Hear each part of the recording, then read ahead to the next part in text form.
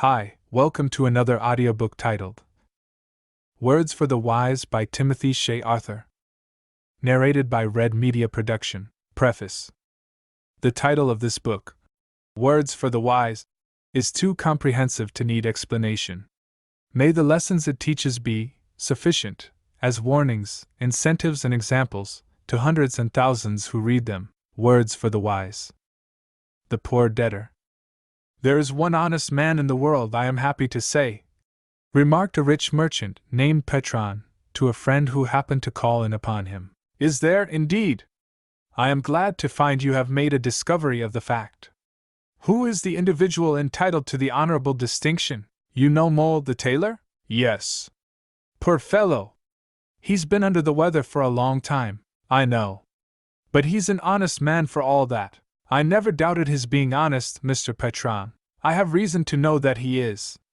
But I once thought differently. When he was broken up in business some years ago, he owed me a little bill, which I tried to get out of him as hard as anyone ever did try for his own.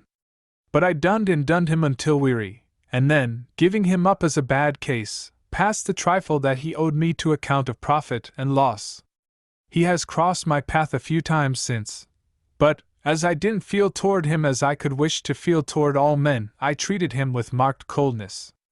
I am sorry for having done so, for it now appears that I judged him too severely. This morning he called in of his own free will, and paid me down the old account. He didn't say anything about interest, nor did I, though I am entitled to, and ought to have received it. But, as long as he came forward of his own accord and settled his bill, after I had given up all hope of ever receiving it, I thought I might afford to be a little generous, and not say anything about the interest, and so I gave him a receipt in full. Didn't I do right? In what respect? Asked the friend. In forgiving him the interest, which I might have claimed as well as not, and which he would, no doubt, have paid down, or brought me at some future time. Oh, yes! You were right to forgive the interest, returned the friend, but in a tone and with a manner that struck the merchant as rather singular. No man should ever take interest on money due from an unfortunate debtor. Indeed! Why not? Mr. Petron looked surprised. Is not money always worth its interest? So it is said. But the poor debtor has no money upon which to make an interest. He begins the world again with nothing but his ability to work, and if saddled with an old debt, principal and interest, his case is hopeless.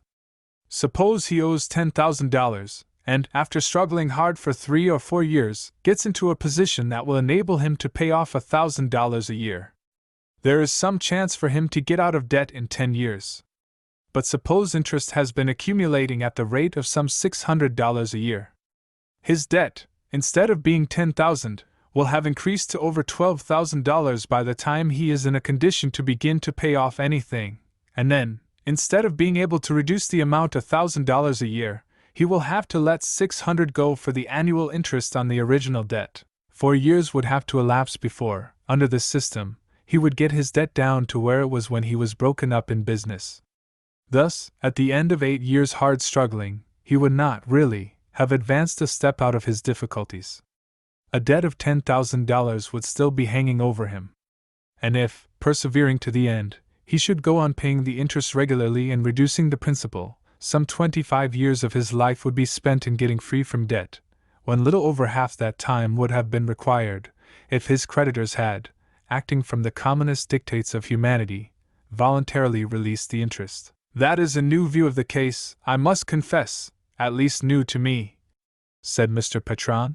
It is the humane view of the case. But looking to interest alone, it is the best view for every creditor to take. Many a man who, with a little effort, might have cancelled in time the principal of a debt unfortunately standing against him, becomes disheartened at seeing it daily growing larger through the accumulation of interest, and gives up in despair. The desire to be free from debt spurs many a man into effort. But make the difficulties in his way so large as to appear insurmountable, and he will fold his hands in helpless inactivity. Thousands of dollars are lost every year in consequence of creditors grasping after too much, and breaking down the hope and energy of the debtors. Perhaps you are right, said Mr. Petron. That view of the case never presented itself to my mind. I don't suppose, however, the interest on $50 would have broken down Mole. There is no telling. It is the last pound, you know, that breaks the camel's back. 5 years have passed since his day of misfortune. $15 for interest are therefore due. I have my doubts if he could have paid you $65 now. Indeed, I am sure he could not. And the thought of that as a new debt, for which he had received no benefit whatever, would, it is more than probable, have produced a discouraged state of mind, and made him resolve not to pay you anything at all. But that wouldn't have been honest, said the merchant. Perhaps not, strictly speaking. To be dishonest is from a set purpose to defraud, to take from another what belongs to him, or to withhold from another, when ability exists to pay, what is justly his due. You would hardly have placed Mole in either of these positions if, from the pressure of the circumstances surrounding him as a poor man and in debt, he had failed to be as active, industrious, and prudent as he would otherwise have been. We are all apt to require too much of the poor debtor, and to have too little sympathy with him.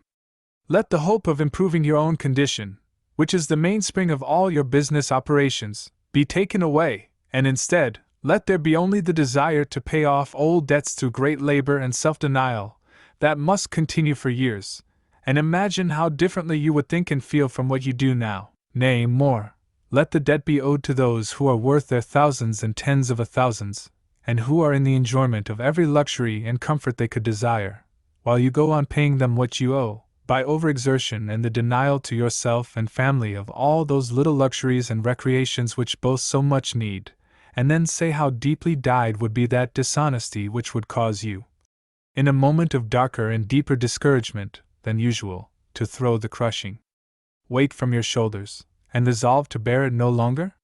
You must leave a man some hope in life if you would keep him active and industrious in his sphere. Mr. Patron said nothing in reply to this, but he looked sober. His friend soon after left. The merchant, as the reader may infer from his own acknowledgment, was one of those men whose tendency to regard only their own interests has become so confirmed a habit, that they can see nothing beyond the narrow circle of self. Upon debtors he had never looked with a particle of sympathy, and had, in all cases, exacted his own as rigidly as if his debtor had not been a creature of human wants and feelings. What had just been said, however, awakened a new thought in his mind, and, as he reflected upon the subject, he saw that there was some reason in what had been said, and felt half ashamed of his allusion to the interest of the tailor's $50 debt. Not long after, a person came into his store, and from some cause mentioned the name of Mole. "He's an honest man, that I am ready to say of him," remarked Mr. Patron. "Honest, but very poor," was replied. "He's doing well now, I believe," said the merchant. "He's managing to keep soul and body together, and hardly that. He's paying off his old debts, I know he is. But I blame him for injuring his health and wronging his family, in order to pay a few $100s to men 1,000 times better off in the world than he is. He brought me $20 on an old debt yesterday, but I wouldn't touch it. His misfortunes have long ago cancelled the obligation in my eyes. God forbid that with enough to spare I should take the bread out of the mouths of a poor man's children." "Is he so very poor?" asked Mr. Patron, surprised and rebuked at what he heard. "He has a family of 6 children to feed, clothe, and educate, and he has it to do by his unassisted labor. Since he was broken up in business some years ago, he has had great difficulties to contend with, and only by pinching himself and family, and depriving both of nearly every comfort, has he been able to reduce the old claims that have been standing against him.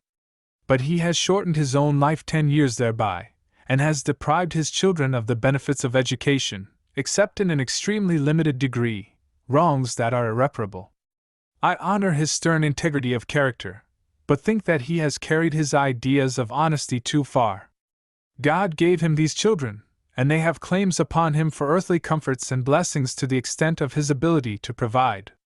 His misfortunes he could not prevent, and they were sent as much for the chastisement of those who lost by him as they were for his own. If, subsequently, his greatest exertion was not sufficient to provide more than ordinary comforts for the family still dependent upon him, his first duty was to see that they did not want.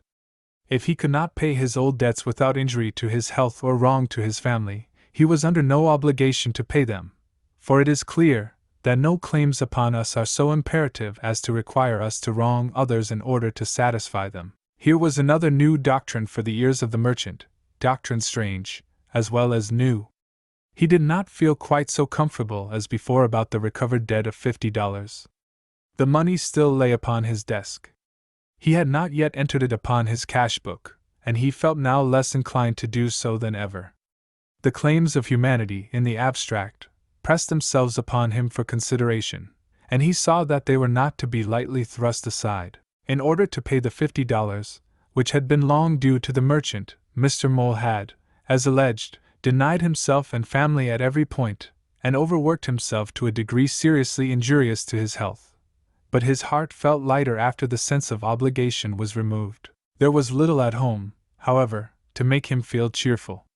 His wife, not feeling able to hire a domestic, was worn down with the care and labor of her large family. The children were, as a necessary consequence, neglected both in minds and bodies. Alas!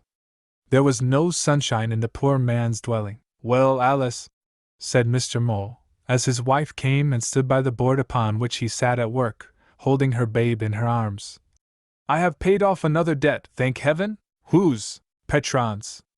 He believed me a rogue and treated me as such. I hope he thinks differently now. I wish all men were as honest in their intentions as you are." "So do I, Alice. The world would be a much better one than it is, I am thinking." "And yet, William," said his wife, "I sometimes think we do wrong to sacrifice so much to get out of debt. Our children." "Alice," spoke up the tailor quickly, "I would almost sell my body into slavery to get free from debt. When I think of what I still owe, I feel as if I would suffocate." "I know how badly you feel about it, William, but your heart is honest, and should not that reflection bear you up?" "What is an honest heart without an honest hand, Alice?" replied the tailor, bending still to his work. "The honest heart is the main thing, William. God looks at that. Man judges only of the action, but God sees the heart and its purposes." "But what is the purpose without the act?" "It is all that is required, where no ability to act is given. William, God does not demand of any one impossibilities, though man often does," said the tailor bitterly. There was a pause broken, at length, by the wife, who said, "And have you really determined to put John and Henry out to trades? They are so young." "I know they are, Alice, too young to leave home. But—" The tailor's voice became unsteady. He broke off in the middle of the sentence. "Necessity requires it to be done," he said, recovering himself. "And it is of no avail to give way to unmanly weakness. But for this old debt, we might have been comfortable enough, and able to keep our children around us until they were of a more fitting age to go from under their parents' roof. Oh, what a curse is debt! There is more yet to pay? Yes, several hundreds of dollars. But if I fail as I have for a year past, I will break down before I get through. Let us think of our family, William. They have the first claim upon us. Those to whom money is owed are better off than we are. They stand in no need of it." "But is it not justly due, Alice?" inquired the tailor, in a rebuking voice. "No more justly due than is food, and raiment, and a home to our children," replied the tailor's wife, with more than her usual decision of tone. "God has given us these children, and He will require an account of the souls committed to our charge. Is not a human soul of more importance than dollars? A few years, and it will be out of our power to do our children good. They will grow up, and bear forever the marks of neglect and wrong." "Alice! Alice! For heaven's sake, do not talk in this way!" exclaimed the tailor, much disturbed. "William," said the wife, "I am a mother, and a mother's heart can feel right. Nature tells me that it is wrong for us to thrust out our children before they are old enough to go into the world. Let us keep them home longer. We cannot, and pay off this debt. Then let the debt go unpaid for the present. Those to whom it is owed can receive no harm from waiting, but our children will." Just then a man brought in a letter, and, handing it to the tailor, withdrew. On breaking the seal, Mr. Mole found that it contained $50, and read as follows. "Sir, upon reflection, I feel that I ought not to receive from you the money that was due to me when you became unfortunate some years ago. I understand that you have a large family, that your health is not very good, and that you are depriving the one of comforts, and injuring the other, in endeavoring to pay off your old debts. To cancel these obligations would be all right, nay, your duty, if you could do so without neglecting higher and plainer duties. But you cannot do this, and I cannot receive the money you paid me this morning. Take it back, and let it be expended in making your family more comfortable. I have enough, and more than enough for all my wants, and I will not deprive you of a sum that must be important, while to me it is of little consequence either as gained or lost. Edward Patron. The letter dropped from the tailor's hand. He was overcome with emotion. His wife, when she understood its purport, burst into tears. The merchant's sleep was sweeter that night than it had been for some time, and so was the sleep of the poor debtor. The next day Mr. Mole called to see Mr. Patron, to whom, at the instance of the latter, he gave a full detail of his actual circumstances. The merchant was touched by his story, and prompted by true benevolence to aid him in his struggles. He saw most of the tailor's old creditors, and induced those who had not been paid in full to voluntarily relinquish their claims, and some of those who had received money since the poor man's misfortunes, to restore it as belonging of right to his family. There was not one of these creditors who did not feel happier by their act of generosity, and no one can doubt that both the tailor and his family were also happier. John and Henry were not compelled to leave their home until they were older and better prepared to endure the privations that usually attend the boy's first entrance into the world, and help for the mother in her arduous duties could now be afforded. No one doubts that the creditor, whose money is not paid to him, has rights.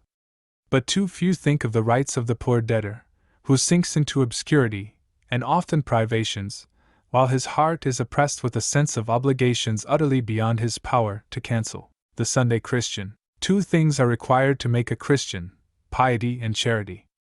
The first has relation to worship, and in the last all social duties are involved. Of the great importance of charity in the Christian character, some idea may be gained by the pointed question asked by an apostle. If you love not your brother whom you have seen, how can you love God whom you have not seen? There is no mistaking the meaning of this. It says, in the plainest language, piety without charity is nothing. And yet how many thousands and hundreds of thousands around us expect to get to heaven by Sunday religion alone? Through the week they reach out their hands for money on the right and on the left, so eager for its attainment, that little or no regard is paid to the interests of others.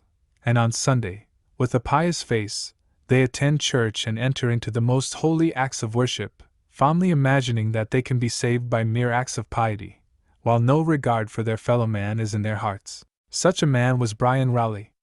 His religion was of so pure a stamp that it would not bear the world's rough contact, and therefore, it was never brought into the world. He left the world to take care of itself when the Sabbath morning broke, and when the Sabbath morning closed, he went back into the world to look after his own interests. Every Sunday he progressed a certain way towards heaven, and then stood still for a week, in order that he might take proper care of the dollars and cents. Businessmen who had transactions with Mr. Rowley generally kept their eyes open. If they did not do it at the first operation, they rarely omitted it afterwards, and for sufficient reason. He was sharp at making a bargain, and never felt satisfied unless he obtained some advantage. Men engaged in mercantile pursuits were looked upon, as a general thing, as ungodly in their lives, and therefore, in a certain sense, outsiders. To make good bargains out of these was only to fight them with their own weapons, and he was certainly good at such work. In dealing with his brethren of the same faith he was rather more guarded, and affected a contempt for carnal things that he did not feel. We said that the religion of Mr. Rowley did not go beyond the pious duties of the Sabbath. This must be amended. His piety flowed into certain benevolent operations of the day. He contributed to the support of Indian and foreign missions, and was one of the managers on a tract board. In the affairs of the Ceylonese and South Sea Islanders he took a warm interest, and could talk eloquently about the heathen. Not far from Mr. Brian Rowley's place of business was the store of a man named Lane, whose character had been cast originally in a different mold.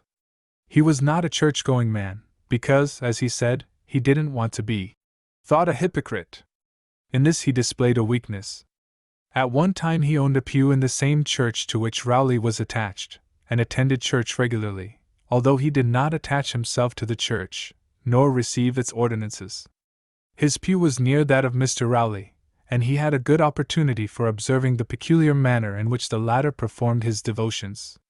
Unfortunately for his good opinion of the pious Sunday worshipper, they were brought into rather close contact during the week in matters of business, when Mr. Lane had opportunities of contrasting his piety and charity. The want of agreement in these two prerequisites of a genuine Christian disgusted Lane, and caused him so much annoyance on Sunday that he finally determined to give up his pew and remain at home.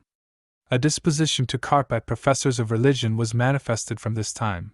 The whole were judged by Rowley as a sample. One dull day a man named Gregory, a sort of busybody in the neighborhood, came into the store of Mr. Lane and said to him, "What do you think of our friend Rowley?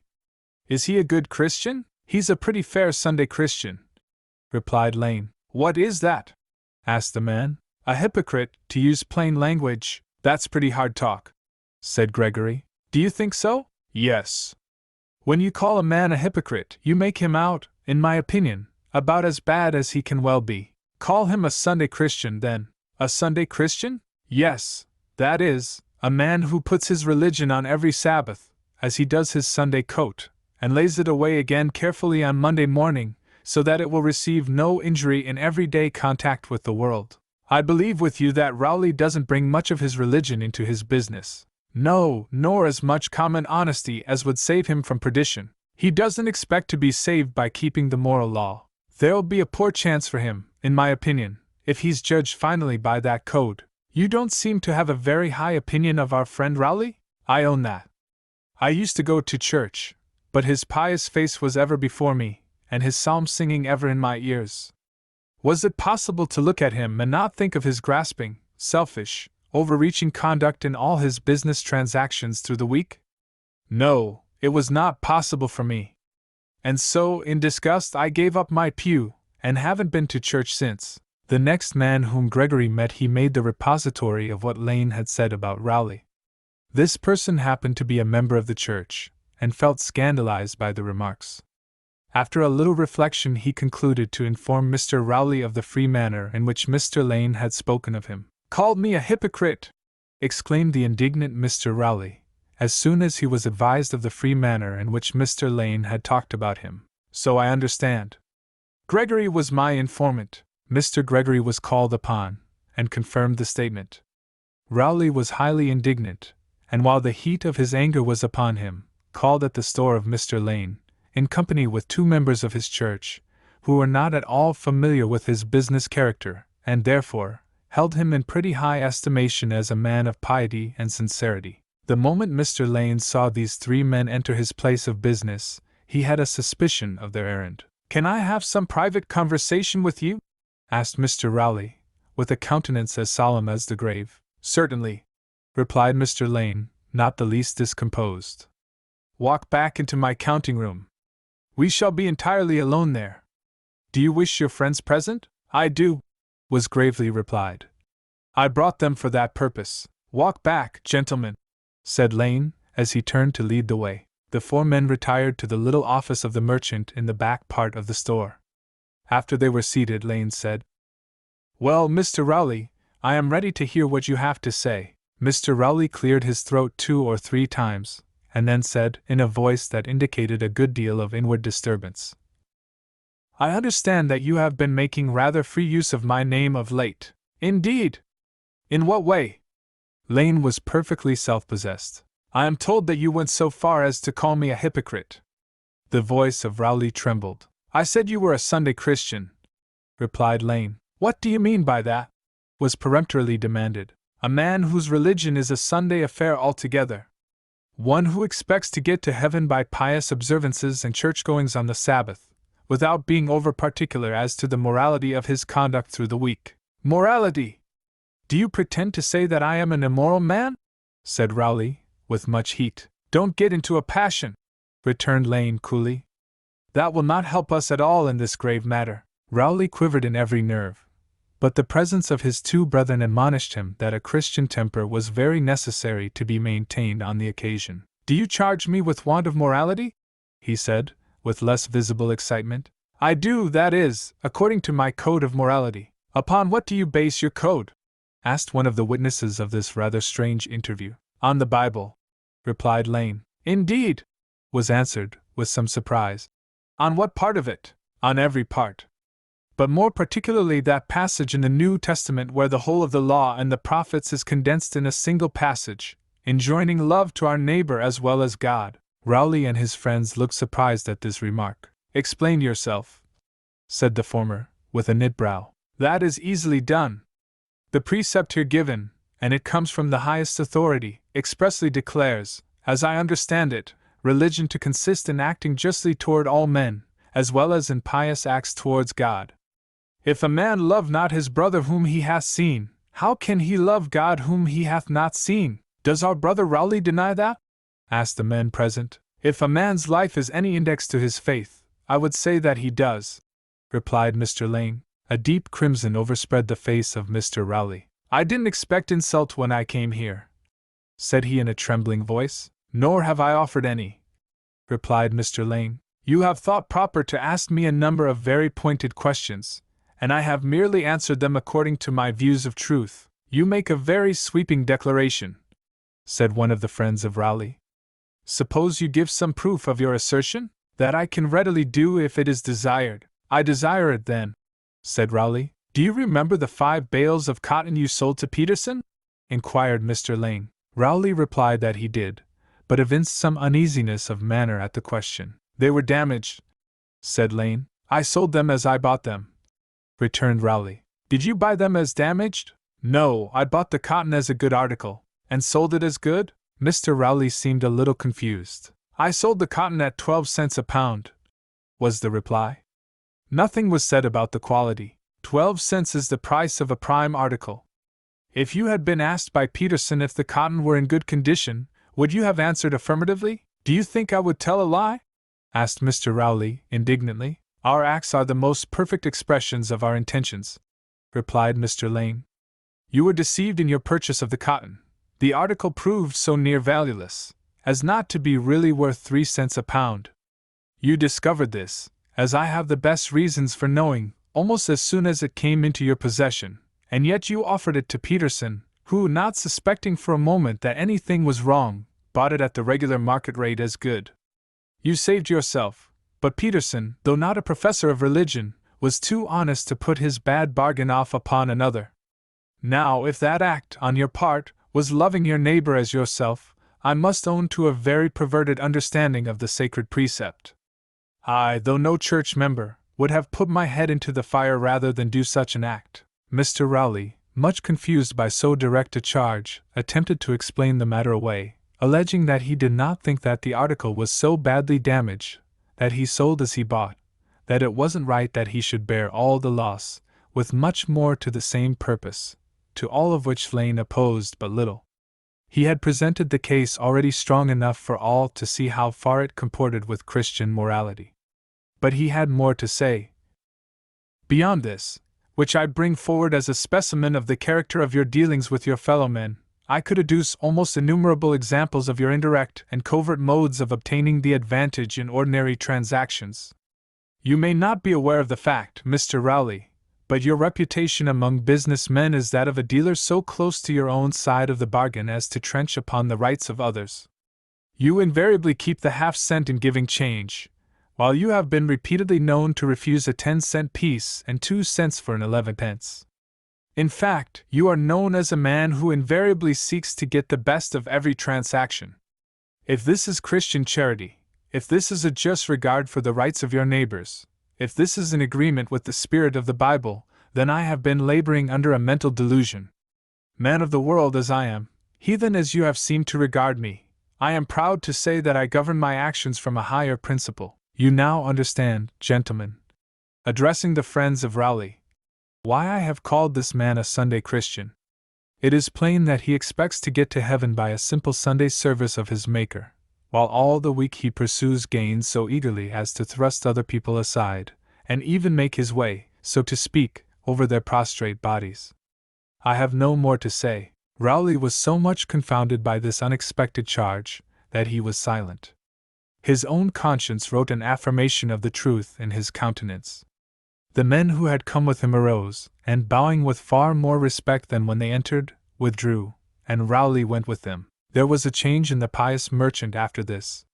He conducted his business with less apparent eagerness to get the best of every bargain than had been his custom in former times. But whether influenced by more genuine Christian principles, or by an awakened love of reputation, it is not for us to say. It is not by a man's religious profession that the world judges of his character, but by the quality of his transactions in business intercourse with his fellowmen. If he be truly religious, it will be seen here in the justice and judgment of all his business transactions. If a man be not faithful to his brother, he cannot be faithful to heaven. I knew how it would be. He'll never succeed, was the remark of Mr. Houston, on reference being made to a young man named Eldridge, who had recently commenced business. Why not? Was asked. He's begun wrong. In what way? His connection is bad. With Dalton? Yes. Dalton is either a knave or a fool. The former, I believe, but in either case the result will be the same to his partner. Before 2 years, unless a miracle takes place, you will see Eldridge, at least, coming out at the little end of the horn. I could have told him this at first, but it was none of my business. I never meddle with things that don't concern me. You know Dalton, then? I think I do. Has he been in business before? Yes, half a dozen times, and somehow or other, he has always managed to get out of it, with cash in hand, long enough before it broke down to escape all odium and responsibility. I'm sorry for Eldridge. He's a clever young man, and honest into the bargain. Yes, and he has energy of character and some business talents. But he is too confiding. And here is just the weakness that will prove his ruin. He will put too much faith in his plausible associate. Someone should warn him of his danger. Were I intimate enough to venture on the freedom, I would certainly do so. I don't meddle myself with other people's affairs. One never gets any thanks for the trouble he takes on this score. At least, that is my experience. And, moreover, it's about as much as I can do to take good care of my own concerns. This is every man's business. I wish you had given the young man a word of caution before he was involved with Dalton. I did think of doing so, but then I reflected that it was his lookout, and not mine. Each man has to cut his eye-teeth for himself, you know. True, but when we see a stumbling block in the way of a blind man, or one whose eyes are turned in another direction, we ought at least to utter a warning word. It seems to me that we owe that much goodwill to our fellows. Perhaps we do. And I don't know that it would have been any harm if I had done as you suggest. However, it is too late now. I think not. A hint of the truth would put him on his guard. I don't know. Oh, yes, it would. I am not certain. Dalton is a most plausible man, and I am pretty sure that, in the mind of a person like Eldridge, he can inspire the fullest confidence. To suggest anything wrong, now, would not put him on his guard, and might lead the suggester into trouble. Much more was said on both sides, but no good result flowed from the conversation. Mr. Houston did not hesitate to declare that he knew how it would all be in the end, but at the same time said that it was none of his business, and that every man must look out for himself. The character of Dalton was by no means harshly judged by Mr. Houston. He was, at heart, a knave, yet a most cunning and specious one. Eldridge, on the contrary, was the very soul of integrity, and being thoroughly honest in all his intentions, it was hard for him to believe that any man who spoke fair to him, and professed to be governed by right principles, could be a scoundrel. With a few $1,000s, his share of his father's estate, he had come to Boston for the purpose of commencing some kind of business. With creditable prudence, he entered the store of a merchant, and remained there for a year, in order to obtain a practical familiarity with trade. During this period he fell in with Dalton, who was in a small commission way that barely yielded him enough to meet his expenses. Dalton was not long in discovering that Eldridge had some cash, and that his ultimate intention was to engage in business for himself. From that time he evinced towards the young man a very friendly spirit, and soon found a good reason for changing his boarding place, and making his home under the same roof with Eldridge. To win upon the young man's confidence was no hard matter. Before 6 months, Dalton was looked upon as a generous-minded friend, who had his interests deeply at heart. All his views in regard to business were freely communicated, and he rested upon the suggestions of Dalton with the confidence of one who believed that he had met a friend, not only fully competent to advise aright, but thoroughly unselfish in all his feelings. Dalton possessed a large amount of business information, and was, therefore, the very man for Eldridge, particularly as he was communicative. In conversation, the latter obtained a great deal of information on subjects especially interesting to one who looked forward to engaging in some branch of trade for himself. One evening the two men sat conversing about business, as usual, when Eldridge said, "It is time I was making some move for myself, but for my life, I can't come to any decision as to what I shall do. It is better for a young man, if he can do so, to connect himself with some established house," replied Dalton to this. "It takes time to make a new business, and not unfrequently a very long time. I am aware of that, but I see no opportunity for an arrangement of the kind. How much capital can you furnish?" $10,000. "That's very good, and ought to enable you to make an arrangement somewhere." "I don't know, but I might be willing to give you an interest in my business." "This, however, would require some reflection. I am turning out a very handsome surplus every year, without at all crowding sale." "A commission business?" "Yes. I am agent for 3 or 4 manufactories, and effect some pretty large sales during the year. If I were able to make liberal cash advances, I could more than quadruple my business."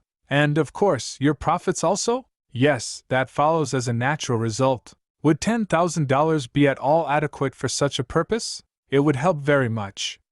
$10,000 in cash is, you know, a basis of credit to nearly 4 times that sum." "Yes, I am aware of that." "Is your capital readily available?" inquired Dalton. "Yes, since I have been in the city I have invested everything in government securities, as safe property, and readily convertible into cash." "Very judicious." Dalton mused for some time. "Yes," he at length said, as if he had been thinking seriously of the effect of $10,000 in his business. "The capital you have would put a new face on everything." "That's certain." "Suppose you think the matter over, and I will do the same." "I will, certainly. And I may say now, that there will hardly be any hindrance on my part to the arrangement, if you should see it to be advantageous all around." Of course, Mr. Dalton professed, after taking a decent time for pretended reflection, to see great advantage to all parties in a business connection, which in due time was formed. But few of those who knew Eldridge were apprised of what he intended doing, and those who did know, and were aware at the same time of Mr. Dalton's character, like Mr. Houston, concluded to mind their own business. And so, unwarned of the risk he was encountering, an honest and confiding young man was permitted to form a co-partnership with a villain, who had already been the means of involving 3 or 4 unsuspecting individuals in hopeless embarrassment. Confident that he had entered the road to fortune, Eldridge commenced his new career. The capital he had supplied gave, as Dalton had predicted, new life to the business, for the offer of liberal cash advances brought heavier consignments, and opened the way for more extensive operations. The general management of affairs was left, according to previous understanding, in the hands of the senior partner, as most competent for that department, while Eldridge gave his mind to the practical details of the business, which, by the end of a year, had grown far beyond his anticipations. Accepting large consignments of goods, upon which advances had to be made, required the raising of a great deal of money, and this Dalton managed to accomplish without calling away the attention of his partner from what he was engaged in doing. Thus matters went on for about 3 years, when Dalton began to complain of failing health, and to hint that he would be compelled to retire from active business. Eldridge said that he must not think of this, but the senior partner did think of it very seriously. From that time his health appeared to break rapidly, and in a few months he formally announced his intention to withdraw. Finding both remonstrance and persuasion of no avail, the basis of a dissolution of the co-partnership was agreed upon, in which the value of the business itself, that would now be entirely in the hands of Eldridge, was rated high as an offset to a pretty large sum which Dalton claimed as his share in the concern. Without due reflection, there being a balance of $5,000 to the credit of the firm and bank, which, by the way, was provided for special effect at the time by the cunning senior, Eldridge consented that, for his share of the business, Dalton should be permitted to take bills receivable amounting to $6,000, a check for $2,000, and his notes, for $10,000 besides, payable in 3 to 18 months. After all this was settled, a dissolution of the co-partnership was publicly announced, and Eldridge, with some misgivings at heart, undertook the entire management of the business himself.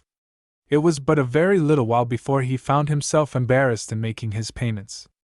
The withdrawal of $2,000 in cash, and $6,000 in paper convertible into cash, created a serious disability. In fact, an earnest and thorough investigation of the whole business showed it to be so crippled that little less than a miracle would enable him to conduct it to a safe issue. Nevertheless, still unsuspicious to the real truth, he resolved to struggle manfully for a triumph over the difficulties that lay before him, and overcome them, if there was any virtue in energy and perseverance. The first point at which the business suffered was in the loss of consignments. Inability to make the required advances turned from the warehouse of Eldridge large lots of goods almost weekly, the profits on the sales of which would have been a handsome addition to his income. At the end of 3 months, the first note of $1,000 held by Dalton fell due, and was paid. This was so much more taken from his capital. Another month brought a payment of a like amount, and at the end of 6 months $1,000 more were paid. Thus Dalton had been able to get $11,000 out of the concern, although 3 years before he was not really worth $1, and there were still due him $7,000. By this time, the eyes of Eldridge were beginning to open to the truth. Suspicion being once finally awakened, he entered upon a careful examination of the business from the time of forming the co-partnership. This occupied him for some weeks before he was able to bring out a clear and comprehensive exhibit of affairs. Then he saw that he had been the victim of a specious and cunning scoundrel, and that, so far from being worth $1, he had obligations falling due for over $10,000 more than he had the means to pay, a sad and disheartening result. And what added to the pain of Eldridge was the fact that he should have been so weak and short-sighted as to permit himself to be thus duped and cheated. "I knew how it would be," said Mr. Houston coolly, when he was told that Eldridge was in difficulties. "Nothing else was to have been expected." "Why so?" inquired the person to whom the remark was made. "Everybody knows Dalton to be a sharper. Eldridge is not his first victim." "I did not know it." "I did, then, and prophesied just this result." "You?" "Yes, certainly I did. I knew exactly how it must turn out. And here's the end, as I predicted." This was said with great self-complacency. Soon after the conversation, a young man, named Williams, who had only a year before married the daughter of Mr. Houston, came into his store with a look of trouble on his countenance. His business was that of an exchange broker, and in conducting it he was using the credit of his father-in-law quite liberally. "What's the matter?" inquired Mr. Houston, seeing, by the expression of the young man's face, that something was wrong. "Have you heard anything about Eldridge?" inquired Williams, in an anxious voice. "Yes, I understand that he is about making a failure of it, and if so, it will be a bad one. But what has that to do with your affairs? If he fails, I am ruined," replied the young man, becoming greatly excited. "You!" It was now Mr. Houston's turn to exhibit a disturbed aspect. "I hold $7,000 of his paper." $7,000? "Yes. How in the name of wonder did it come into your possession?" "I took it from Dalton at a tempting discount." "From Dalton? Then his name is on the paper?" "No, I hold it without recourse." "What folly! How could you have done such a thing?" "I believed Eldridge to be perfectly good. Dalton said that he was in the way of making a fortune." "Why, then, was he anxious to part with his paper without recourse?" "It was, he alleged, on account of ill health.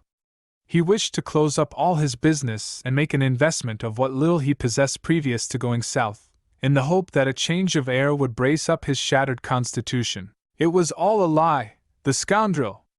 His health is as good as mine. A greater villain than he is does not walk the earth. I wonder how you could have been so duped." "How do you think Eldridge's affairs will turn out?" asked the young man. "Worse than nothing, I suppose? I understand that he paid Dalton some $18,000 for his half of the business. There was but $10,000 capital at first, and from the way things were conducted, instead of its increasing, it must have diminished yearly." Here was an entirely new aspect in the case. Mr. Houston's self-complacency was gone. He knew how it would be with Eldridge from the first, but he didn't know how it was going to be with himself. He didn't for a moment dream that when the fabric of the young man's fortune came falling around him, that anything belonging to him would be buried under the ruins. Too bad! Too bad! He ejaculated, as, under a sense of the utter desperation of the case, he struck his hands together, and then threw them above his head. But it did no good to fret and scold, and blame his son-in-law. The error had been committed, and it was now too late to retrace a step.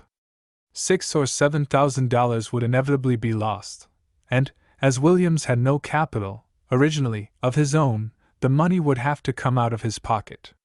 The ruin of which the young man talked was more in his imagination than anywhere else, as Mr. Houston was able enough to sustain him in his difficulty. In the winding up of the affairs of Eldridge, who stopped payment on the day Williams announced to his father-in-law the fact that he held his notes, everything turned out as badly as Mr. Houston had predicted.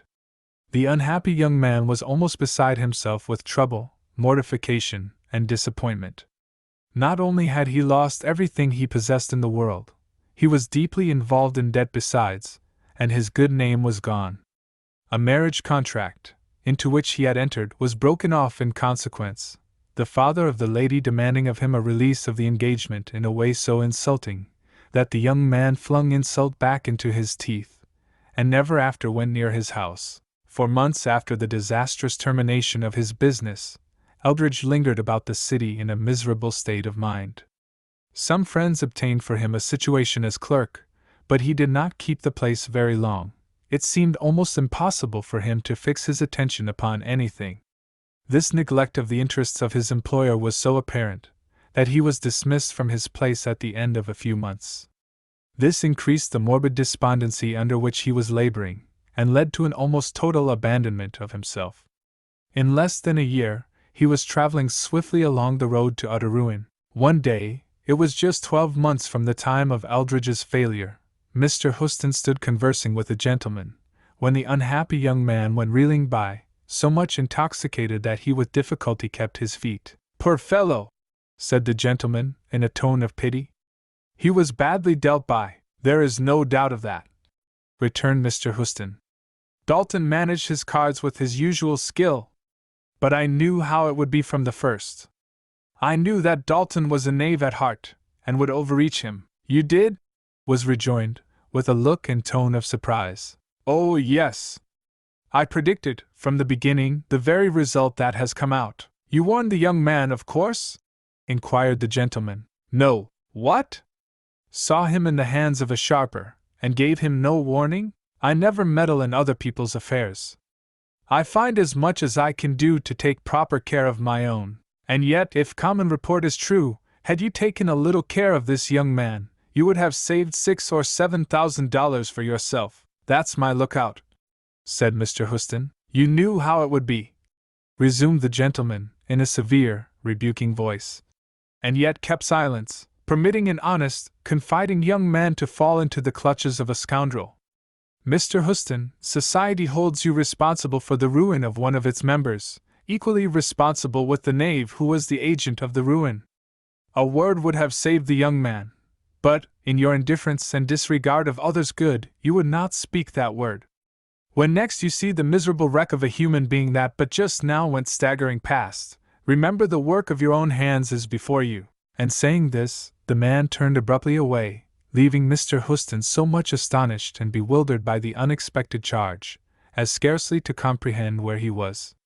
Recovering himself in a moment or two, he walked slowly along, his eyes upon the ground, with what feelings the reader may imagine. A few days afterwards, his son-in-law, at his instance, went in search of Eldridge for the purpose of offering him assistance, and making an effort to reclaim him.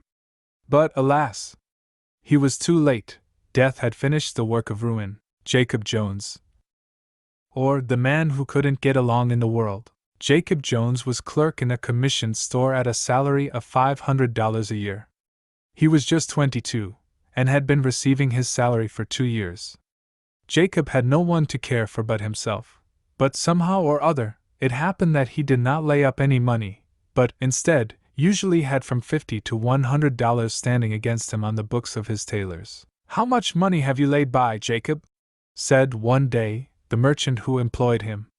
This question came upon Jacob rather suddenly, and coming from the source that it did was not an agreeable one, for the merchant was a very careful and economical man. "I haven't laid by anything yet," replied Jacob, with a slight air of embarrassment. "You haven't?" said the merchant, in surprise. "Why, what have you done with your money?" "I've spent it, somehow or other." "It must have been somehow or other, I should think, or somehow else," returned the employer, half seriously and half playfully. "But really, Jacob, you are a very thoughtless young man to waste your money." "I don't think I waste my money," said Jacob. "What, then, have you done with it?" asked the merchant. "It costs me the whole amount of my salary to live." The merchant shook his head. "Then you live extravagantly for a young man of your age and condition.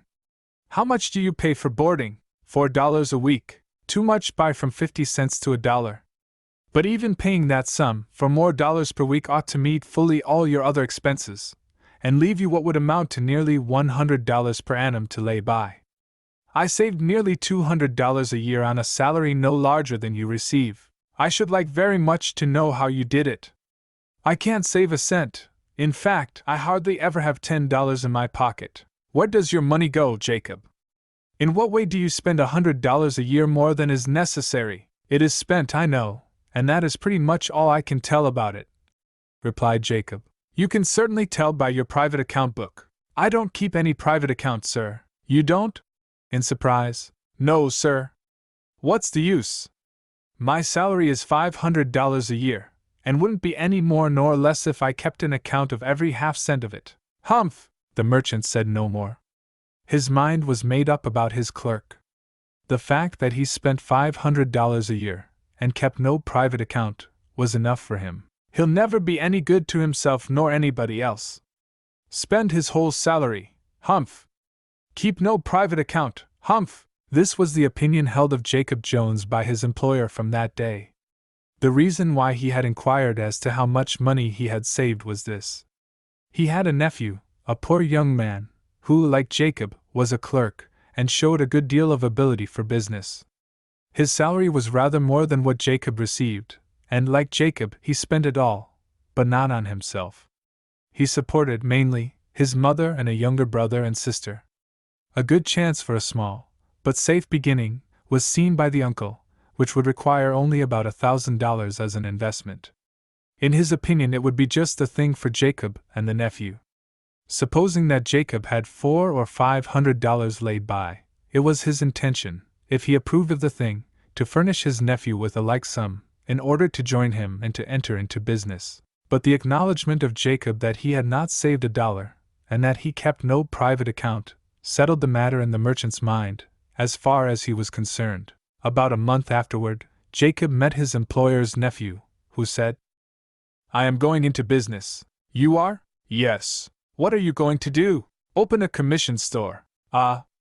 Can you get any good consignments?" "I am to have the agency for a new mill, which has just commenced operations, besides consignments of goods from several small concerns at the East. You will have to make advances, to no great extent.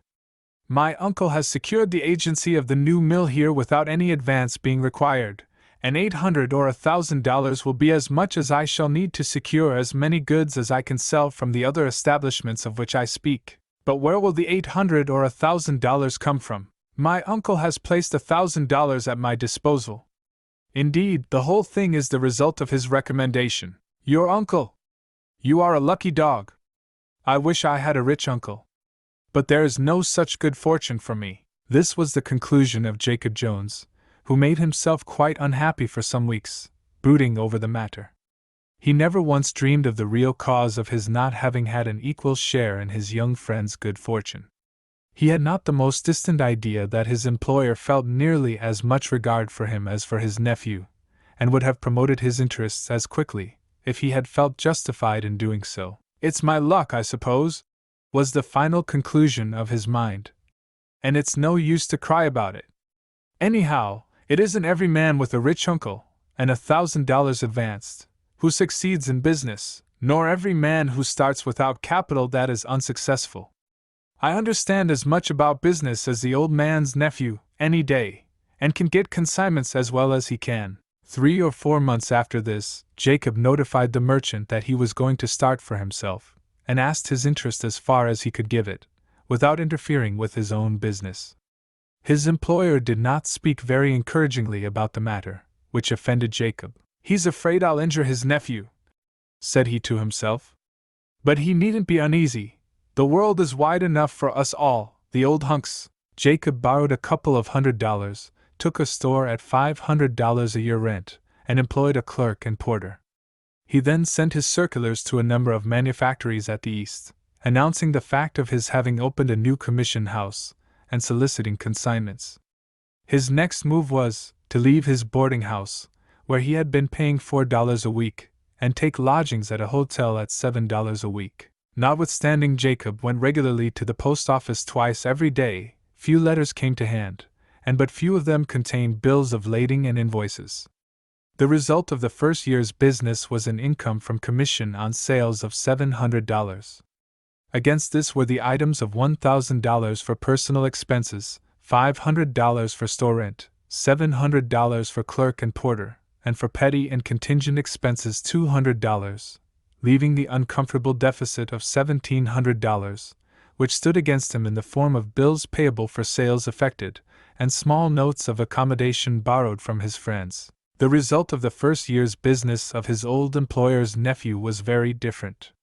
The gross profits were $3,000, and the expenses as follows: personal expense, $700, just what the young man's salary had previously been, and out of which he supported his mother and her family; store rent, $300, porter, $250, petty expenses, $100, in all $1,350, leaving a net profit of $1,650. It will be seen that he did not go to the expense of a clerk during the first year. He preferred working a little harder, and keeping his own books, by which an important saving was effected. At the end of the second year, notwithstanding Jacob Jones's business more than doubled itself, he was compelled to wind up, and found himself $2,500 worse than nothing.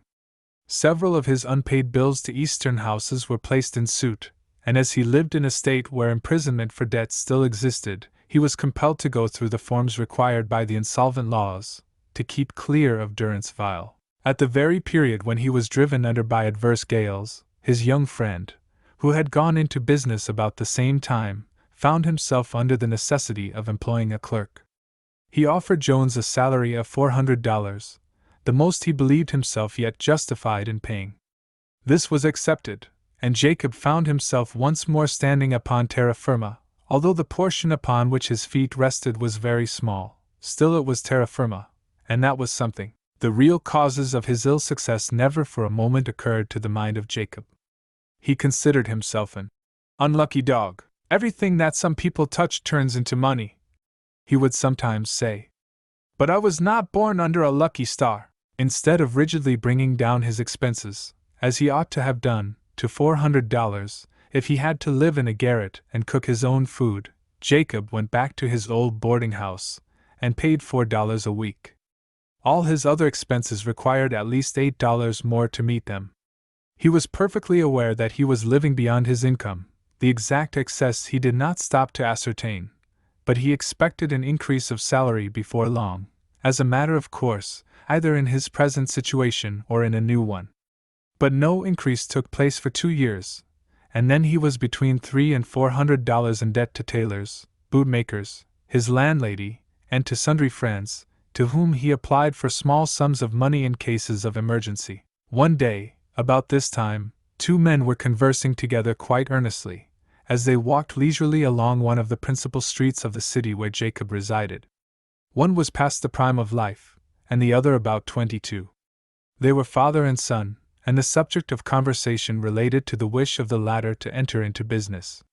The father did not think the young man was possessed of sufficient knowledge of business or experience, and was, therefore, desirous of associating someone with him who could make up these deficiencies. If he could find just the person that pleased him, he was ready to advance capital and credit to an amount somewhere within the neighborhood of $20,000. For some months he had been thinking of Jacob, who was a first-rate salesman, had a good address, and was believed by him to possess business habits eminently conducive to success. The fact that he had once failed was something of a drawback in his mind, but he had asked Jacob the reason of his ill success, which was so plausibly explained that he considered the young man as simply unfortunate in not having capital, and nothing else. "I think Mr. Jones just the right man for you," said the father, as they walked along. "I don't know of any one with whom I had rather form a business connection. He is a man of good address, business habits, and, as far as I know, good principles. Suppose you mention the subject to him this afternoon." This was agreed to. The two men then entered the shop of a fashionable tailor, for the purpose of ordering some clothes. While there, a man having the appearance of a collector came in, and drew the tailor aside. The conversation was brief but earnest, and concluded by the tailor's saying, so loud that he could be heard by all who were standing near, "It's no use to waste your time with him any longer. Just hand over the account to Simpson, and let him take care of it." The collector turned away, and the tailor came back to his customers. "It is too bad," said he, "the way some of these young fellows do serve us. I have now several $1,000s on my books against clerks who receive salaries large enough to support them handsomely, and I can't collect $1 of it. There is Jacob Jones, whose account I have just ordered to be placed in the hands of a lawyer. He owes me nearly $200, and I can't get a cent out of him. I call him little better than a scamp." The father and son exchanged glances of significance, but said nothing. The fate of Jacob Jones was sealed. "If that is the case," said the father, as they stepped into the street, "the less we have to do with him the better." To this the son assented. Another more prudent young man was selected, whose fortune was made. When Jacob received Lawyer Simpson's note, threatening a suit if the tailor's bill was not paid, he was greatly disturbed. "Am I not the most unfortunate man in the world?" said he to himself, by way of consolation. "After having paid him so much money, to be served like this. It is too bad. But this is the way of the world. Let a poor devil once get a little under the weather, every one must have a kick at him." In this dilemma poor Jacob had to call upon the tailor, and beg him for further time. This was humiliating, especially as the tailor was considerably out of humor, and disposed to be hard with him. A threat to apply for the benefit of the insolvent law again, if a suit was pressed to an issue, finally induced the tailor to waive legal proceedings for the present, and Jacob had the immediate terrors of the law taken from before his eyes. This event set Jacob to thinking and calculating, which he had never before deemed necessary in his private affairs. The result did not make him feel any happier. To his astonishment, he ascertained that he owed more than the whole of his next year's salary would pay, while that was not in itself sufficient to meet his current expenses. For some weeks after this discovery of the real state of his affairs, Jacob was very unhappy. He applied for an increase of salary, and obtained $100 per annum. This was something, which was about all that could be said. If he could live on $400 a year, which he had never yet been able to do, the addition to his salary would not pay his tailor's bill within 2 years. And what was he to do with bootmaker, landlady, and others? It happened about this time that a clerk in the bank where his old employer was director died. His salary was $1,000. For the vacant place Jacob made immediate application, and was so fortunate as to secure it. Under other circumstances, Jacob would have refused a salary of $1,500 in a bank against $500 in a counting room, and for the reason that a bank clerk has little or no hope beyond his salary all his life, while a counting-house clerk, if he have any aptness for trade, stands a fair chance of getting into business sooner or later, and making his fortune as a merchant. But a debt of $400 hanging over his head was an argument in favor of a clerkship in the bank, at a salary of $1,000 a year, not to be resisted. "I'll keep it until I get even with the world again," he consoled himself by saying, "and then I'll go back into a counting room. I've an ambition above being a bank clerk all my life." Painful experience had made Jacob a little wiser. For the first time in his life he commenced keeping an account of his personal expenses. This acted as a salutary check upon his bad habit of spending money for every little thing that happened to strike his fancy, and enabled him to clear off his whole debt within the first year.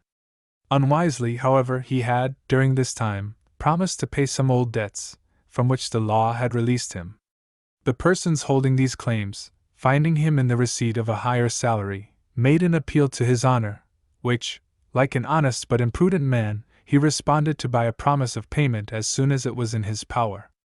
But little time elapsed after these promises were made before he found himself in the hands of constables and magistrates, and was only saved from imprisonment by getting friends to go his bail for 6 and 9 months.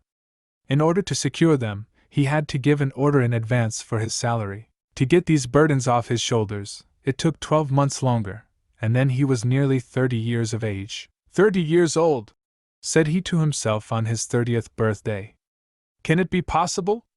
Long before this I ought to have been doing a flourishing business, and here I am, nothing but a bank clerk, with the prospect of never rising a step higher as long as I live. I don't know how it is that some people get along so well in the world.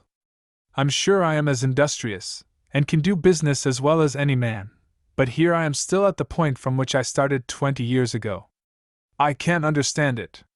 I'm afraid there's more in luck than I'm willing to believe. From this time Jacob set himself to work to obtain a situation in some store or counting room, and finally, after looking about for nearly a year, was fortunate enough to obtain a good place, as bookkeeper and salesman, with a wholesale grocer and commission merchant.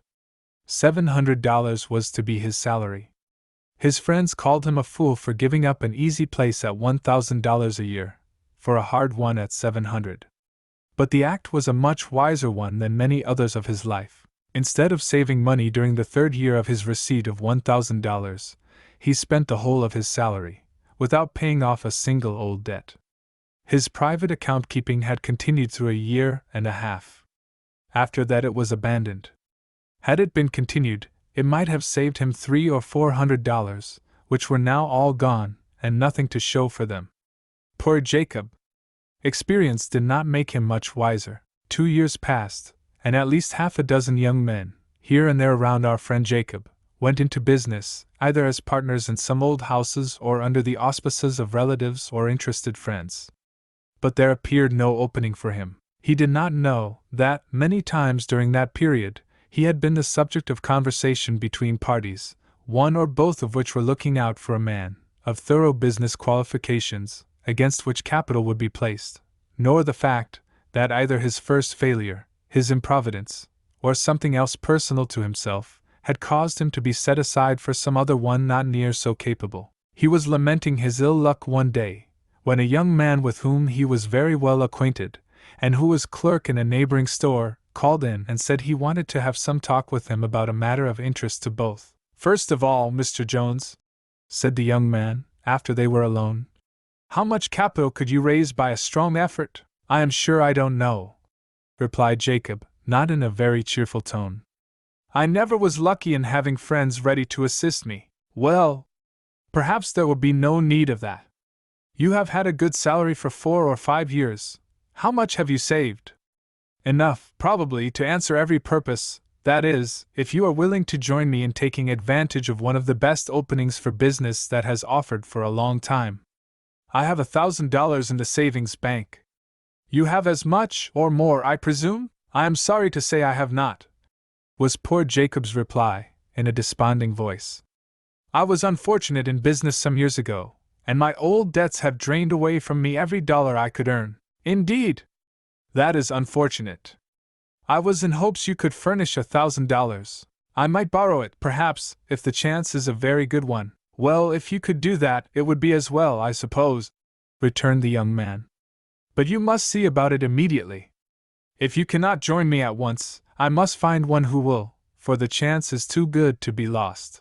Jacob got a full statement of the business proposed, its nature and prospects, and then laid the matter before the 3 merchants with whom he had at different times lived in the capacity of clerk, and begged them to advance him the required capital. The subject was taken up by them and seriously considered.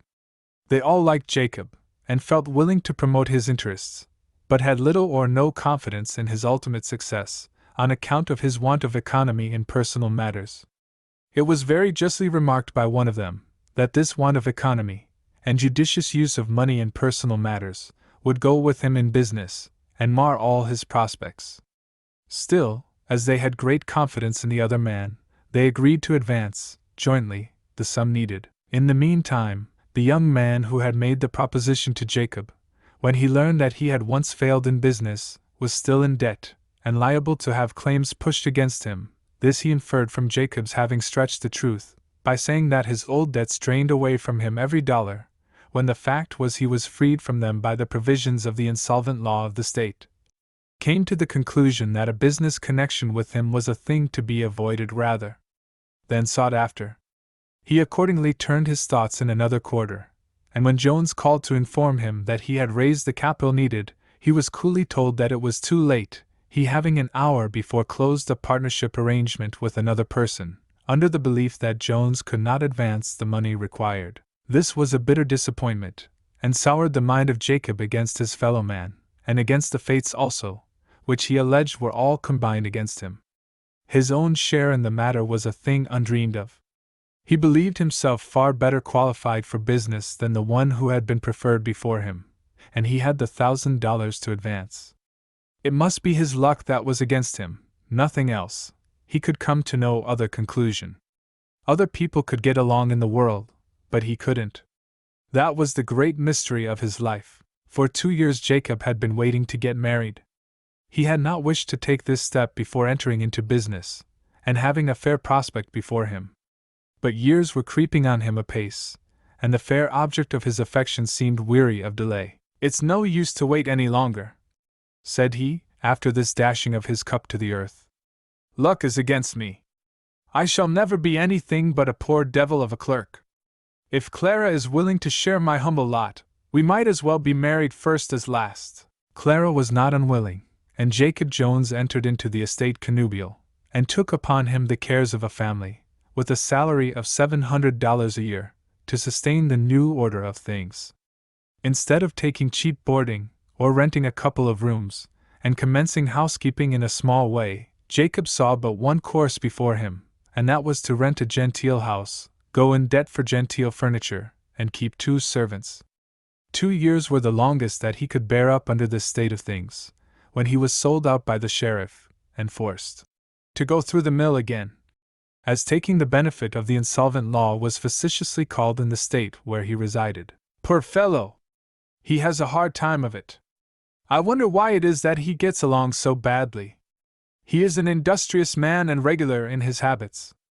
It is strange. But some men seem born to ill luck," so said some of his pitying friends.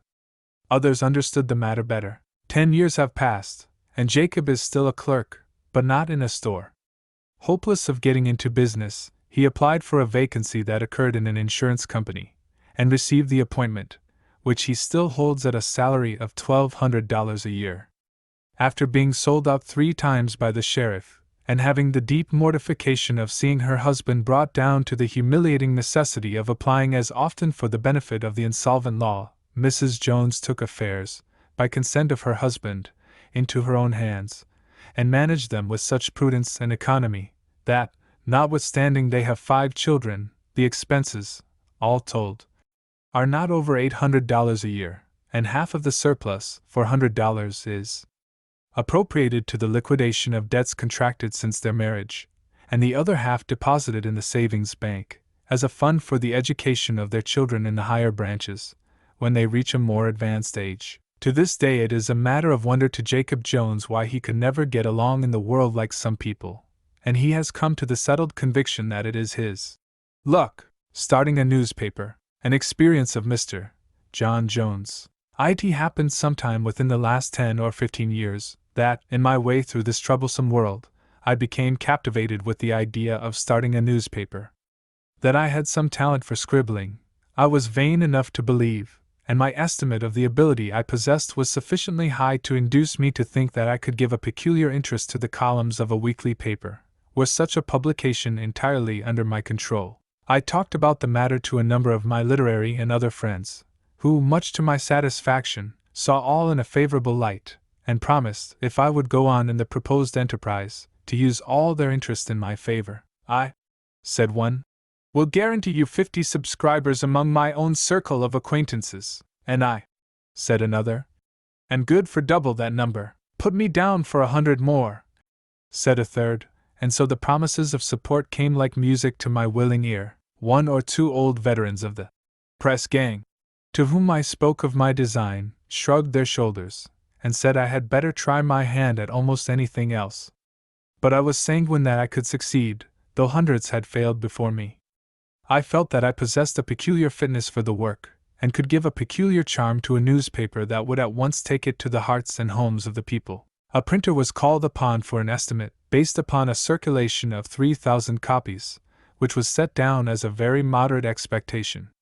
He gave the whole cost of paper, composition, typesetting, and press work at $4,000. This fell a little below my own roughly made estimate, and settled my determinations.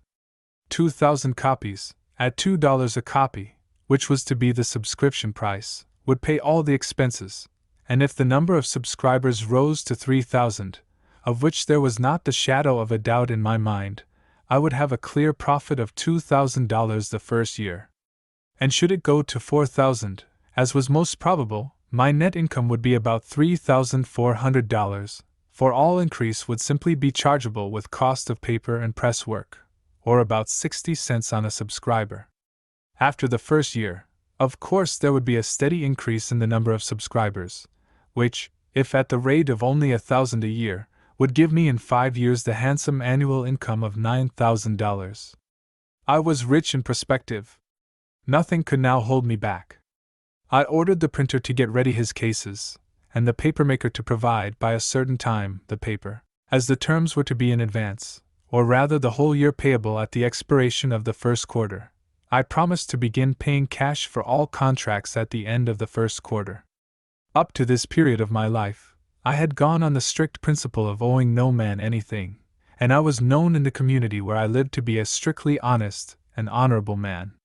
Never having strained my credit, it was tight and strong, and I had but to ask the 3 months' favor to get it without a sign of reluctance. Next I issued my prospectus for the Literary Gazette and Weekly Reflex of Art, Literature, and Science, a newspaper devoted to N.C., and scattered copies among my friends, expecting each to do his duty for me like a man.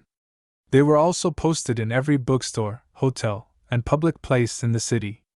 Said city, be it known, rejoiced in a population of 100,000 souls, of which number I saw no reason for doubting my ability to reach, with my interesting paper, at least 3,000 or 4,000, in the end. That was felt to be a very moderate calculation indeed. Then, when I turned my eyes over our vast country, with its millions and millions of intelligent, enlightened, reading and prosperous people, I felt that even to admit a doubt of success was a weakness for which I ought to be ashamed. And I wondered why, with such a harvest to reap, 20 such enterprises to one were not started. While in this sanguine state, an individual who had been for 30 years a publisher and editor, prompted, as he said, by a sincere interest in my welfare, called to see me in order to give me the benefit of his experience. He asked me to state my views of the enterprise upon which I was about entering, which I did in glowing terms. "Very well, Mr. Jones," said he, after I was done. "You base your calculations on 3,000 subscribers?" "I do," was my answer. "From which number you expect to receive $6,000. "Certainly. The price of the paper is to be $2. "I doubt, my young friend, very much, whether you will receive $4,000 from 3,000 subscribers, if you should have that number. Nay, if you get 3,000 during the year, you may be very thankful." "Preposterous," said I. "No, not by any means. I have been over this ground before you, and know pretty much what kind of harvest it yields. But," said I, "it is not my intention to throw the paper into every man's house, whether he wants it or not. I will only take good subscribers. You would call Mr. B, over the way, a good subscriber, I presume?" "Oh, yes," I replied. "I would very much like to have a few thousand like him." "And Mr. Y, his next-door neighbor?" "Yes, he is good, of course. That is, able to pay, and willing." "I happen to know, my young friend, that neither of those men will pay a subscription to anything if they can help it." "Not to a work to which they have regularly subscribed?" "No, that is as much as to say that they are dishonest men." "You can say that or anything else you please. I only give you the information for your own government. You will find a good many like them. Somehow or other, people seem to have a great aversion to paying newspaper bills. I don't know how it is, but such is the fact. And if you will take the advice of one who knows a good deal more about the business than you do, you will go to woodsawing in preference to starting a newspaper. You may succeed, but in 10 chances, there are 9 on the side of failure. I shrugged my shoulders and looked incredulous. Oh, very well, said he. Go on and try for yourself. But wit is the best, if you don't pay too dear for it. You are young yet, and a little experience of this kind may do you no harm in the long run. I'm willing to take the risk, for I think I have counted the costs pretty accurately. As for a failure, I don't mean to know the word.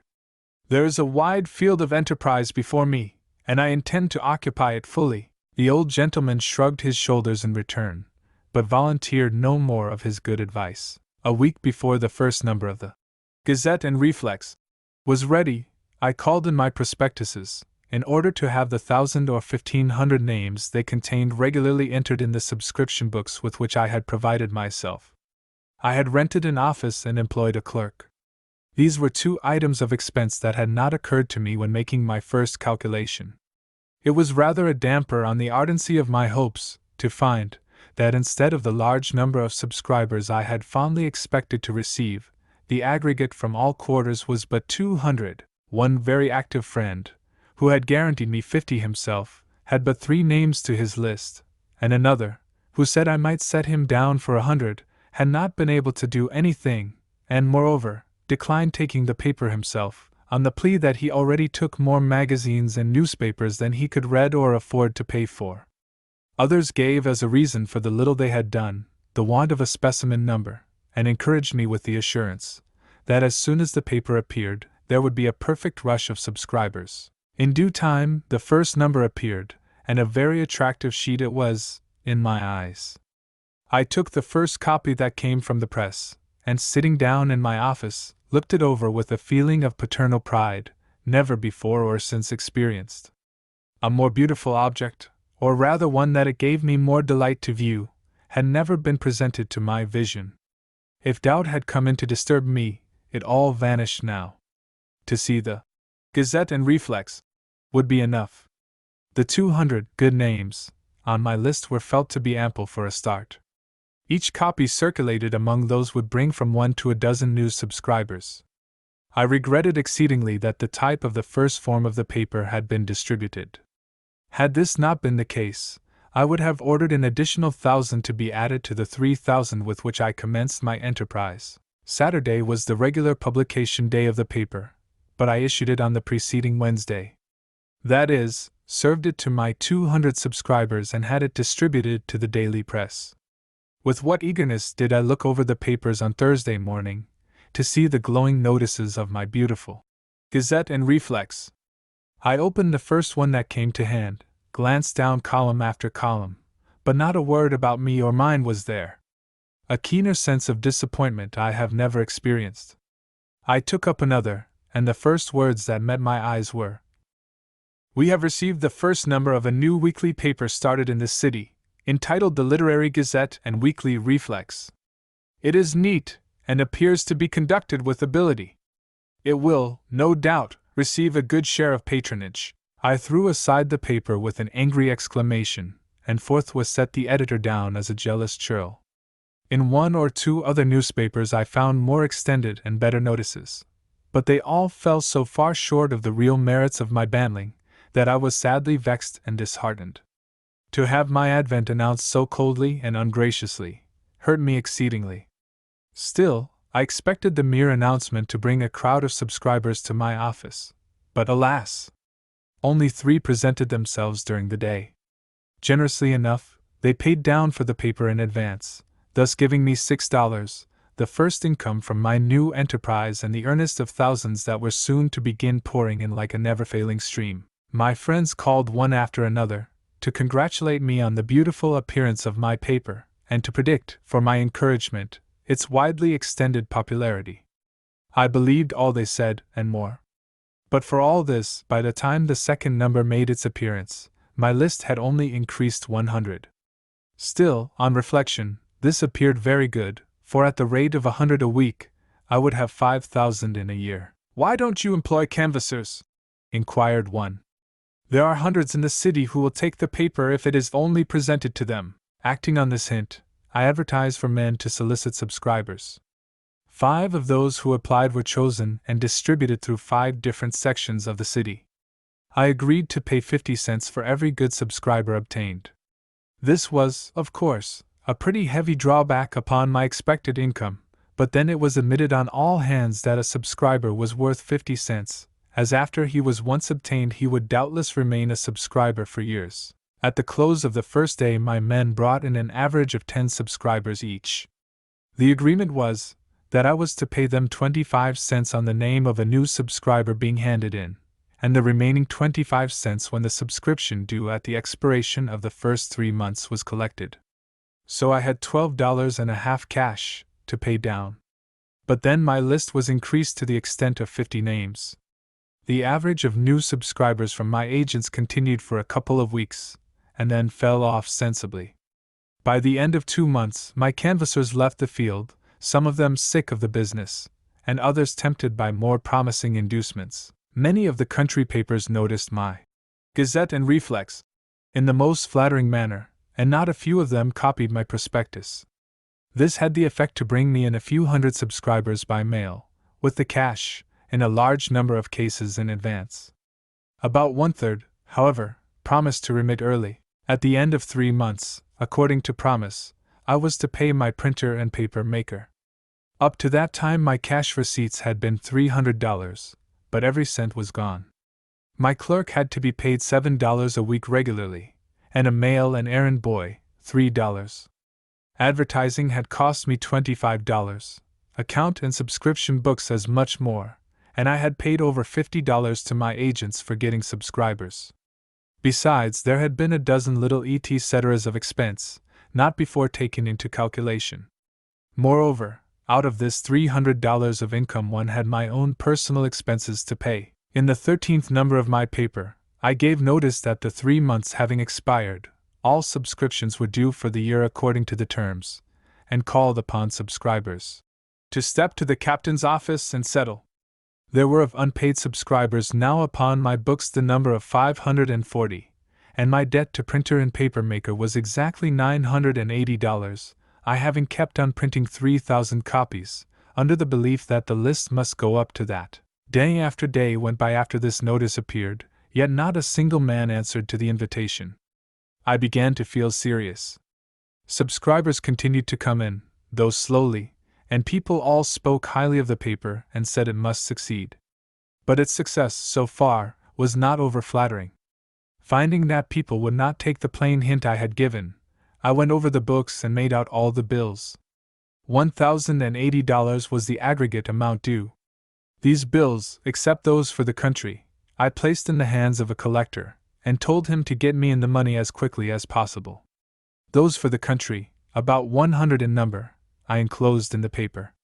On the faith of this proceeding, I promised the paper maker and printer each $200 in a couple of weeks. 4 days elapsed without my collector making his appearance, greatly to my surprise. On the 5th day I met him in the street. "Well, how are you coming on?" said I. "Oh, slowly," he replied. "I expected to see you a day or 2 ago. I had nothing of consequence to return. But I will be in on Saturday." I felt a kind of choking in my throat as I turned away. On Saturday the collector called. He opened his memorandum book, and I my cash book, preparatory to making entries of money returned. "Mr. A," said the collector, "says he never pays in advance for anything, but the terms of the paper are in advance after the first 3 months." "I know. Did you call his attention to this?" "Oh, yes. But he said he didn't care for your terms. He'd been swindled once or twice by paying in advance, but never intended to give anybody the opportunity to do the same thing again." Mr. A was a man whom I had known for years. I cannot tell how hurt and indignant I was at such language. He took my paper, knowing the terms upon which it was published, and when I sent my bill, refused to comply with the terms, and insulted me into the bargain. I turned to his name on the subscription book, and striking it off, said, "He can have the paper. Credit Mr. B with 6 months and discontinue," said the collector, as he passed to the next name on his list.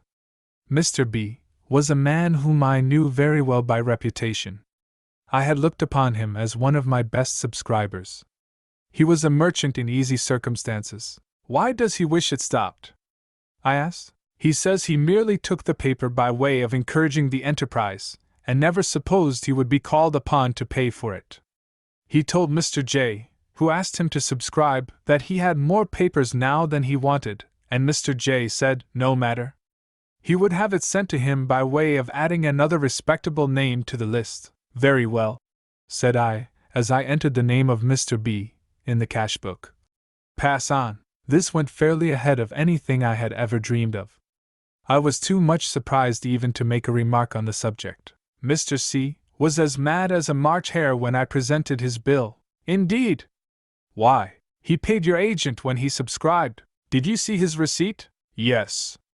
The agent took a hat and paid him the difference. The scoundrel! And charged me $25 in addition, for returning the subscriber. These canvassers are a slippery set. That's swindling. The fellow won't quarrel with you about the terms, seeing that he enjoys the hat. Too bad. Too bad. Well, go on. Mr. D paid $2, but wants you to stop at the end of the year. He merely took a copy at the start by way of encouraging the enterprise. Thinks highly of the paper, but can't afford to take it longer than a year. Very well. Mr. E has paid. Well, Mr. F says he never subscribed, and does not want it. He says if you will send to his house, you can get all the numbers. He told the carrier not to leave it from the first. I paid an agent for his name. He says he told the agent that he didn't want the paper. That he took more now than he could read. Swindled again. Mr. G says he never saw the paper in his life. It's sent regularly. Some mistake in the carrier. Mr. H paid, and wishes the paper discontinued. Very well. Mr. I says he can't afford to take it. His name was put down without his consent. I had received this name through one of my kind friends.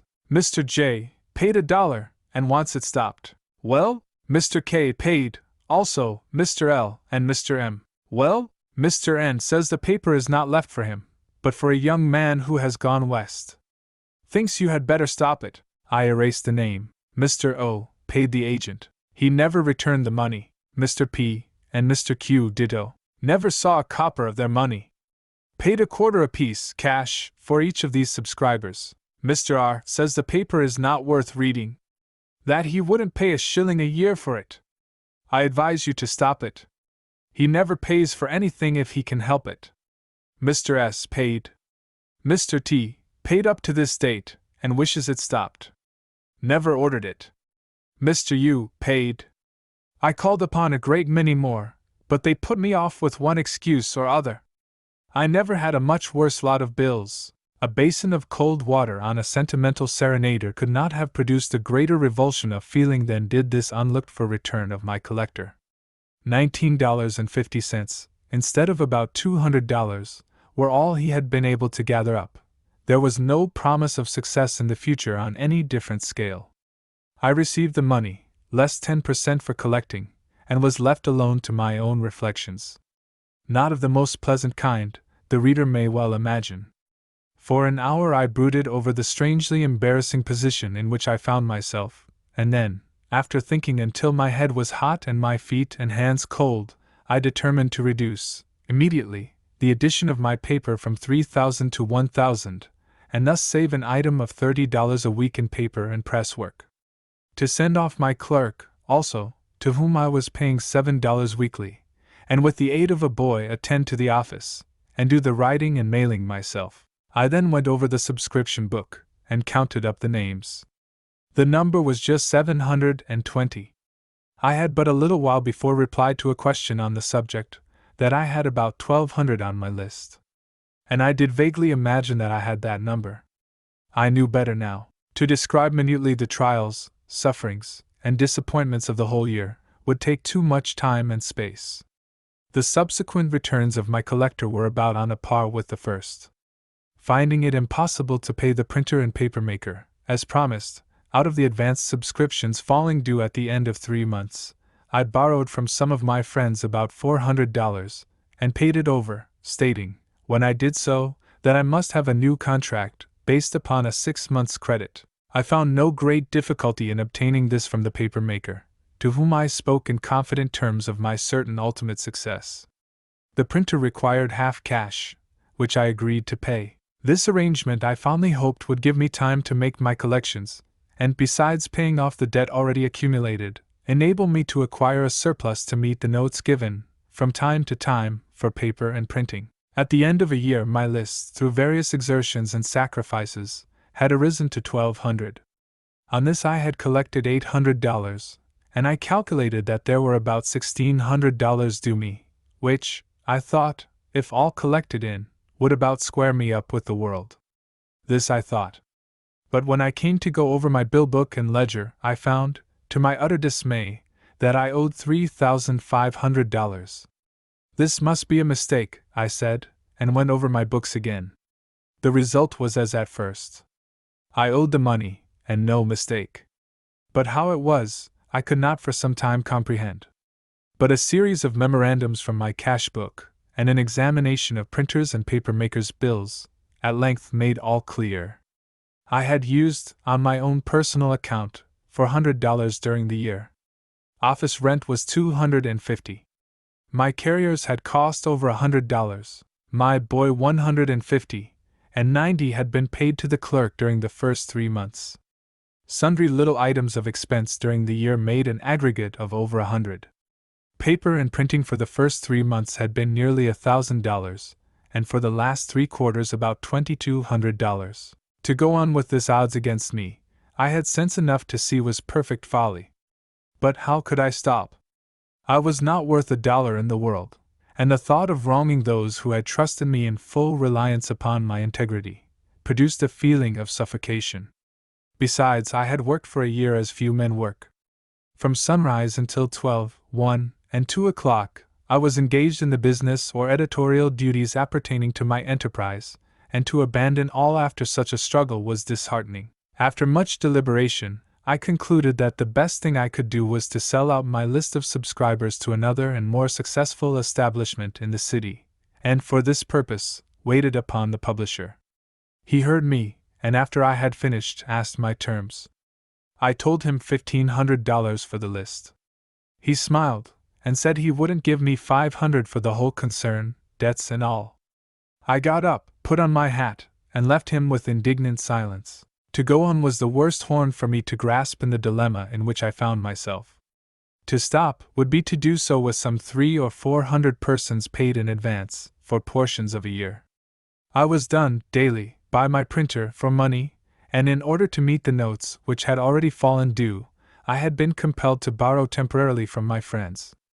Unable to arrive at any satisfactory conclusion, in despair, I summoned creditors and friends around me, and laid before them a full statement of my condition. There were some long faces at that meeting, but no one felt as I did. I shall never forget the suffering and mortification of that day, were I to live 1,000 years. The unanimous determination of the meeting was that I must stop, collect in the money due, and divide it pro rata among my creditors. I did so, announcing, at the same time, the heavy embarrassment under which I had been brought, and earnestly soliciting those who owed the paper to settle their accounts immediately. To the few who had paid the fraction of a year in advance, I stated how much I had lost, and appealed to their magnanimity for a remission of the obligation I remained under to furnish the paper for the time yet due to them. It was but the matter of a few cents, or $1 at most to them, I said, but it was hundreds of dollars to me. Well, and what was the sequel to all this? Why, to sum up what remains to be told, in a few words, only $200 out of the 1,600 were collected, and from those who had paid small trifles in advance, I received dozens of letters, couched in the most offensive terms. Some charged me with being a swindler, and said, if I didn't immediately send the money overpaid, or some other paper in the place of mine, they would publish me to the world.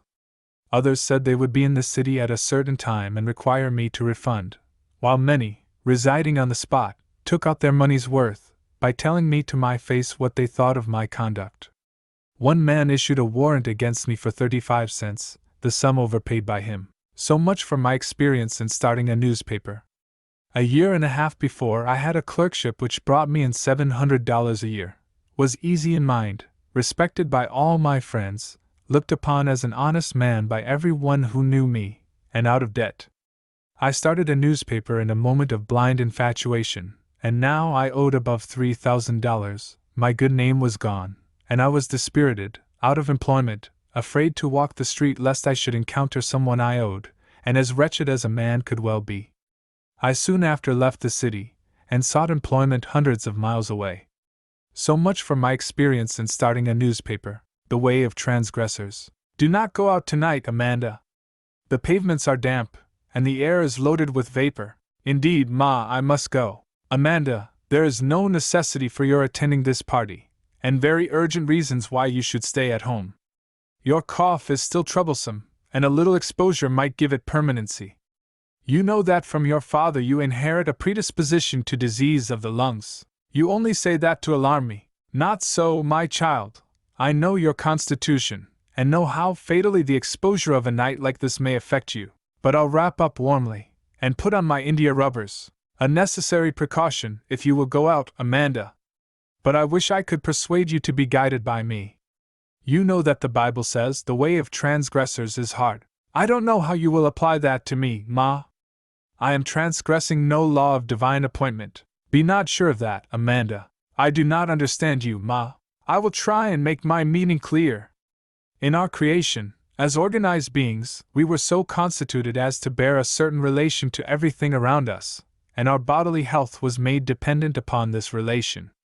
Here, then, we have a law of health, which may be called a divine law, for there is nothing good that does not flow from the divine Creator.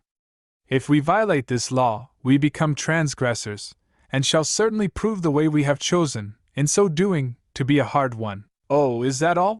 Said the daughter, looking up with a smile, and breathing more freely. I'll risk the consequences of breaking the law you have announced. Amanda, don't be so serious, Ma. I will wrap up close and have my feet well protected. There is not the least danger of my taking cold. Well, you must do as you please. Still, I cannot approve of your going, for I see that there is danger. But you are fully of age, and I will not seek to control you. So strong was Amanda's desire to attend a large but select party, that she went, in company with a young man who called for her, notwithstanding the atmosphere was so humid and dense with fog, that breathing became oppressive. The rooms were crowded, and the air in them so warm as to cause the perspiration to start from the fair brows of the merry dancers, among whom none was more fair or more lively than Amanda Beaufort. At 11, after having passed an evening of much pleasure, she started for home with her companion. She was so well wrapped up that she did not feel the cold, and her feet were protected from the damp pavement by the impervious India rubber. I'm safe home, Ma, after all, she exclaimed with her merry ringing laugh, as she bounded into the chamber where her ever-watchful and interested mother sat awaiting her daughter's return. I am glad to see you back, Amanda, said Mrs. Beaufort kindly, and hope that no ill consequences will follow what I must still call a very imprudent act. Oh, I'm just as well as ever, and have not taken the least cold. How could I, wrapped up so warm? Still, on the next morning, unaccountable as it was to Amanda, she was quite hoarse, and was much troubled by a cough occasioned by a slight but constant tickling in her throat. Accompanying these symptoms was a pale, anxious face and a general feeling of lassitude. I feared all this, Amanda, said her mother, with manifest concern. It's only a slight cold, Ma. And anyhow, I don't believe it was occasioned by going out last night. I was wrapped up so warm. I must have got the bedclothes off of me in the night. What to one is a slight cold, my daughter, is a very serious affair to another, and you are one of those who can never take a slight cold without shocking the whole system. Your pale face and your evident debility this morning show how much even this slight cold, as you call it, has affected you. That you have this cold is to me no subject of wonder. You were well wrapped up, it is true, and your feet protected. Still, your face was exposed, and every particle of air you inhaled was teeming with moisture. From dancing in a warm room, the pores of your skin were all opened, and the striking of moist chilly air upon your face could hardly fail of producing some degree of cold. The most susceptible parts of your body are your throat and lungs, and to these any shock which is received by the system is directly conveyed. You cannot take cold in your hand or foot or face, or any other part of your body, without your breast sympathizing. That you are hoarse, and have a slight cough, then, is to me in no way surprising. Amanda tried to make light of this, but every hour she felt worse and worse. Her hoarseness, instead of diminishing, increased, and her cough grew more and more troublesome. Finally, she was compelled to go to bed, and have the physician called in. "Is there any danger?" asked Mrs. Beaufort, with an anxious and troubled countenance, as the physician, after prescribing among other things a stimulating application to the throat externally, was about leaving the house. "Is your daughter subject to these fits of hoarseness, ma'am?"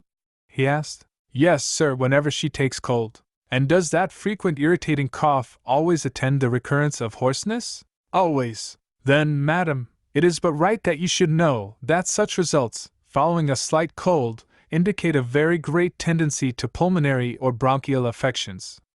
The predisposition existing, very great care should be taken to prevent all exciting causes. With care, your daughter may retain her health until she passes over the most critical portion in the life of every one with such a constitution as hers, that is, from 20 years of age until 30 or 35. Without great care and prudence during that time, her constitution may be shattered so as to set all remedial efforts at defiance." "But, doctor, how is she now?" was Mrs. Beaufort's anxious inquiry. "Not dangerous, madam, but still in a condition requiring care and skill to prevent unfavorable consequences." "Then do your best for her, doctor. You can rely on me for that, Mrs. Beaufort." "Good morning." With a heavy heart the mother returned to the sick chamber of her daughter, and sat down by the bedside, thoughtfully, for a few moments, while she held Amanda's hand, that was hot with fever. Then, recollecting herself, she left the room to prepare the stimulating application which had been ordered. It is remarkable how the whole system will sympathize with one diseased part. The cold which Amanda had taken concentrated its active effects upon her respiratory organs, but it was felt also in every member, prostrating the whole body, and giving a sensation of general suffering. Her head ached violently, and a burning fever diffused itself over the entire surface of her body. How sadly was she proving the truth of her mother's warning, when she said to her, in the language of divine authority, "The way of transgressors is hard." She had violated a law of health, and in that violation, as in the violation of every physical or moral law, the penalty of transgression followed too surely. It was a week before Amanda was able to go about again, and then her pale cheeks and debilitated frame indicated but too plainly the sad consequences of a single imprudent act. A few weeks after she had become restored apparently to her usual health, as Amanda was dressing one morning to go out, her mother said, "Your clothes are a great deal too tight, Amanda." "Oh no, I am not tight at all, Ma. Julia Mason laces as tight again. She gets her sister to draw her lacings for her, and she has to pull with all her strength." "That is wrong in Julia Mason, and yet half the pressure that she can bear would seriously injure you." "How can that be, Ma? I am as healthy as she is. I will tell you, Amanda. She has a full round chest, giving free play to the lungs, while your chest is narrow and flat. Without any compression, the action of your lungs is not so free and healthy as hers would be, laced as tightly as you say she laces. But when to your natural conformation you add artificial pressure, the action of your lungs becomes not only enfeebled, but the unhealthy action induced tends to develop that peculiar form of disease, the predisposition to which you inherit. That is only an idea of yours, Ma. I am sure I have quite a full bust," said Amanda, glancing down at her chest, and embracing it with her hands. "There you are mistaken. I have noticed this defect, with much anxiety, ever since you were a child, and having had my attention called to it, have frequently made comparisons, and have found that you are remarkably narrow and flat, and what is more, have a tendency to stoop, which still lessens the size of the cavity in which the lungs play. Well, Ma, my clothes are not tight. Just see here." Mrs. Beaufort tried her clothes, and found them to be much tighter than in her judgment was good for health. "You are still unwilling, Amanda, to be governed by your mother, where her wishes come in opposition to your pride or inclinations. I know that you are compressing your chest too much, but you are not willing to yield to my judgment. And yet I prescribe no arbitrary rules, but endeavor to guide you by a rational consideration of true principles. These you will not see, and the consequences that must follow their violation will be the transgressor's reward. Indeed, indeed, Ma, you are too serious. You are frightened at a shadow.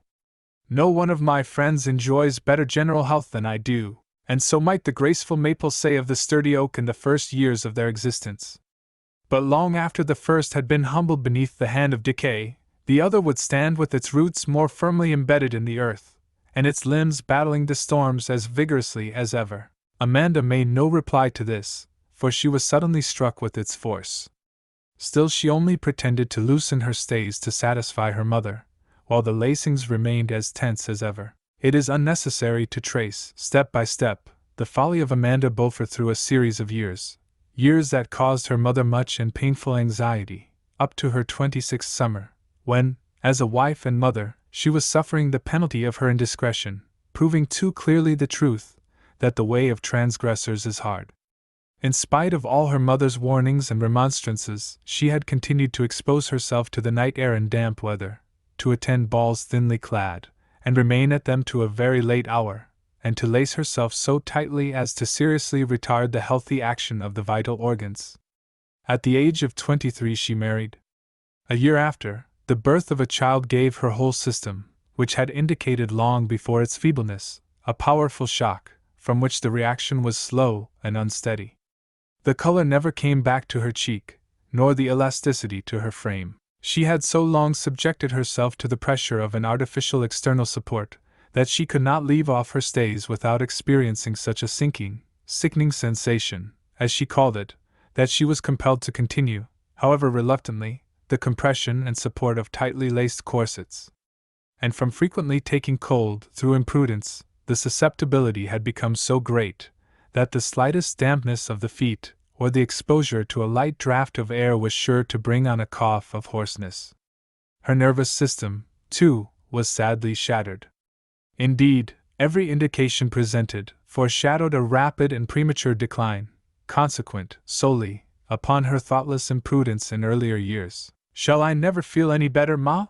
asked Amanda, one day, as a faint sickness came over her, compelling her to resign her dear little babe into the arms of its nurse, looking up at the same time so earnestly and appealingly into her mother's face, that Mrs. Beaufort's heart was touched with unwonted sorrow and tenderness. "I hope so, Amanda," was replied, but in a tone that, though meant to encourage, conveyed little hope to the bosom of her child. "Every time little Anna nurses, I feel so sick and faint that sometimes it seems that I must give up. And yet the thought of letting the dear little angel draw her food from another bosom than mine makes me fainter and sicker still. Can nothing be done to help me, Ma? We must see the doctor and consult with him. Perhaps he can do something," Mrs. Beaufort replied, in an abstracted tone. That day the family physician was called in, and a long consultation held. The result was a decision that Amanda must get a nurse for her child, and then try the effect upon her system of a change of air and the use of medicinal waters. In a word, she must put away her child and go to the Springs. "Indeed, doctor, I cannot give up little Anna," said the invalid mother, while the tears started to her eyes. "I will be very careful of myself, and teach her to take a little food early, so as to relieve me as much as possible. It seems as if it would kill me, were I forced to resign to a stranger a mother's dearest privilege and holiest duty. I can but honor your devotion to your child, Amanda," the old family physician said, with a tenderness unusual to one whose daily intercourse was with suffering in its varied forms.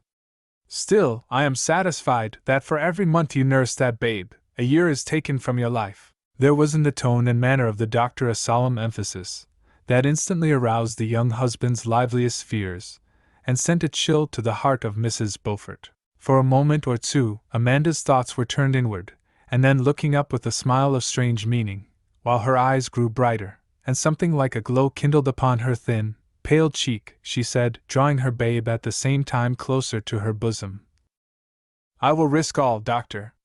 I cannot forego a mother's duty." "A mother's duty, my dear young friend," the physician replied, with increased tenderness, for his heart was touched, "is to prolong, by every possible means, her own life, for the sake of her offspring.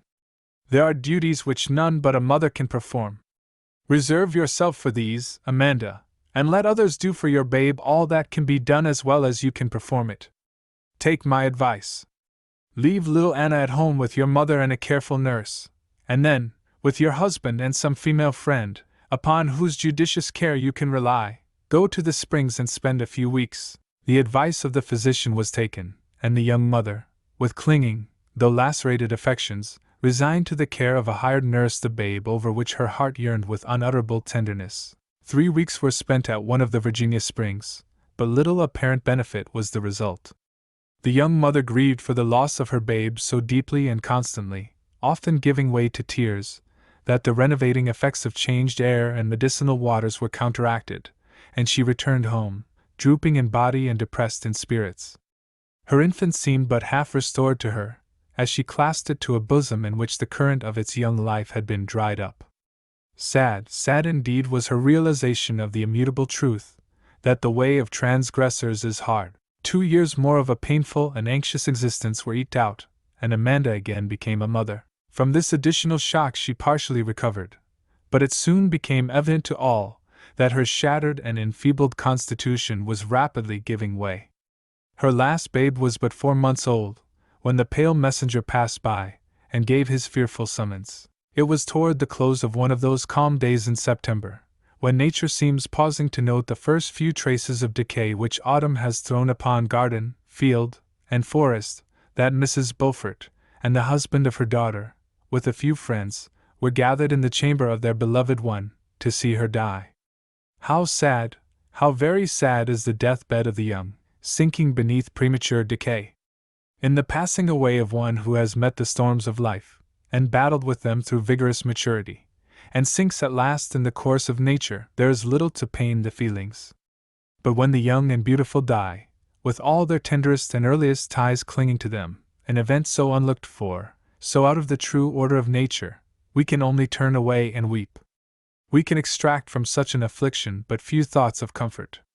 All is dreary, and blank, and desolate. "Bring me my children," the dying mother said, rousing up from a state of partial slumber, with an earnest emphasis that brought both her mother and her husband to her bedside. "What did you want, dear Amanda?"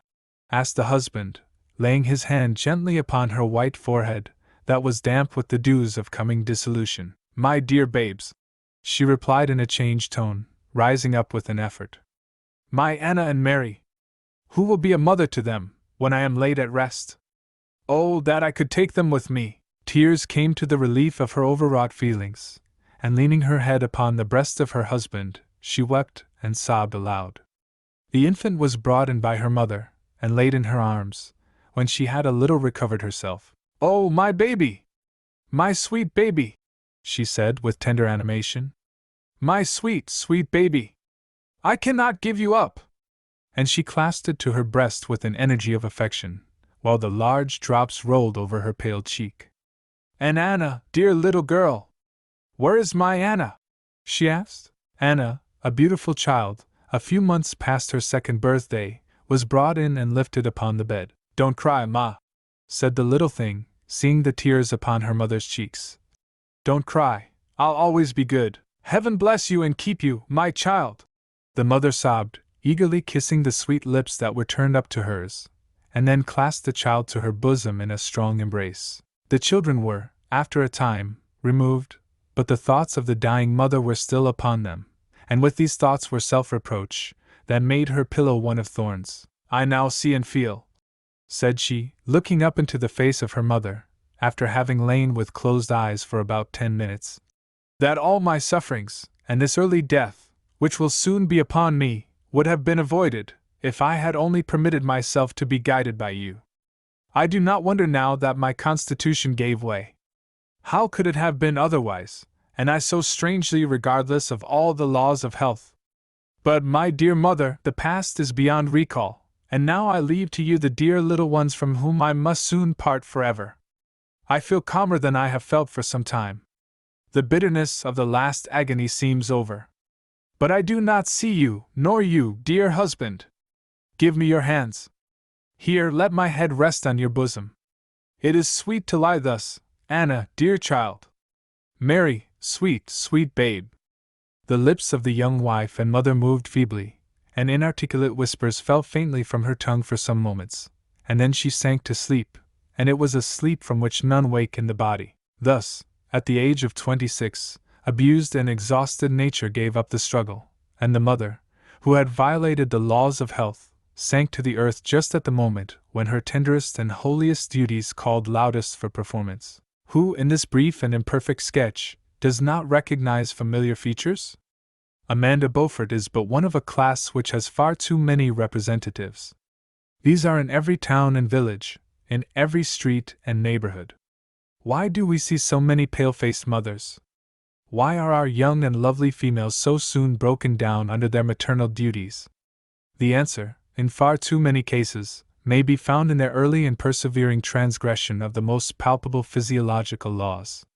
The violation of these is ever followed, sooner or later, in a greater or less degree, by painful consequences. Sometimes life is spared to the young mother, and she is allowed to linger on through years of suffering that the heart aches to think of. Often death terminates early her pains, and her babes are left a legacy to the cold charities of an unfeeling world. How sad, how painful the picture! Alas!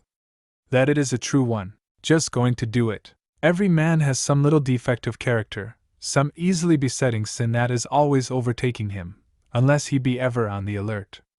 My friend Paul Burgess was a man of considerable force of mind. Whatever he undertook was carried through with much energy of purpose. But his leading defect was a tendency to inertia in small matters. It required an adequate motive to put the machinery of his mind in operation. Some men never let a day pass without carefully seeing after everything, little or great, that ought to be done.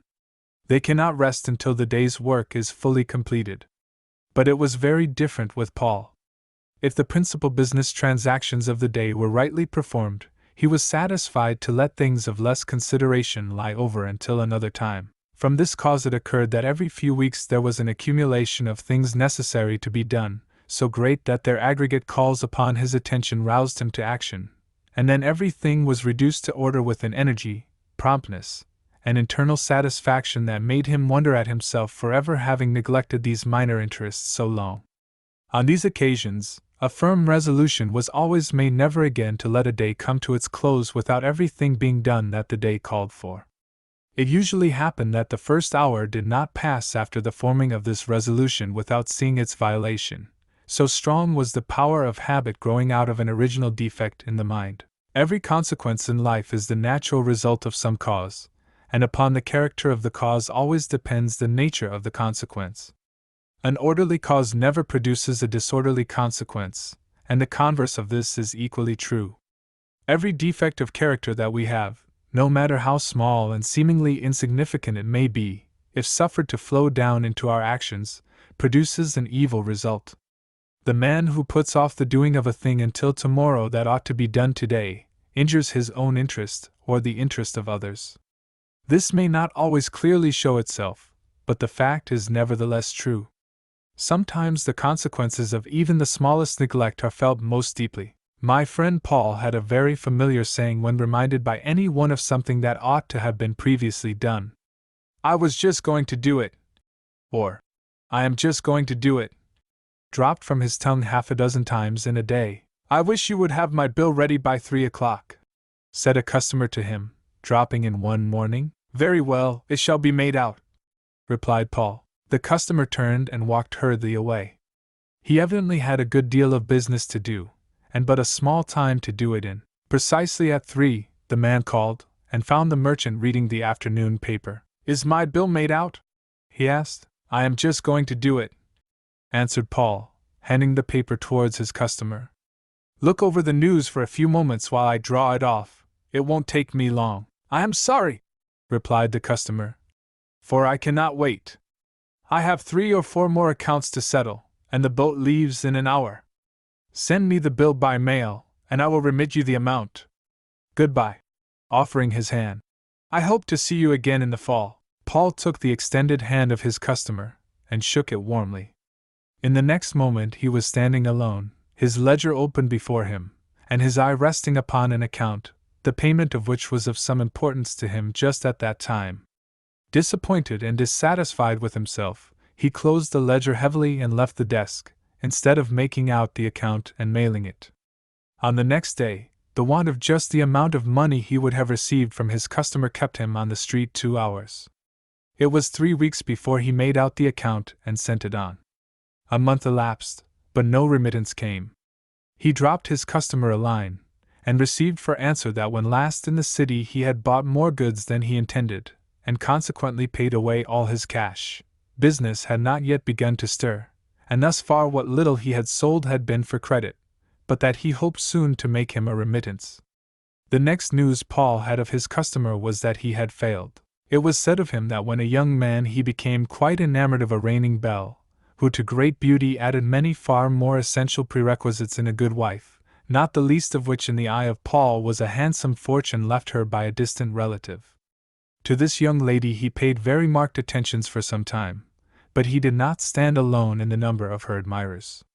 Several others were as much interested in gaining her favorable regard as he was. One day a friend said to him, "Paul, have you heard the news?" "What is it?" "Sefton has offered himself to Miss P." "It ain't possible."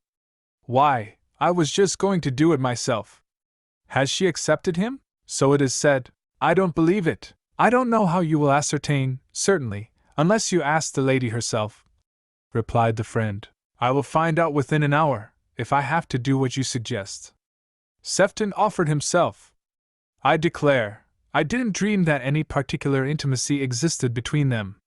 My own mind has been made up these 2 or 3 months, in fact, long before Sefton knew her, but I have kept procrastinating the offer of marriage I determined to make, week after week, like a fool as I am, until I have allowed another to step in and carry off the prize if what you say be true.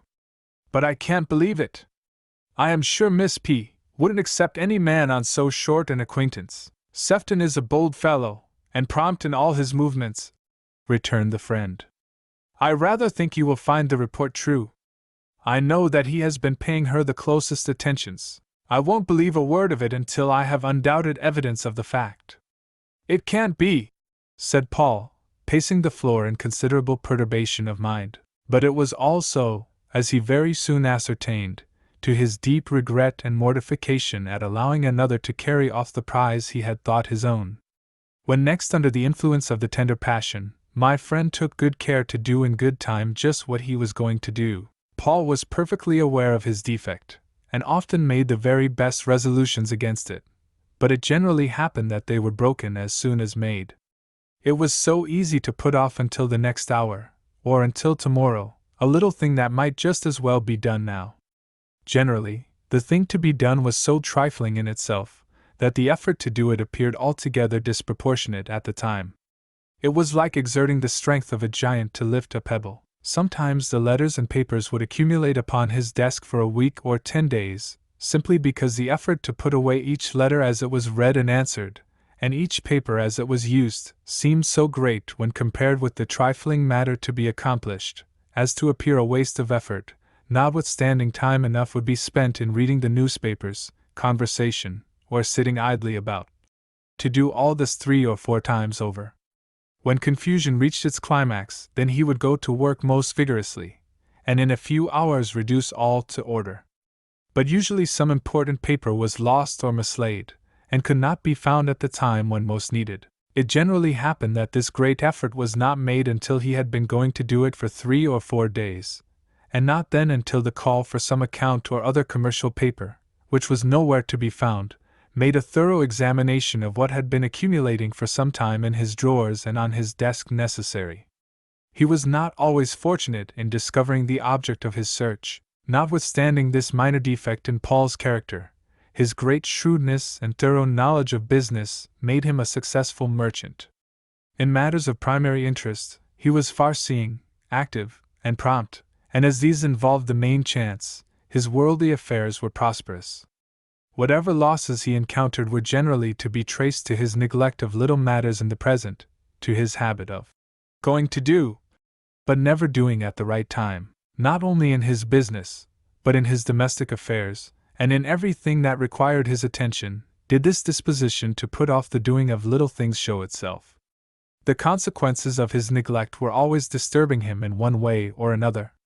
So long as he alone suffered, no one had a right to complain, but it is not to be supposed that such a fault as he was chargeable with could exist and not affect others. One day while Paul was at his desk, a young lady, dressed in deep mourning, came into his store and asked to see him.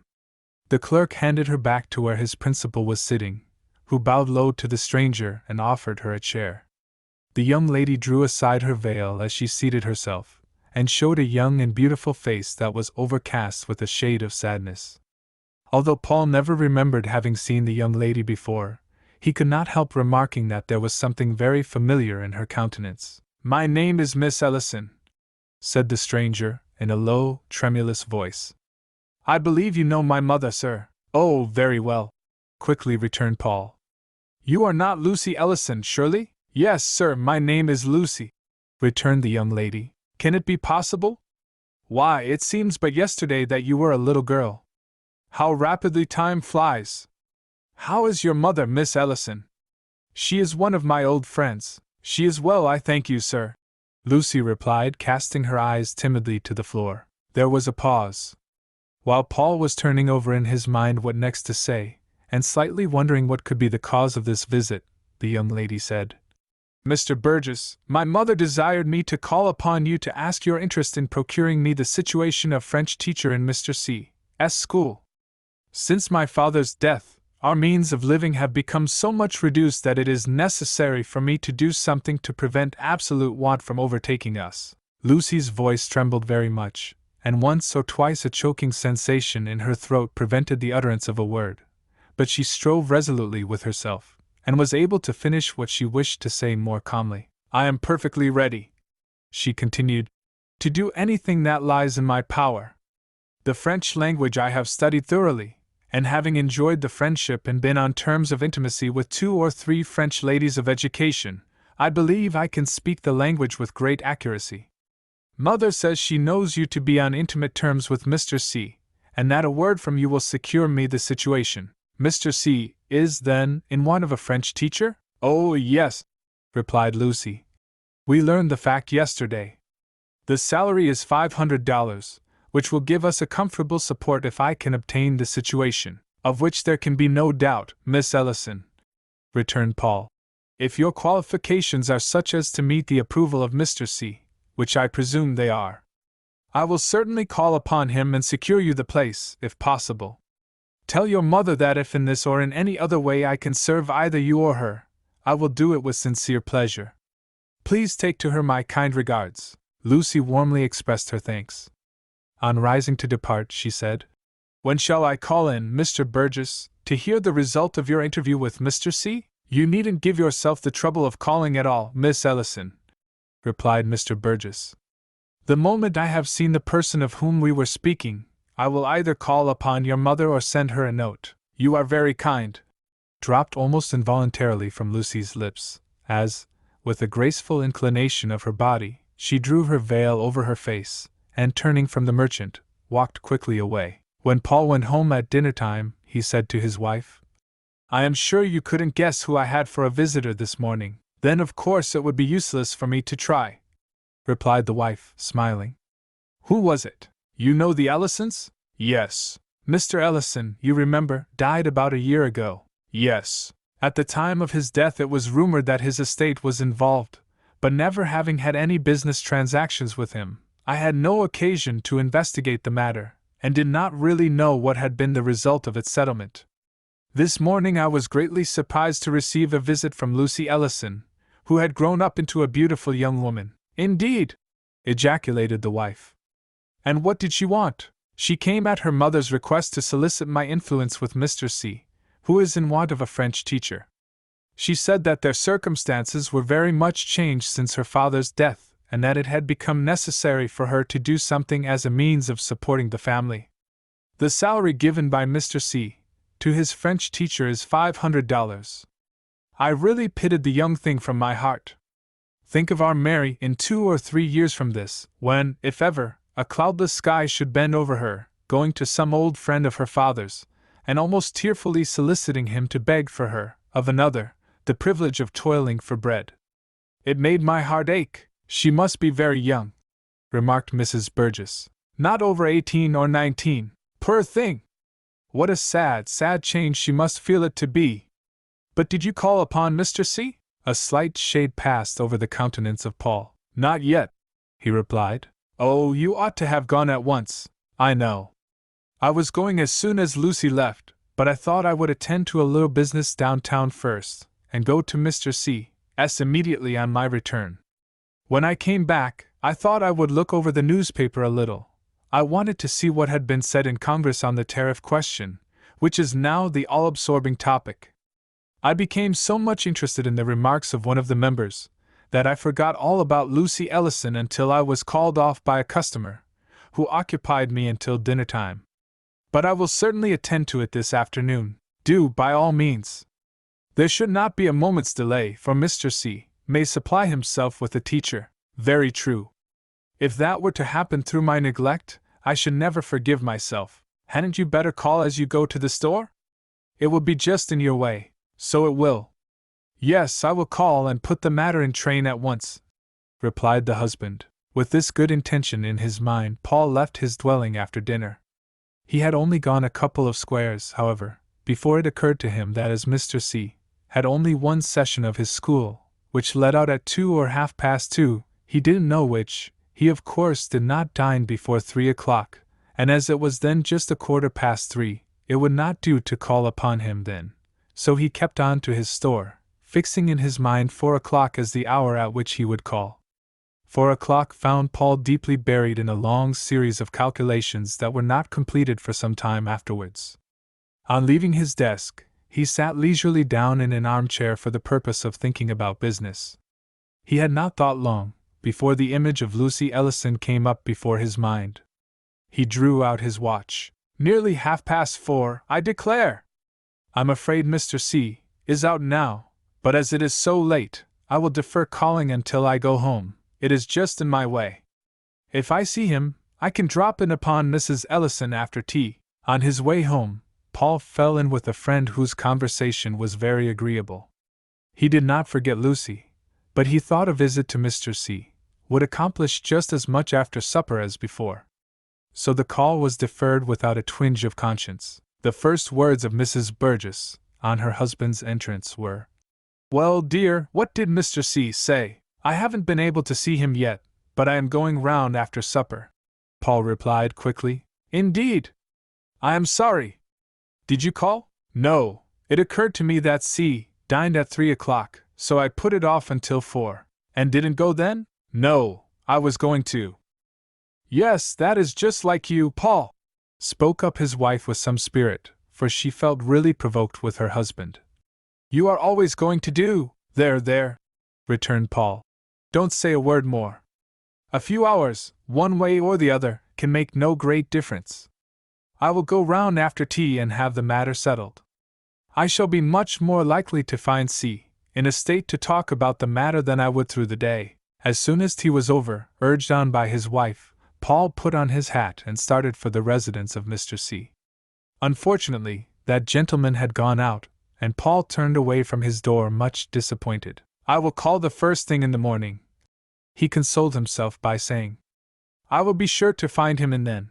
I am sorry to say that Paul was just going to do what he had promised Lucy he would do immediately, at least 6 times on the next day, but still failed in accomplishing his intended visit to Mr. C. Mrs. Burgess scolded vigorously every time he came home, and he joined her in condemning himself, but still the thing had not been done when Paul laid his head that night rather uneasily upon his pillow. When Lucy returned and related to her mother how kindly Mr. Burgess had received her, promising to call upon Mr. C. and secure the situation, if possible, the widow's heart felt warm with a grateful emotion. Light broke in upon her mind, that had been for a long time under a cloud. "He was always a kind-hearted man," she said, "and ever ready to do a good deed. If he should be so fortunate as to obtain this place for you, we shall do very well. If not, heaven only knows what is to become of us." "Do not give way to desponding thoughts, mother," returned Lucy. "All will yet be well. The vacancy has just occurred, and mine, I feel sure, will be the first application. Mr. Burgess's interest with Mr. C. if he can be satisfied of my qualifications, must secure me the place. We ought to hear from him today," said Mrs. Ellison. "Yes, I should think so. Mr. Burgess, of course, understands the necessity that always exists in a case of this kind for immediate application. Oh, yes, he'll do it all right. I feel perfectly willing to trust the matter in his hands." As the reader has very naturally inferred, the circumstances of Mrs. Ellison were of rather a pressing nature. Her family consisted of 3 children, of whom Lucy was the eldest. Up to the time of her husband's death, she had been surrounded with every comfort she could desire, but Mr. Ellison's estate proving bankrupt, his family were left with but a small, and that a very uncertain income. Upon this, by the practice of great economy, they had managed to live. The final settlement of the estate took away this resource, and the widow found herself with only a small sum of money in hand, and all income cut off. This had occurred about a month before the period of Lucy's introduction to the reader.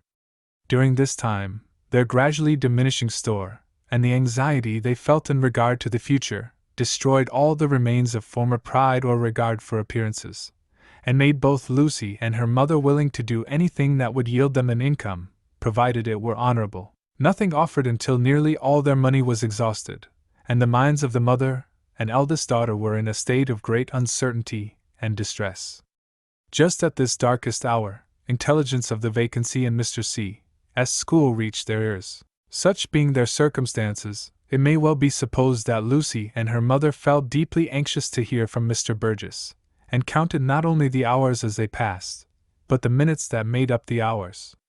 Neither of them remarked on the fact that the day had nearly come to its close without any communication having been received, although both had expected to have heard much earlier from Mr. Burgess. As the twilight began to fall, its gloom making their hearts feel sadder, Mrs. Ellison said, "Don't you think we ought to have heard from Mr. Burgess by this time, Lucy?" "I hope to have received some intelligence before this," replied the daughter.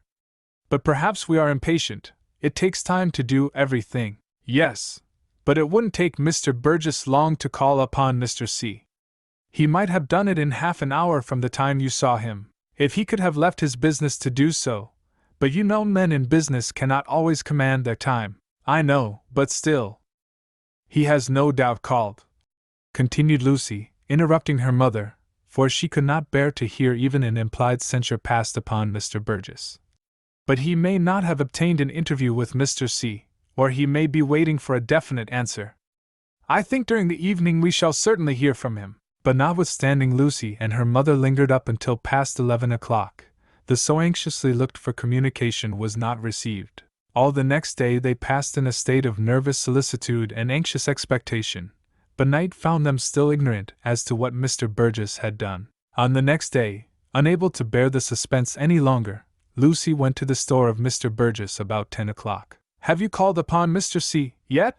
she asked, before he had time to more than bid her a good morning. "I was going to do it this moment," replied Mr. Burgess, looking confused, yet trying to assume a bland and cordial manner. In spite of her efforts to appear indifferent, the countenance of Lucy fell and assumed a look of painful disappointment. "You shall hear from me in an hour," said Mr. Burgess, feeling strongly condemned for his neglect. "I have had a great many things on my mind for these 2 days past, and have been much occupied with business. I regret exceedingly the delay, but you may rely upon my attending to it at once. As I said, I was just going out for the very purpose when you called. Excuse me to your mother, and tell her that she will certainly hear from me within the next hour. Tell her that I have already made 1 or 2 efforts to see Mr. C., but without succeeding in my object. He happened not to be at home when I called." Lucy stammered out a reply, bade Mr. Burgess good morning, and returned home with a heavy heart. She had little doubt but that the vacancy was already supplied. Scarcely half an hour elapsed, when a note was left. It was briefly as follows: "Mr. Burgess's compliments to Mrs. Ellison. Is very sorry to say that the vacancy in Mr. C.'s seminary has already been filled. If in anything else Mr. B. can be of any service, Mrs. E. will please feel at perfect liberty in calling upon him. He exceedingly regrets that his application to Mr. C. was not more successful." The note dropped from the hands of Mrs. Ellison, and she groaned audibly. Lucy snatched it up, and took in its contents at a single glance. She made no remark, but clasped her hands together and drew them tightly across her breast, while her eyes glanced involuntarily upward.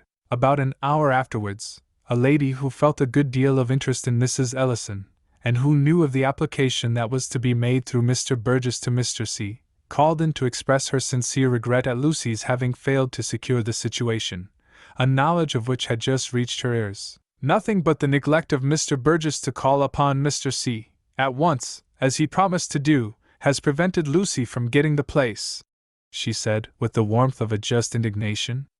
A person who was present when Mr. B.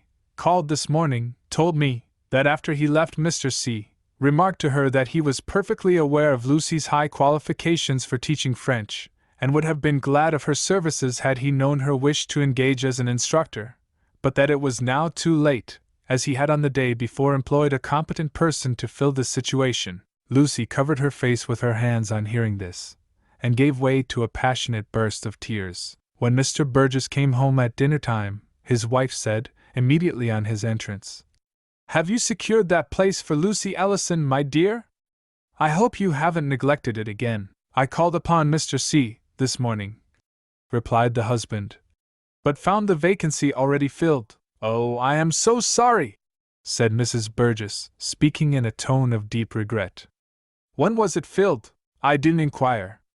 Mr. C. said that Lucy would have suited him exactly, but that her application came too late." "Poor thing! She will be terribly disappointed," said the wife. "No doubt she will be disappointed, but I don't know why it should be so very terrible to her. She had no right to be positively certain of obtaining the situation." "Have you heard any particulars of her mother's situation?" inquired Mrs. Burgess. "Nothing very particular." "Have you?" "Yes. Mrs. Lemon called to see me this morning. She is an intimate friend of Mrs. Ellison.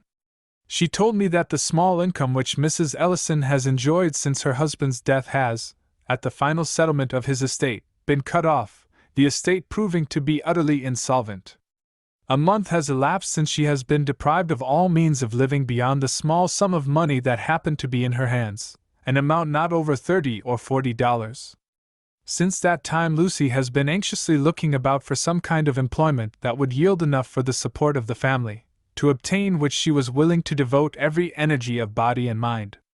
The vacancy in Mr. C.'s school is the first opening of any kind that has yet presented itself.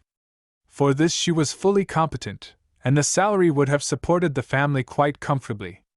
It is too bad that she should not have obtained it. I am almost sure, if you had gone at once to see about it, that you might have obtained it for her." "Well, I was going to see about it at once, but something or other prevented me. If I really thought it was my fault, I should feel very bad." That afternoon accident made him fully acquainted with the fact that he, and he alone, was to blame in the matter, and then he felt bad enough. "That dreadful habit of procrastination," he murmured to himself, "is always getting me into trouble. If I alone were made to suffer, it would be no matter, but when it involves other people as it now does, it becomes a crime. In the present case I must make reparation in some way, but I must think how this is to be done." When any matter serious enough to call for the undivided attention of Mr. Burgess presented itself, that thing was generally done, and well done. He had great energy of character, and mental resources beyond what were ordinarily possessed. It was only when he felt the want of an adequate purpose that neglect became apparent. On the morning after the day upon which Lucy and her mother had been so bitterly disappointed, the former, while looking over the newspaper, called the attention of the latter to an advertisement of a young lady who was desirous of obtaining a situation as a French teacher in some private family or seminary. The advertiser represented herself as being thoroughly versed in the principles of the language, and able to speak it as well as a native of Paris.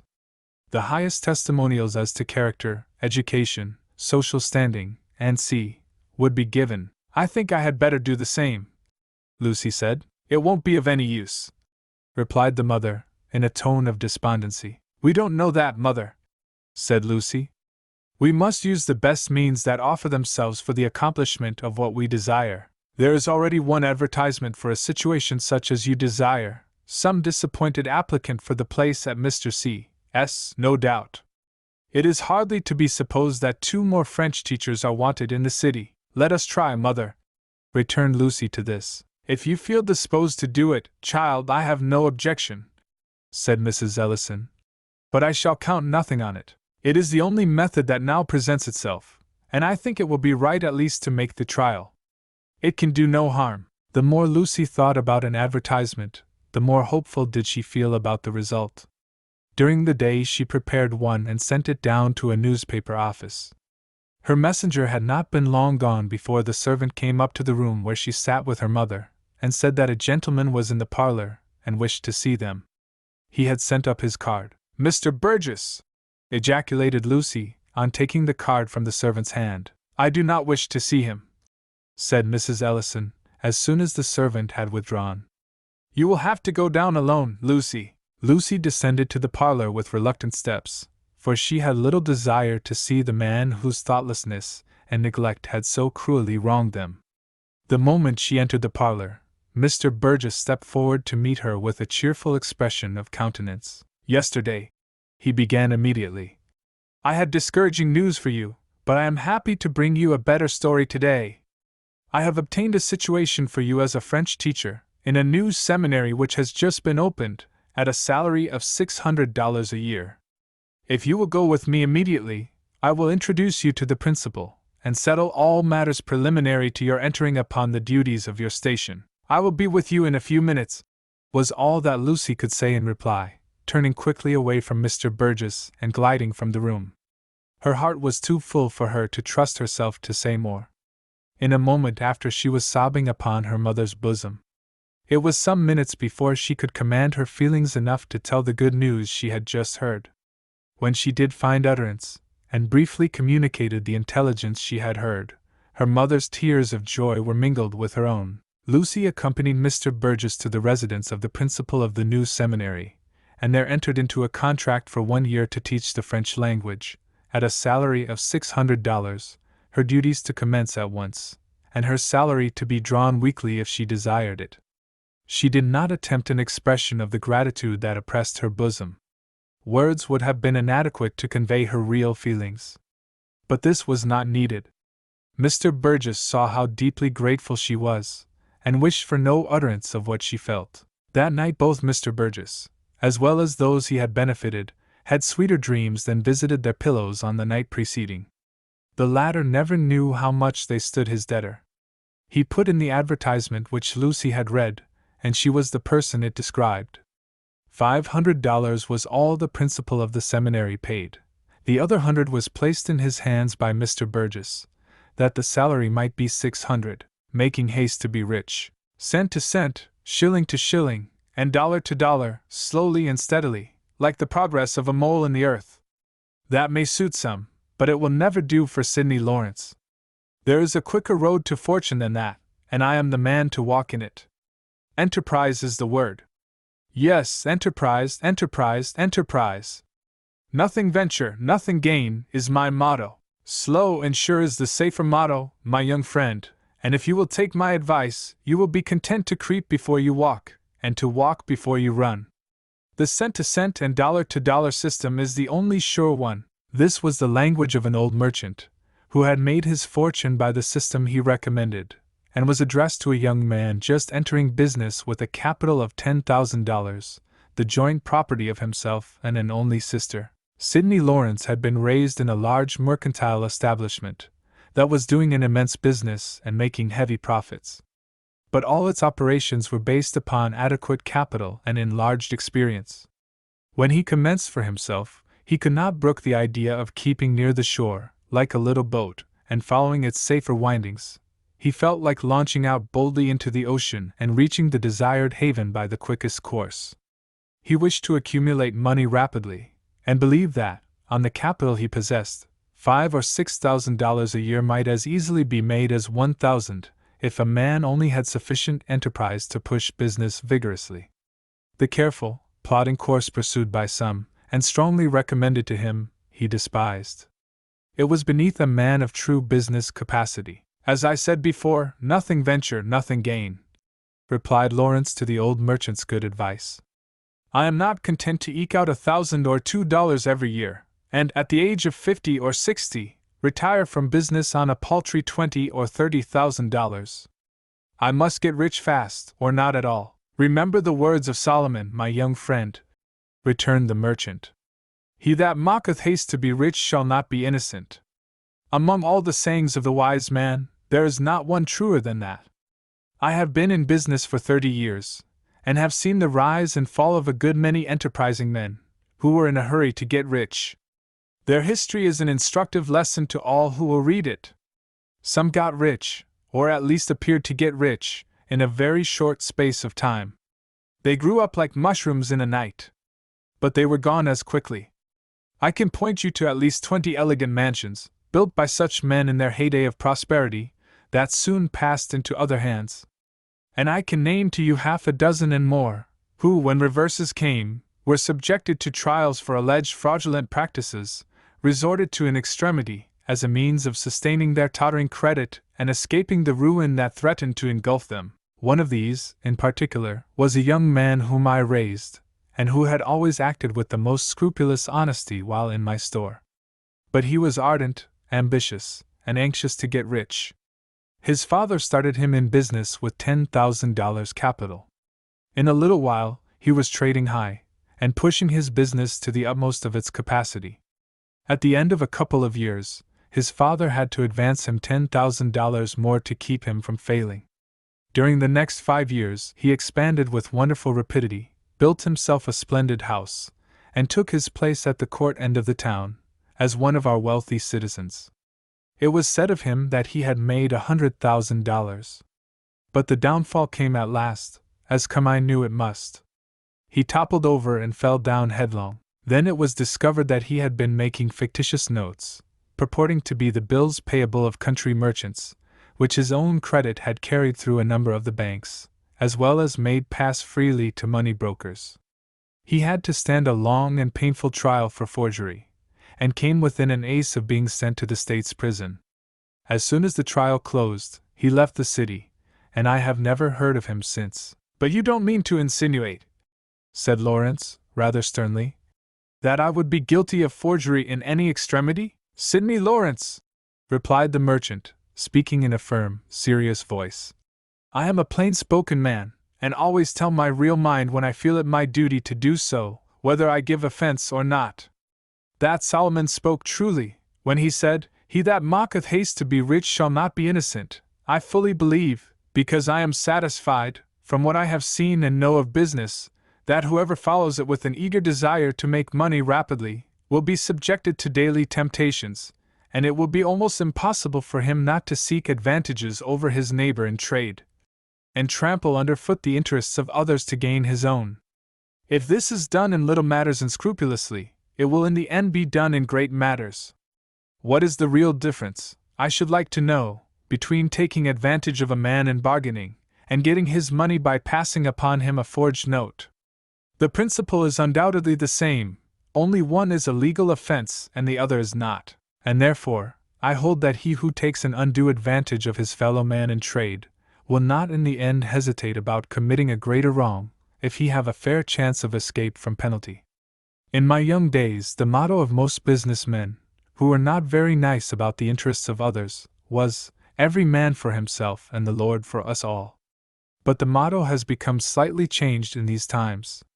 It now reads, every man for himself, and the D.L. take the hindmost. I hear this too often unblushingly avowed, but see it much oftener acted out, all around me. My young friend, if you wish to keep a clear conscience, adopt either of these mottos, but regard, in every transaction, the good of others as well as your own good. And let me most seriously and earnestly warn you against making haste to be rich. The least evil that can overtake you, in such an effort, will be the almost certain wreck of all your worldly hopes, some 5 or 10 years hence, and your fall, so low, that to rise again will be almost impossible. This well-meant, but plainly uttered advice, more than half offended Lawrence. He replied coldly, that he thought he knew what he was about, and would try at least to steer clear of the penitentiary. With shrewdness, tact, untiring industry, and a spirit that knew no discouragement, the young man pressed forward in business. The warning of the merchant, if it did not repress his desire to get rich in haste, caused him to look more closely than he would otherwise have done into every transaction he was about to make. This saved him from many serious losses. The want of more capital soon began to be felt. He saw good operations every day that might be made if he had capital enough to enter into them. A man deserves no credit for getting rich, if he have capital enough to work with, was a favorite remark. There is plenty of business to be done, and ways of making money in abundance, if the means are only at hand. One week, if he had only been in the possession of means, he would have purchased a cotton factory, the next week become possessor of a ship, and entered into the East India trade, and the next week after that, purchased an interest in a lead mine on the upper Mississippi. Money, money, more money, was ever his cry, for he saw golden opportunities constantly passing unimproved. A neighbor, to whom he was expressing his desire for the use of larger capital, said to him, one day, "I'll tell you how you can get more money." "How?" was the eager question. "Get into the direction of some bank, push through the notes of a business friend, in whom you have confidence, who will do the same for you in another bank of which he is one of the managers. There are wheels within wheels in those moneyed institutions, from which the few and not the many reap the most benefit. Connect yourself with as many as you can of them, and make the most of the opportunities such connections will afford. You know Bamir? Yes. And what a rushing business he does. Yes. He dragged heavily enough, and was always flying about for money, until he took a hint and got elected into the Citizens and Traders Bank.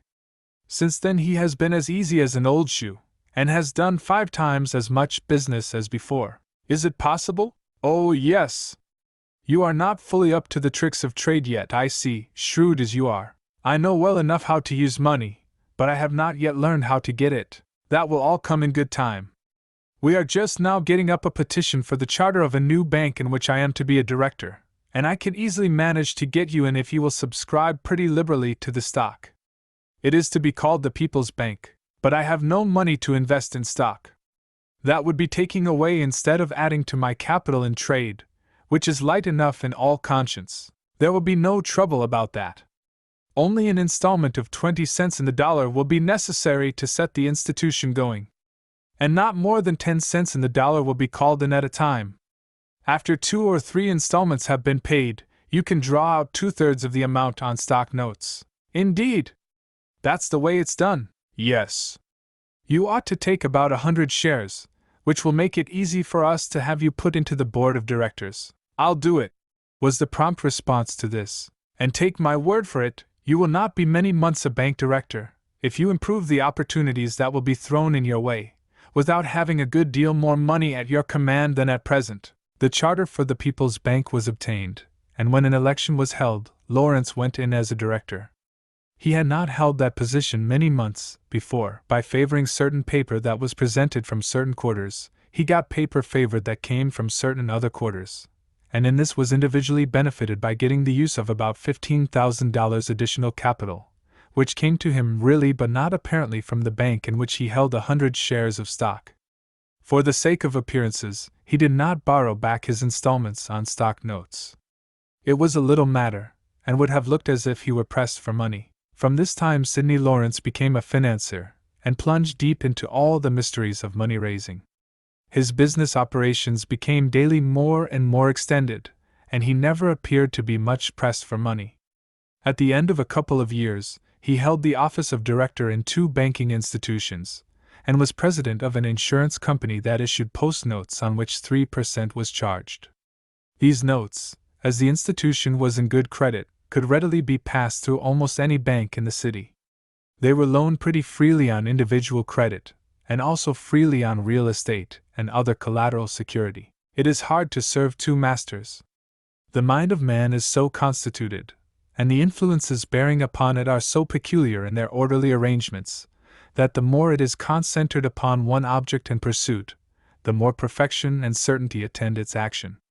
But if it be divided between 2 objects and pursuits, and especially if both of these require much thought, its action will be imperfect to a certain degree in both, or one will suffer while the other absorbs the most attention. Thus it happened with Lawrence. While ardently engaged in financiering, his business received less attention. Instead of using to the best possible advantage the money already obtained in his financiering operations, he strove eagerly after more. In fact, too reckless an investment, in many instances, of borrowed capital, from which no return could be obtained perhaps for years, made his wants still as great as before, and kept in constant activity all the resources of his mind in order to meet his accommodations and steadily to increase them. 10 years from the time when Sidney Lawrence started in business have passed. He is living in handsome style, and keeps his carriage. 5 or 6 years previously, he was married to a beautiful and lovely-minded woman, connected with some of the best families of the city. He has 3 children. "Are you not well, dear?" asked his wife, one day about this period. They were sitting at the dinner table, and Mr. Lawrence was hardly tasting his food. "I haven't much appetite," he replied indifferently. "You eat scarcely anything, hardly enough to keep you alive." "I am afraid you give yourself too much up to business." Mr. Lawrence did not reply. He had evidently not heard more than half of his wife's last remark. In a little while he left the table, saying, as he rose, that he had some business requiring his immediate attention. Mrs. Lawrence glanced toward the door that closed after her husband with a troubled look, and sighed. From his dwelling Mr. Lawrence hurried to his store, and spent an hour there in examining his account books, and in making calculations. At 5 o'clock he met the directors of the insurance company, of which he was still president, at an extra meeting. All had grave faces. There was a statement of the affairs of the company upon the table around which they were gathered. It showed that in the next 2 weeks post notes, amounting in all to $150,000, would fall due, while not over $50,000 in bills receivable, maturing within that time, were on hand, and the available cash resources of the company were not over $5,000. The time was when by an extra effort the sum needed could have been easily raised. But extra efforts had been put forth so often of late that the company had exhausted nearly all its resources. "I do not understand," remarked one of the directors, looking up from the statement he had been carefully examining, "how there can be $150,000 of post notes due so soon, and only $50,000 in bills receivable maturing in the same time. If I am not mistaken, the post notes were never issued except against bills having a few days shorter time to run." "How is this, Mr. Lawrence? All that is plain enough," the president replied promptly. "A large portion of these bills have been at various times discounted for us in the People's Bank, and in other banks, when we have needed money." "But why should we be in such need of money?" inquired the director earnestly. He had been half asleep in his place for over a year, and was just beginning to get his eyes open. "I believe we have had no serious losses of late. There have been but few fires that have touched us, but there have been a good many failures in the last 6 months, most of which have affected us, and some to quite a heavy amount," returned the president. "Our post-note business has proved most unfortunate, so I should think if it has lost us $100,000, as appears from this statement. It is useless to look at that now," said Mr. Lawrence. "The great business to be attended to is the raising of means to meet this trying emergency." "How is it to be done?" There was a deep silence and looks of concern. "Can it be raised at all? Is there any hope of saving the institution?" asked one of the board, at length. "In my opinion, none in the world," was replied by another. "I have thought of little else but the affairs of the company since yesterday, and I am satisfied that all hope is gone. There are $30,000 to be provided tomorrow. Our balance is but $5,000, even if all the bills maturing today have been paid, which they have, I presume, as no protests have come in," remarked the president. "But what is the sum of $5,000 set off against $30,000? It is as nothing. Surely, gentlemen are not prepared to give up in this way," said the president earnestly. "A failure will be a most disastrous thing, and we shall all be deeply sufferers in the community if it takes place. We must make efforts and sacrifices to carry it through. Here are 12 of us. Can we not, on our individual credit, raise the sum required? I, for one, will issue my notes tomorrow for $20,000. If the other directors will come forward in the same spirit, we may exchange the bills among each other, and by endorsing them mutually, get them through the various banks where we have friends or influence, and thus save the institution." Gentlemen, are you prepared to meet me in this thing? 2 or 3 responded affirmatively. Some positively declined, and others wanted time to think of it. If we pause to think, all is ruined, said Mr. Lawrence, excited. We must act at once, and promptly. But each member of the board remained firm to the first expression. Nothing could be forced, and reflection only tended to confirm those who opposed the president's views in their opposition to the plan suggested. The meeting closed, after 2 hours' perplexing deliberation, without determining upon any course of action. At 10 o'clock on the next day the directors were to meet again. Mr. Lawrence walked the floor for half of that night, and lay awake for the other half. To sleep was impossible. Thus far, in the many difficulties he had encountered, a way of escape from them had opened either on the right hand or on the left, but now no way of escape presented itself. 100 plans were suggested to his mind, canvassed, and then put aside. He saw but one measure of relief, if it could be carried out, but that he had proposed already, and it was not approved: the unhappy state in which she saw her husband deeply distressed Mrs. Lawrence. Earnestly did she beg of him to tell her all that troubled him, and let her bear a part of the burden that was upon him. At first he evaded her questions, but to her oft-repeated and tenderly urged petition to be a sharer in his pains as well as his pleasures, he mentioned the desperate state of affairs in the company of which he was president. "But, my dear husband," she replied to this, "you cannot be held responsible for the losses the institution has sustained." "True, Florence, but the odium, the censure, the distress that must follow its failure, I cannot bear to think of these. My credit, too, will suffer, for I shall lose all I have invested in the stock, and this fact, when known, will impair confidence. All this is painful and deeply to be regretted, Sidney," said the wife, speaking in as firm a voice as she could assume. "But as it is a calamity that cannot now be avoided, and is not the result of any wrong act of yours, let a clear conscience sustain you in this severe trial. Let the public censure, let odium be attached to your name. So long as your conscience is clear and your integrity unsullied, these cannot really hurt you." But this appeal had little or no effect. The mind of the unhappy man could not take hold of it, nor feel its force. It was repeated again and again, and with as little effect. Finally he begged to be left to his own reflections. In tears his wife complied with his request. That night she slept as little as her miserable husband. On the next day the insurance company was dishonored, and went into liquidation. On the day following Sidney Lawrence suspended payment. Trustees were appointed to take charge of the effects of the company, who immediately commenced a rigid examination into its affairs.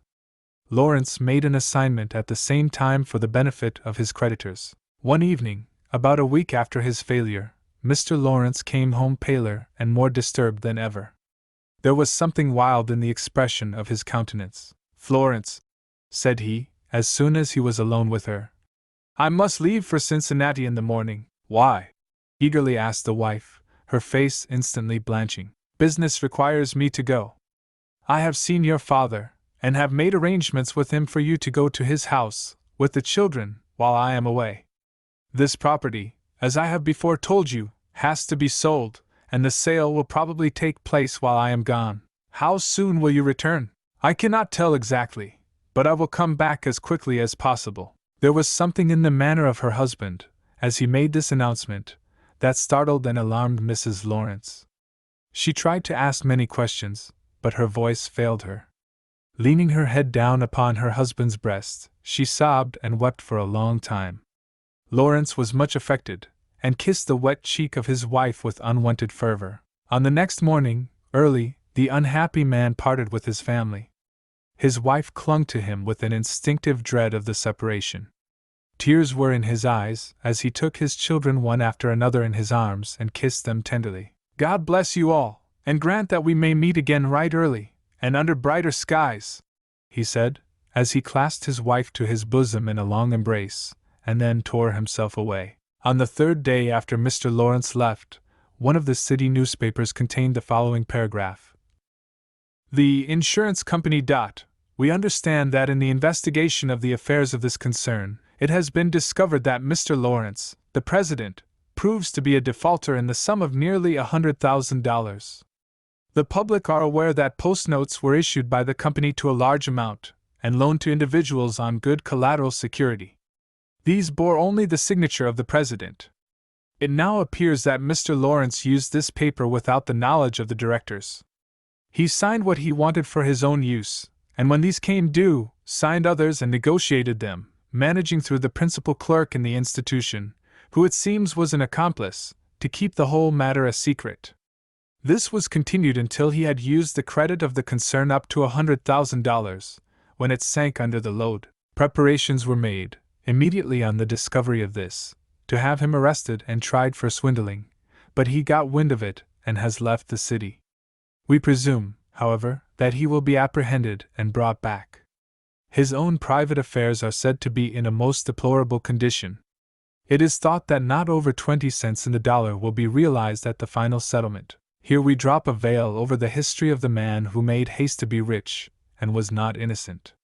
His poor wife waited vainly for him to return, and his children asked often for their father, and wondered why he stayed so long away. Years passed before they again met, and then it was in sorrow and deep humiliation. Let her pout it out. "I hope there is no coolness between you and Maria," said Mrs. Appleton to her young friend, Louisa Graham, one evening at a social party. "I have not seen you together once tonight, and just now she passed without speaking, or even looking at you." "Oh, as to that," replied Louisa, tossing her head with an air of contempt and affected indifference. "She's got into a pet about something, dear knows what, for I don't." "I am really sorry to hear you say so," remarked Mrs. Appleton. "Maria is a warm-hearted girl, and a sincere friend.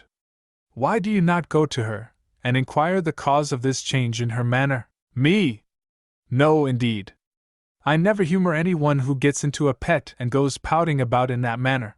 But is it right for you to act so?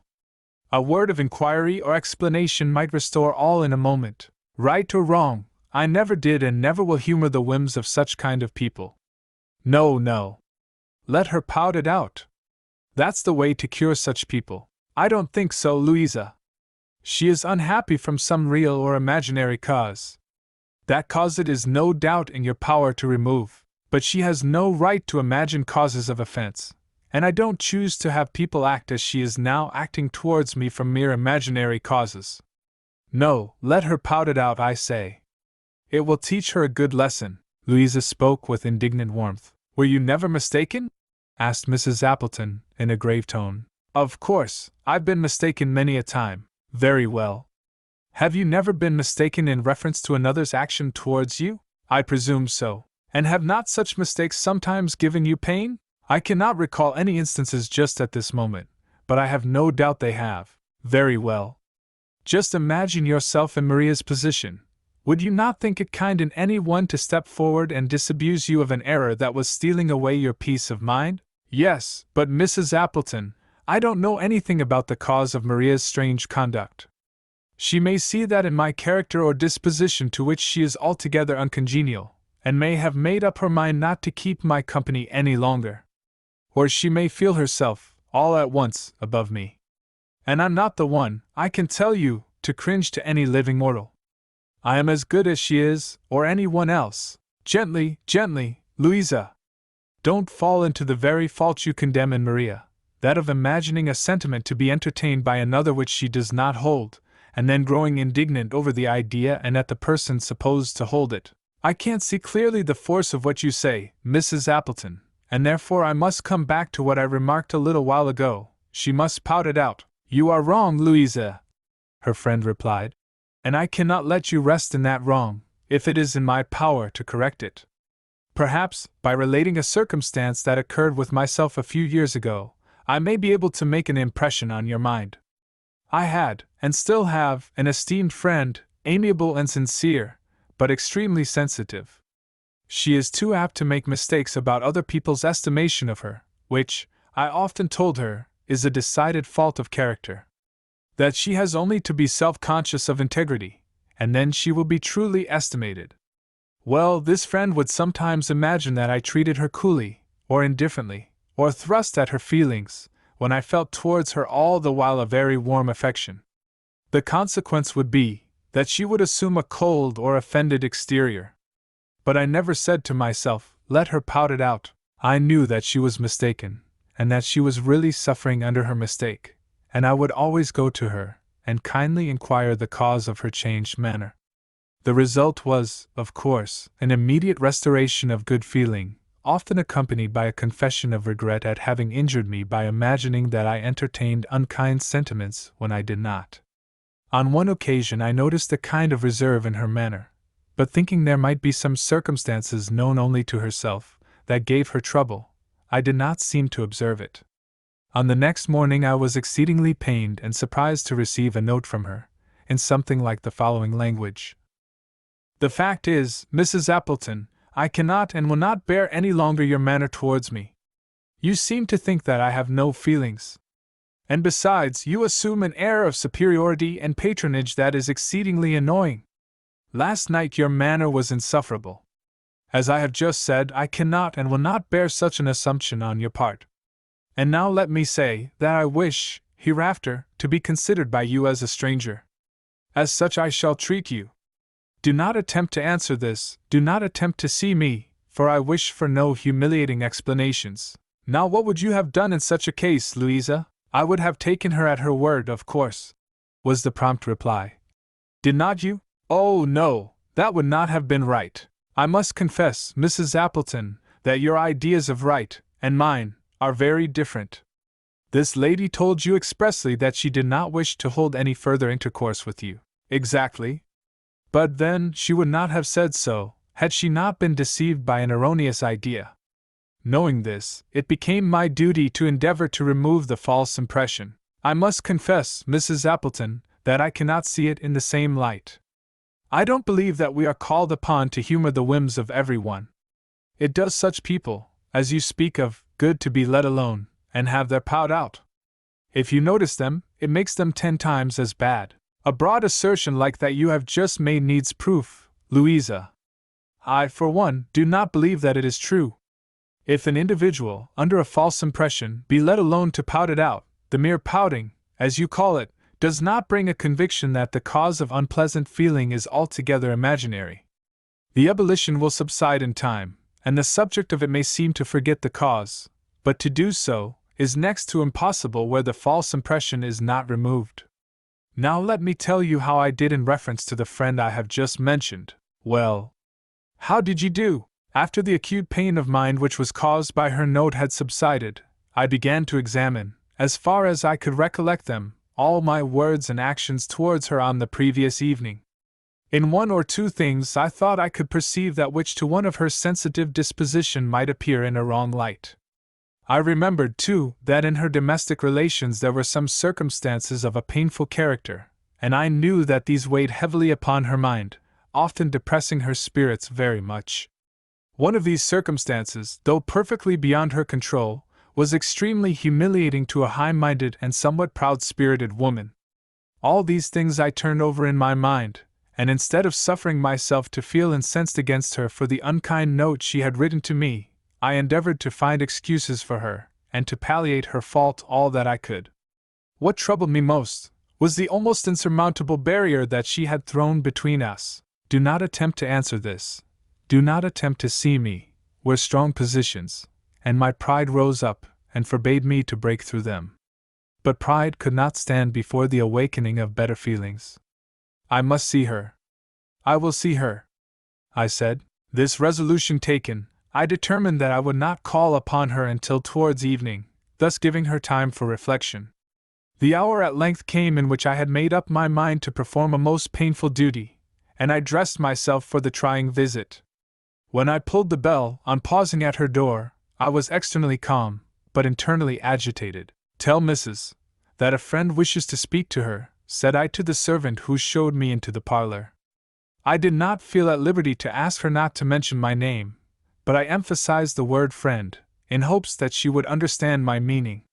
But she either did not or would not, for in a few minutes she returned and said, in a confused and hesitating voice, Mrs. Dot says that she does not wish to see you. And you left the house on the instant? Louisa said, in an indignant tone. No, I did not, was Mrs. Appleton's calm reply. Not after such an insult. Pardon me, but I should call it a breach of politeness for any one to remain in the house of another under such circumstances. But, Louisa, you must remember that there are exceptions to every general rule, and also, that the same act may be good or bad, according to the end which the actor has in view. If I had proposed to myself any mere sinister and selfish end in remaining in the house of my friend after such an unkind and to me, at the time, cruel repulse, I should have acted wrong. But my end was to benefit my friend, to disabuse her of a most painful mistake, which I could only do by meeting her, and letting her ears take in the tones of my voice, that she might thus judge of my sincerity. Louisa did not reply, and Mrs. Appleton continued. Tell Mrs., said I to the servant, that I am very anxious to see her, and that she must not refuse me an interview. In a few minutes she returned with the positive refusal of Mrs. to see me. There was one thing that I did not want to do, one thing that I hesitated to do, and that was to force myself upon my estranged friend by intruding upon her, even in her own chamber, where she had retired to be secure from my importunity. But I looked to the end I had in view. Is not the end a good one? I said, as I mused over the unpleasant position in which I found myself. Will not even Mrs. thank me for the act after she shall have perceived her error? Thus I argued with myself, and finally made up my mind that I would compel an interview by entering my friend's chamber, even though she had twice refused to see me. As I resolved to do, so I acted. Once fully convinced that the act was right, I compelled myself to do it, without once hesitating or looking back. My low knock at her chamber door was unanswered. I paused but a few moments before opening it. There stood my friend, with a pale yet firm countenance, and as I advanced she looked me steadily in the face with a cold, repulsive expression. Mrs., said I, extending my hand and forcing a smile, while the tears came to my eyes and my voice trembled, if I had been guilty of the feelings with which you have charged me, I would not have thus sought you, in spite of all your repulses. Let me now declare to you, in the earnestness of a sincere heart, that I am innocent of all you allege against me. I have always regarded you as one of my choicest friends. I have always endeavored to prefer you before myself, instead of setting myself above you. You have, therefore, accused me wrongfully, but I do most heartily forgive you. Will you not then forgive me for an imaginary fault? For a few moments after I commenced speaking, she continued to look at me with the same cold, repulsive stare, not deigning to touch the hand that I still extended. But she saw that I was sincere, she felt that I was sincere, and this melted her down. As I ceased speaking, she started forward with a quick, convulsed movement, and throwing her arms around me, hid her face in my bosom and wept aloud. It was some time before the tumult of her feelings subsided. Can you indeed forgive me? She at length said, my strange, blind, wayward folly? Let us be friends as we were, Mrs., I replied, and let this hour be forgotten, or only remembered as a seal to our friendship. From that day, Louisa, there has been no jarring string in our friendly intercourse. Mrs. really felt aggrieved. She thought that she perceived in my conduct all that she had alleged, and it wounded her to the quick. But the earnest sincerity with which I sought her out and persisted in seeing her, convinced her that she had altogether misunderstood the import of my manner, which, under the peculiar state of her feelings, put on a false appearance. Well, Mrs. Appleton, Louisa said with a deep inspiration, as that lady ceased speaking, I cannot say that I think you did wrong. Indeed, I feel that you were right, but I cannot act from such unselfish motives. It is not in me. But you can compel yourself to do right, Louisa, even where there is no genuine good impulse prompting to correct actions. It is by our thus compelling ourselves, and struggling against the activity of a wrong motive, that a right one is formed. If I had consulted only my feelings, and had suffered only offended self-love to speak, I should never have persevered in seeing my friend. To this day there would have been a gulf between us. Still, it seems to me that we ought not, as a general thing, to humor persons in these idle whims. It only confirms them in habits of mind that make them sources of perpetual annoyance to their friends. Indeed, as far as I am concerned, I desire to be freed from acquaintances of this description. I do not wish my peace ever and anon interfered with in such an unpleasant way. We should not, Mrs. Appleton replied, consider only ourselves in these, or indeed in any matters pertaining to social intercourse, but should endeavor sometimes to look away from what is most pleasant and gratifying to ourselves, and study to make others happy.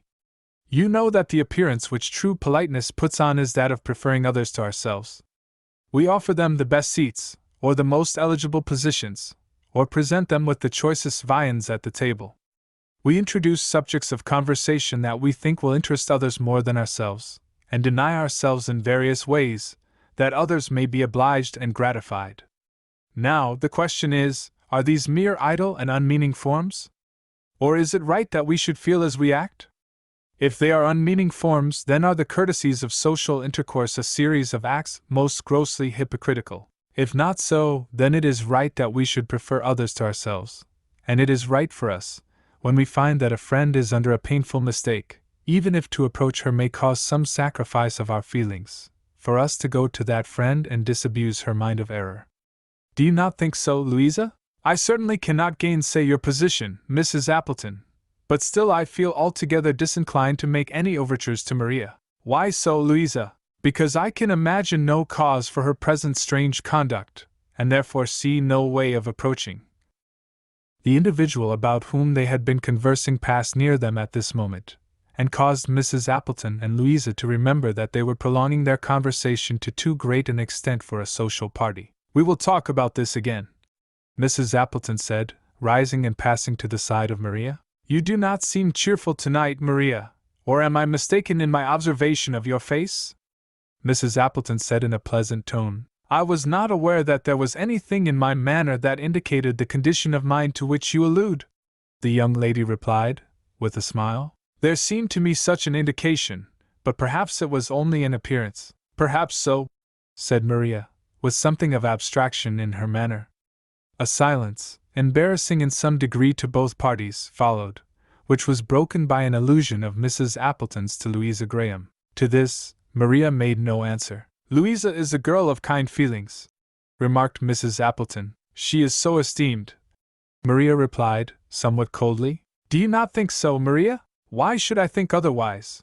I am sure I cannot tell, but I thought there was something in your manner that seemed to indicate a different sentiment. To this the young lady made no reply, and Mrs. Appleton did not feel at liberty to press the subject, more particularly as she wished to induce Louisa, if she could possibly do so, to sacrifice her feelings and go to Maria with an inquiry as to the cause of her changed manner. She now observed closely the manner of Maria, and saw that she studiously avoided coming into contact with Louisa. Thus the evening passed away, and the two young ladies retired without having once spoken to each other. Unlike too many of us under similar circumstances, Mrs. Appleton did not say within herself, "This is none of my business. If they have fallen out, let them make it up again." Or, "If she chooses to get the pouts for nothing, let her pout it out." But she thought seriously about devising some plan to bring about explanations and a good understanding again between two who had no just cause for not regarding each other as friends. It would have been an easy matter to have gone to Maria and to have asked the cause of her changed manner towards Louisa, and thus have brought about a reconciliation, but she was desirous to correct a fault in both, and therefore resolved, if possible, to induce the latter to go to the former. With this object in view, she called upon Louisa early on the next morning. "I was sorry to see," she said, after a brief conversation on general topics, "that there was no movement on the part of either yourself or Maria to bring about a mutual good understanding. I am sure, Mrs. Appleton, that I haven't anything to do in the matter," was Louisa's answer. "I have done nothing wilfully to wound or offend Maria, and therefore have no apologies to make.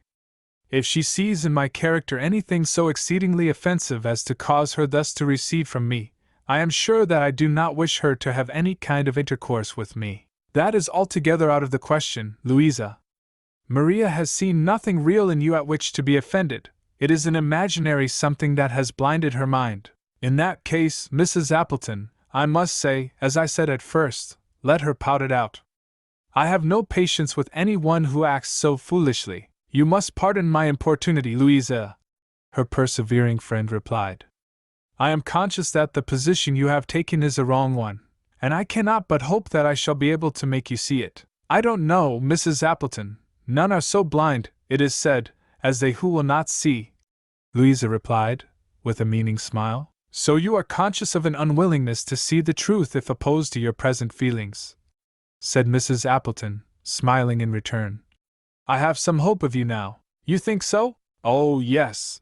The better principles of your mind are becoming more active, and I now feel certain that you will think of Maria as unhappy from some erroneous idea which it is in your power to remove, but her unkind and ungenerous conduct towards me.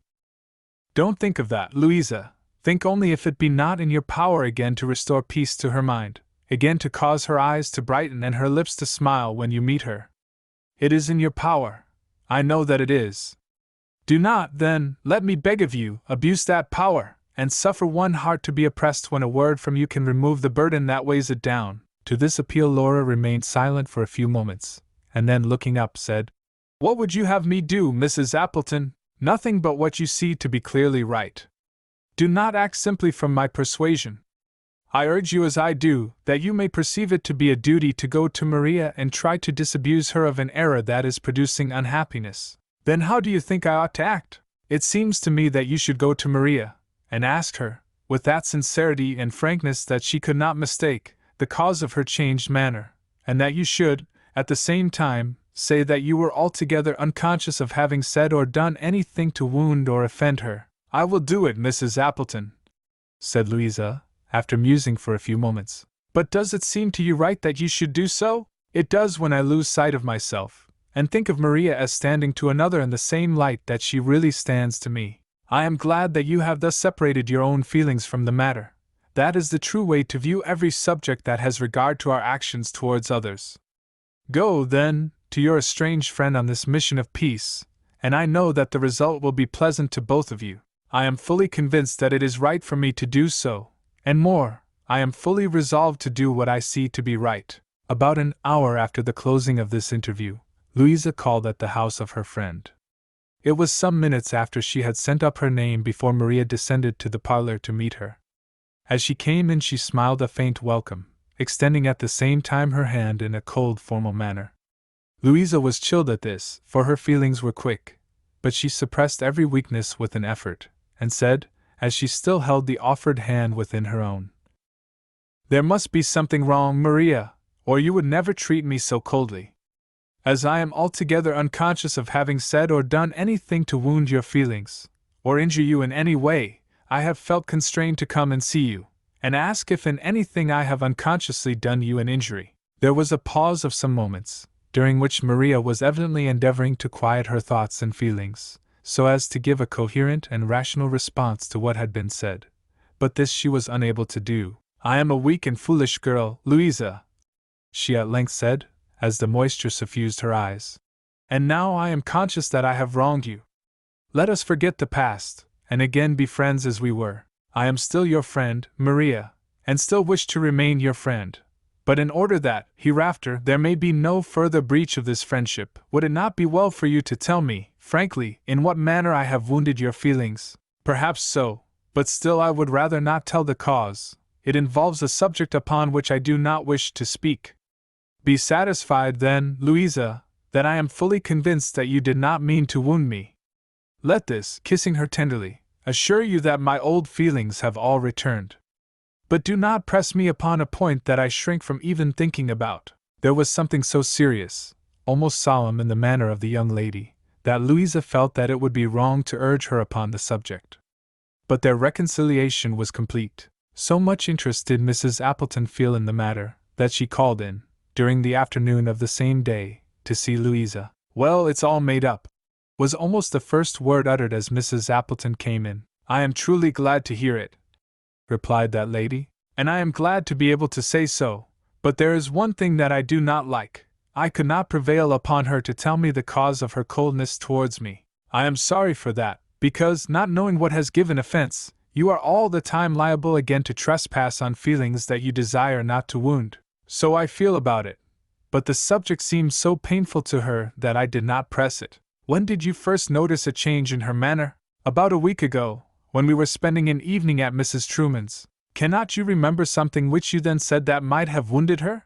"No, I believe not. I have tried several times to recall what I then said, but I can think of nothing but a light jest which I passed upon her about her certainly coming of a crazy family. Surely you did not say that, Louisa? Yes, I did. And I am sure that I thought no harm of it. We were conversing gaily, and she was uttering some of her peculiar, and often strange sentiments, when I made the thoughtless and innocent remark I have alluded to. No one replied, and there was a momentary silence that seemed to me strange. From that time her manner changed. But I have never believed that my playful remark was the cause. I think her a girl of too much good sense for that. Have you never heard that her father was for many years in the hospital, and at last died there a raving maniac? Asked Mrs. Appleton with a serious countenance. Never, was the positive answer. It is true that such was his miserable end, Louisa. Then it is all explained. Oh, how deeply I must have wounded her! Deeply, no doubt. But it cannot be helped. The wound, I trust, is now nearly healed. Then, after a pause, Mrs. Appleton resumed. Let this lesson never be forgotten, my young friend. Suppose you had followed your own impulses, and let Maria pout it out, as you said, how much would both she and yourself have suffered, she, under the feeling that you had wantonly insulted and wounded her, and you, in a strange friendship, and under the imputation, unknown to yourself, of having most grossly violated the very first principles of humanity. Let the lesson, then, sink deeply into your heart. Never again permit any one to grow cold towards you suddenly, without inquiring the cause. It is due to yourself and your friends. I shall never forget the lesson, Mrs. Appleton, was Louisa's emphatic response. A fine, generous fellow. My friend Peyton was what is called a fine, generous fellow. He valued money only as a means of obtaining what he desired, and was always ready to spend it with an acquaintance for mutual gratification.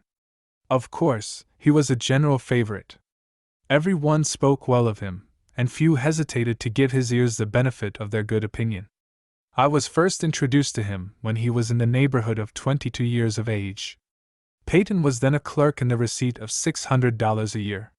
He grasped my hand with an air of frankness and sincerity that at once installed him in my good opinion. A little pleasure excursion was upon the tapis, and he insisted upon my joining it. I readily consented. There were 5 of us, and the expense to each, if borne mutually, would have been something like $1. Peyton managed everything, even to paying the bills, and when I offered to repay him my proportion, he said, "No, no!" pushing back my hand. "Nonsense! Yes, but I must insist upon meeting my share of the expense, not a word more. The bill's settled, and you needn't trouble your head about it," was his reply, and he seemed half offended when I still urged upon him to take my portion of the cost. "What a fine, generous fellow Peyton is!" said one of the party to me, as we met on the next day. "Did he also refuse to let you share in the expense of our excursion?" I asked. "After what he said to you, I was afraid of offending him by proposing to do so. He certainly is generous, but I think to a fault. If I saw a fair specimen of his generosity yesterday, we should be just, as well as generous. I never heard that he was not just. Nor I. But I think he was not just to himself. And I believe it will be found to appear in the end that, if we are not just to ourselves, we will, somewhere in life, prove unjust to others. I think that his salary is not over $12 a week. If he bore the whole expense of our pleasure excursion, it cost him within a fraction of half his earnings for a week. Had we all shared alike, it would not have been a serious matter to either of us. Oh! As to that, it is no very serious matter to him. He will never think of it, but if he does so very frequently, he may feel it sooner or later," I replied. "I'm sure I don't know anything about that," was returned. "He is a generous fellow, and I cannot but like him. Indeed, every one likes him." A few evenings afterwards I met Peyton again. "Come, let us have some oysters," said he. I did not object. We went to an oyster house, and ate and drank as much as our appetites craved. He paid the bill. Same days afterwards I fell in with him again, and in order to retaliate a little, invited him to go and get some refreshments with me. He consented. When I put my hand in my pocket to pay for them, his hand went into his. But I was too quick for him. He seemed uneasy about it. He could feel pleased while giving, but it evidently worried him to be the recipient. From that time, for some years, I was intimate with the young man. I found that he set no true value upon money. He spent it freely with everyone, and everyone spoke well of him. "What a generous, whole-souled fellow he is!" or "What a noble heart he has!" were the expressions constantly made in regard to him. While "mean fellow," "miserly dog," and other such epithets were unsparingly used in speaking of a quiet, thoughtful young man named Merwin, who was clerk with him in the same store. Merwin appeared to set an undue value upon money. He rarely indulged himself in any way, and it was with difficulty that he could ever be induced to join in any pleasures that involved expense. But I always observed that when he did so, he was exact about paying his proportion. About 2 years after my acquaintance with Peyton began, an incident let me deeper into the character and quality of his generosity. I called one day at the house of a poor widow woman who washed for me, to ask her to do up some clothes, extra to the usual weekly washing. I thought she looked as if she were in trouble about something, and said so to her. "It's very hard at best," she replied, "for a poor woman, with 3 or 4 children to provide for, to get along, especially if, like me, she has to depend upon washing and ironing for a living. But when so many neglect to pay her regularly—" "Neglect to pay their washerwoman?" I said in a tone of surprise, interrupting her. "Oh, yes. Many do that, who, dashing young men, who spend their money freely, are too apt to neglect these little matters, as they call them. And do young men, for whom you work, really neglect to pay you? Some do.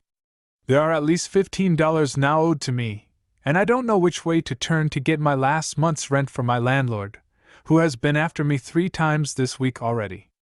Mr. Peyton owes me $10, and I can't." "Mr. Peyton? It can't be possible." "Yes, it is, though. He used to be one of the most punctual young men I washed for. But of late, he never has any money. He's a very generous-hearted young man." "Yes, I know he is," she replied. "But something is wrong with him. He looks worried whenever I ask him for money, and sometimes speaks as if half angry with me for troubling him. There's Mr. Merwin. I wish all were like him. I have never yet taken home his clothes, that I didn't find the money waiting for me, exact to a cent. He counts every piece when he lays out his washing for me, and knows exactly what it will come to, and then, if he happens to be out, the change is always left with the chambermaid. It's a pleasure to do anything for him. He isn't liked generally as well as Mr. Peyton is," said I. "Isn't he? It's strange," the poor woman returned, innocently. On the very next day, I saw Peyton riding out with an acquaintance in a buggy. "Who paid for your ride yesterday?" I said to the latter, with whom I was quite familiar, when next we met. "Oh, Peyton, of course.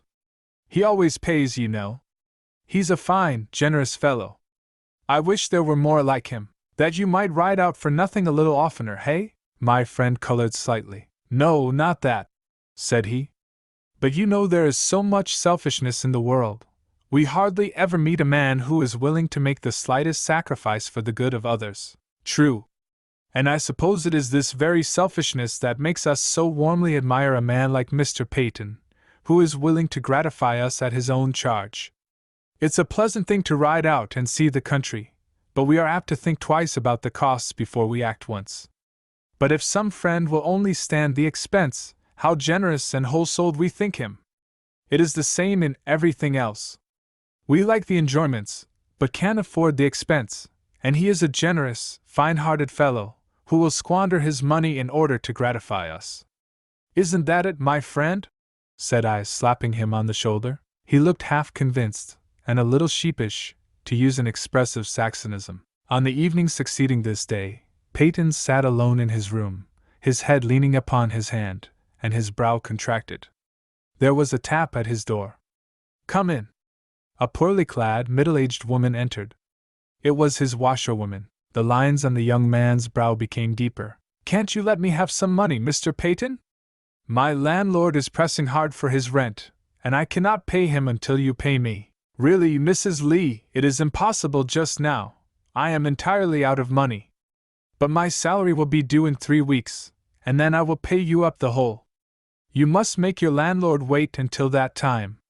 I am very sorry to put you to this trouble, but it will never happen again." The young man really did feel sorry, and expressed it in his face as well as in the tone of his voice. "Can't you let me have $1 or $2, Mr. Peyton? I am entirely out of money. It is impossible. I haven't a shilling left. But try and wait 3 weeks, and then it will all come to you in a lump, and do you a great deal more good than if you had it $1 at a time." Mrs. Lee retired slowly, and with a disappointed air. The young man sighed heavily as she closed the door after her. He had been too generous, and now he could not be just. The buggy in which he had driven out with his friend on that day had cost him his last $2, a sum which would have lightened the heart of his poor washerwoman. "The fact is, my salary is too small," said he, rising and walking about his room uneasily. "It is not enough to support me. If the account were fully made up, tailor's bill, bootmaker's bill, and all, I dare say I should find myself at least $300 in debt." Merwin received the same salary that he did, and was just $300 ahead. He dressed as well, owed no man $1, and was far happier. It is true, he was not called a fine, generous fellow by persons who took good care of their own money, while they were very willing to enjoy the good things of life at a friend's expense. But he did not mind this. The want of such a reputation did not disturb his mind very seriously. After Mrs. Lee had been gone half an hour, Peyton's door was flung suddenly open. A young man, bounding in, with extended hand came bustling up to him. "Ah, Peyton, my fine fellow! How are you? How are you?" And he shook Peyton's hand quite vigorously. "Hearty, and how are you, Freeman? Oh, gay as a lark! I have come to ask a favor of you." "Name it." "I want $50. Peyton shrugged his shoulders. "I must have it, my boy. I never yet knew you to desert a friend, and I don't believe you will do so now. Suppose I haven't $50? You can borrow it from me. I only want it for a few days. You shall have it back on next Monday. Try for me. There's a generous fellow." "There's a generous fellow," was irresistible. It came home to Peyton in the right place. He forgot poor Mrs. Lee, his unpaid tailor's bill, and sundry other troublesome accounts. "If I can get an advance of $50 on my salary tomorrow, you shall have it." "Thank you. Thank you. I knew I shouldn't have to ask twice when I called upon Henry Peyton. It always does me good to grasp the hand of such a man as you are." On the next day, an advance of $50 was asked and obtained. This sum was loaned as promised. In 2 weeks, the individual who borrowed it was in New Orleans, from whence he had the best of reasons for not wishing to return to the North. Of course, the generous Henry Peyton lost his money. An increase of salary to $1,000 only made him less careful of his money. Before, he lived as freely as if his income had been 1/3 above what it was. Now, he increased his expenses in a like ratio. It was a pleasure to him to spend his money, not for himself alone, but among his friends. It is no cause of wonder that in being so generous to some, he was forced to be unjust to others. He was still behindhand with his poor old washerwoman, owed for boarding, clothes, hats, boots, and a dozen other matters, and was, in consequence, a good deal harassed with duns. Still, he was called by some of his old cronies a fine, generous fellow. A few were rather colder in their expressions. He had borrowed money from them, and did not offer to return it, and he was such a generous-minded young man that they felt a delicacy about calling his attention to it. "Can you raise a couple of $1,000s?" was asked of him by a friend, when he was 27 years old. "If you can, I know a first-rate chance to get into business." "Indeed? What is the nature of it?" The friend told him all he knew, and he was satisfied that a better offering might never present itself. But $2,000 were indispensable. "Can't you borrow it?" suggested the friend. "I will try. Try your best. You will never again have such an opportunity." Peyton did try, but in vain. Those who could lend it to him considered him too good-hearted a fellow to trust with money, and he was forced to see that tide, which if he could have taken it at the flood, would have led him on to fortune, slowly and steadily recede. To Merwin the same offer was made. He had $1,500 laid by, and easily procured the balance. No one was afraid to trust him with money. "What a fool I have been!" was the mental exclamation of Peyton, when he learned that his fellow clerk had been able, with his own earnings, on a salary no larger than his own, to save enough to embrace the golden opportunity which he was forced to pass by. They call Merwin mean and selfish, and I am called a generous fellow. That means he has acted like a wise man, and I like a fool, I suppose. I know him better than they do. He is neither mean nor selfish, but careful and prudent, as I ought to have been. His mother is poor, and so is mine. Ah, me! And the thought of his mother caused him to clasp both hands against his forehead. I believe $2 of his salary have been sent weekly to his poor mother. But I have never helped mine a single cent. There is the mean man, and here is the generous one. Fool! Fool! Wretch! He has $1,500 ahead, after having sent his mother $100 a year for 5 or 6 years, and I am over $500 in debt. A fine, generous fellow, truly. The mind of Peyton was, as it should be, disturbed to its very center. His eyes were fairly opened, and he saw just where he stood, and what he was worth as a generous man. They have flattered my weakness, said he bitterly, to eat and drink and ride at my expense. It was easy to say, how free-hearted he is, so that I could hear them. A cheap way of enjoying the good things of life, verily. But the end has come to all this. I am just 27 years old today. In 5 years more I shall be 32. My salary is $1,000. I pay $150 a year for boarding. 150 more shall clothe me and furnish all my spending money, which shall be precious little. 1 year from today, if I live, I will owe no man a dollar. My kind old mother, whom I have so long neglected, shall hear from me at once. $10 every month I dedicate to her. Come what will, nothing shall touch that. After I am clear of debt, I will save all above my necessary expenses, until I get $1,000 or $2,000 ahead, which shall be in 5 years. Then I will look out for a golden opportunity, such as Mervyn has found. This agreement with myself I solemnly enter into in the sight of heaven, and nothing shall tempt me to violate it. Are you going to ride out this afternoon, Peyton? Inquired a young friend, breaking in upon him at this moment. Yes, if you'll hire the buggy, was promptly returned. I can't afford that. Nor I either. How much is your salary? Only 1,000. Just what mine is. If you can't, I am sure I cannot. Of course, you ought to be the best judge. I knew you rode out almost every afternoon, and liked company. Yes, I have done so, but that's past. I have been a fine, generous fellow, long enough to get in debt and mar my prospects for life, perhaps, but I am going to assume a new character. No doubt the very ones who have had so many rides, oyster suppers, and theater tickets at my expense, will all at once discover that I am as mean and selfish as Mervyn, but it's no great odds. I only wish I had been as truly noble and generous in the right quarters as he has been. You are in a strange humor today. I am in a changed humor. That it is so very strange, I do not see, unless for me to think wisely is strange, and perhaps it is. Well, all I have to say is that I, for one, do not blame you, even if I do lose a fine ride into the country now and then, was the frank response. Peyton went to work in the matter of reform in right good earnest, but he found it hard work. Old habits and inclinations were very strong. Still he had some strength of mind, and he brought this into as vigorous exercise as it was possible for him to do, mainly with success, but sometimes with gentle lapses into self-indulgence. His mother lived in a neighboring town, and was in humble circumstances. She supported herself by keeping a shop for the sale of various little articles. The old lady sat behind her counter, one afternoon, sewing, and thinking of her only son. Ah, me! She sighed, letting her hands fall wearily in her lap. I thought Henry would have done something for himself long before this. But he is a wild, free-hearted boy, and I suppose spends everything as he goes along, just as his father did. I'm afraid he will never do anything for himself. It is a long time since he wrote home.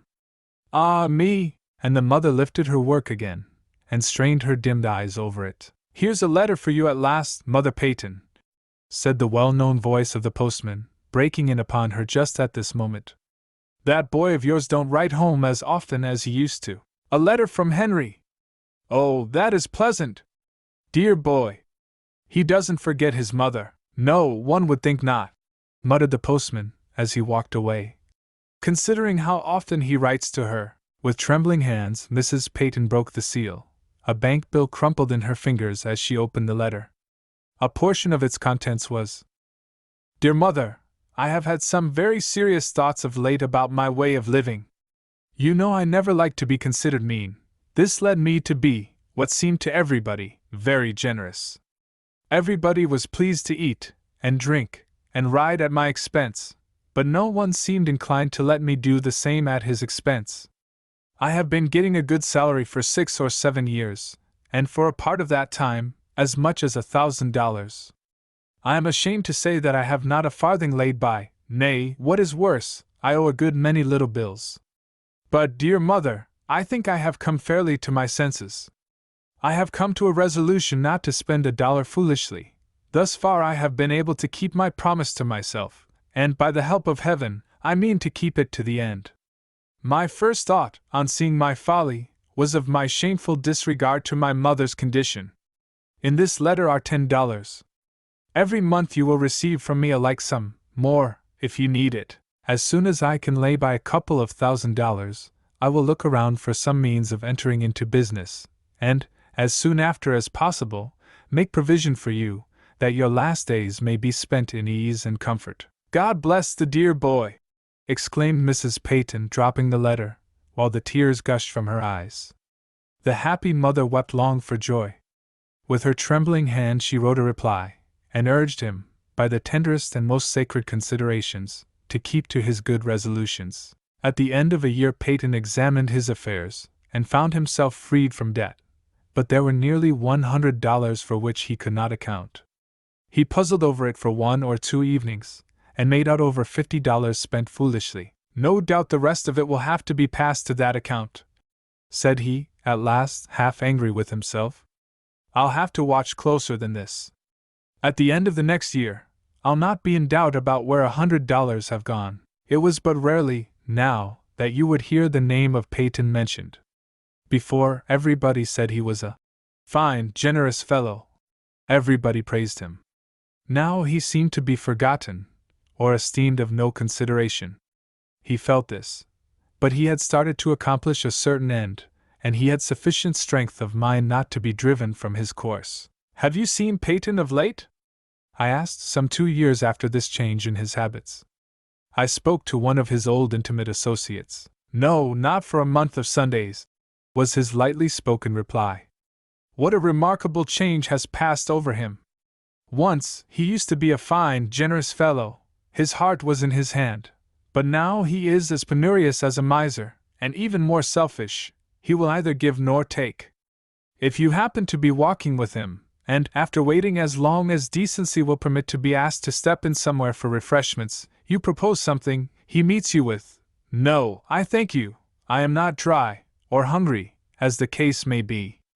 It's downright savage, it is. This is a specimen of the way in which the world estimates men, said I to myself, after separating from the individual who complained thus of Peyton. The world is wonderfully impartial in its judgment of men's conduct.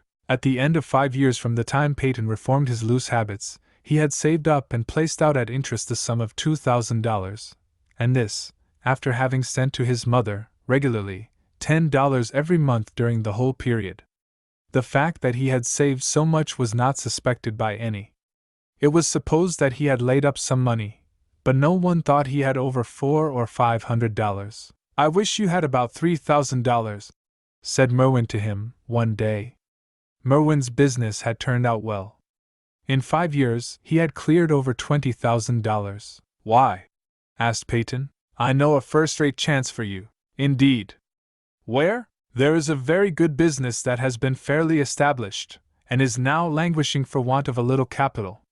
The man who has made it will take a partner if he can bring in $3,000, which would make the whole concern easy, perfectly safe, and sure of success." "It's more than I have," returned Peyton, in a voice that was slightly sad. "So I supposed," Merwin said, "although such needn't have been the case, if I had acted as wisely as you through life. It's never too late to mend our ways, you know." "True. But a year misspent is a whole year lost. No matter how hard we strive, we can never make it up. To the day of our death, there will be 1 year deficient in the sum of life's account. A just remark, no doubt. How much would every man save, if he would take good care not only of his years, but of his weeks and days? The sum of life is made up of small aggregations, and so the sum of a man's fortune. A dollar misspent is a dollar lost, and never can be regained. You say that it will require $3,000 to admit a partner into the business of which you just spoke? Yes. Nothing less will do. I have but 2,000. Have you so much, Peyton? Said Merwin, with a brightening face. I have. Right glad am I to hear it. I only wish that I could furnish you with 1,000 more. But it is out of my power entirely. Our business requires the use of every dollar we have, and it would not be just to my partner to draw out so large a sum for the purpose of assisting a friend in whom he can feel no interest. No, of course not. I either ask nor expect it. I will wait a little longer. Something else will offer, but nothing so really advantageous as this. Let me see. I think I might get you $500 if you could borrow as much more. That I cannot do. I never asked a favor of anyone in my life, though you have dispensed thousands, foolishly perhaps. But no matter. I will wait. A week afterward, Peyton, who dismissed all thought of embracing the proposed offer of going in business, paid a visit to his mother.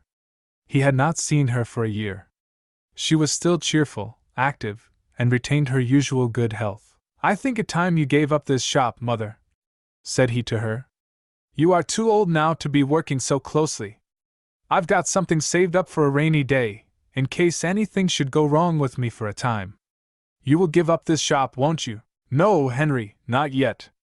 I am still able to help myself, and so long as I am able, I wish to do it. If you have saved anything, you had better keep it until an opportunity for going into business offers. Such a chance has just presented itself. But I hadn't capital enough. How much have you saved? $2,000. So much? How much is required? $3,000. And you have but two? That is all, though a friend did offer to get me 500 more.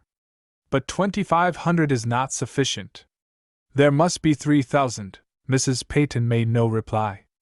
She sat a few minutes, and then arose and went upstairs. In about 10 minutes she came down, and approaching her son, with a warm glow of pleasure upon her face, placed a small roll in his hands, saying as she did so, "There is all you need, my son. The money you sent me so regularly for the last 5 years, I have kept untouched for some such moment as this. I did not feel that I needed it. Take it back, and start fairly in the world. In a few more years I may need rest, as life draws nearer to a close. Then I trust you will be in circumstances so good that I needn't feel myself a burden to you." A burden? Dear mother! Do not speak of ever being a burden to me, said the young man, embracing his parent with tearful emotion. No, no, and he pushed back her hand. I cannot take that money. It is yours.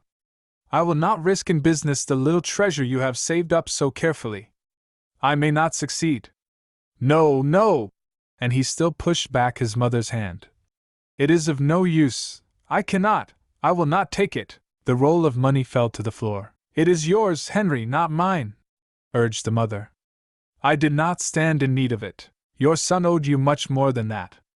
He was wrong that he did not double the amount to you, in order to make up for former years of neglect. No, no, I tell you, mother, I cannot take your money. Nothing would tempt me to do it. I will wait a little longer. Other opportunities will soon offer. It was in vain that Mrs. Peyton urged her son, until her distress of mind became so great that he was almost forced to receive the money she pushed upon him, although, in doing so, it was with the intention of leaving it behind him when he returned to the city. But the deep satisfaction evinced by his mother, on his consenting to take it, was of a kind that he did not feel it would be right for him to do violence to. When he did return to the city, he could not find it in his heart to leave the money, just $600, on the table in the little room where he slept, as he had at first resolved to do. He took it with him, but with the intention of investing it for her in some safe security. When he again met Merwin, He was urged so strongly to make an effort to raise the capital requisite to become a partner in the business that had been named to him, that after some severe struggles with himself, he at last consented to use the money he had brought home with him. His friend loaned him $400 to make up the required sum. The business succeeded beyond his expectations. In a few years he was able to marry, and live in a very comfortable style. He would hear none of the objections urged by his mother against living with him, but shut up her shop in spite of her remonstrances, and brought her to the city. No one who saw her during the remaining 10 years of her life would have called her unhappy. I know Peyton still. He is not now, by general reputation, a fine, generous fellow. But he is a good citizen, a good husband, and a good father, and was a good son while his mother lived with him. He has won the means of really benefiting others, and few are more willing than he is to do it, when it can be done in the right way. He is generous, still, but wisely so, taking it for granted. Mr.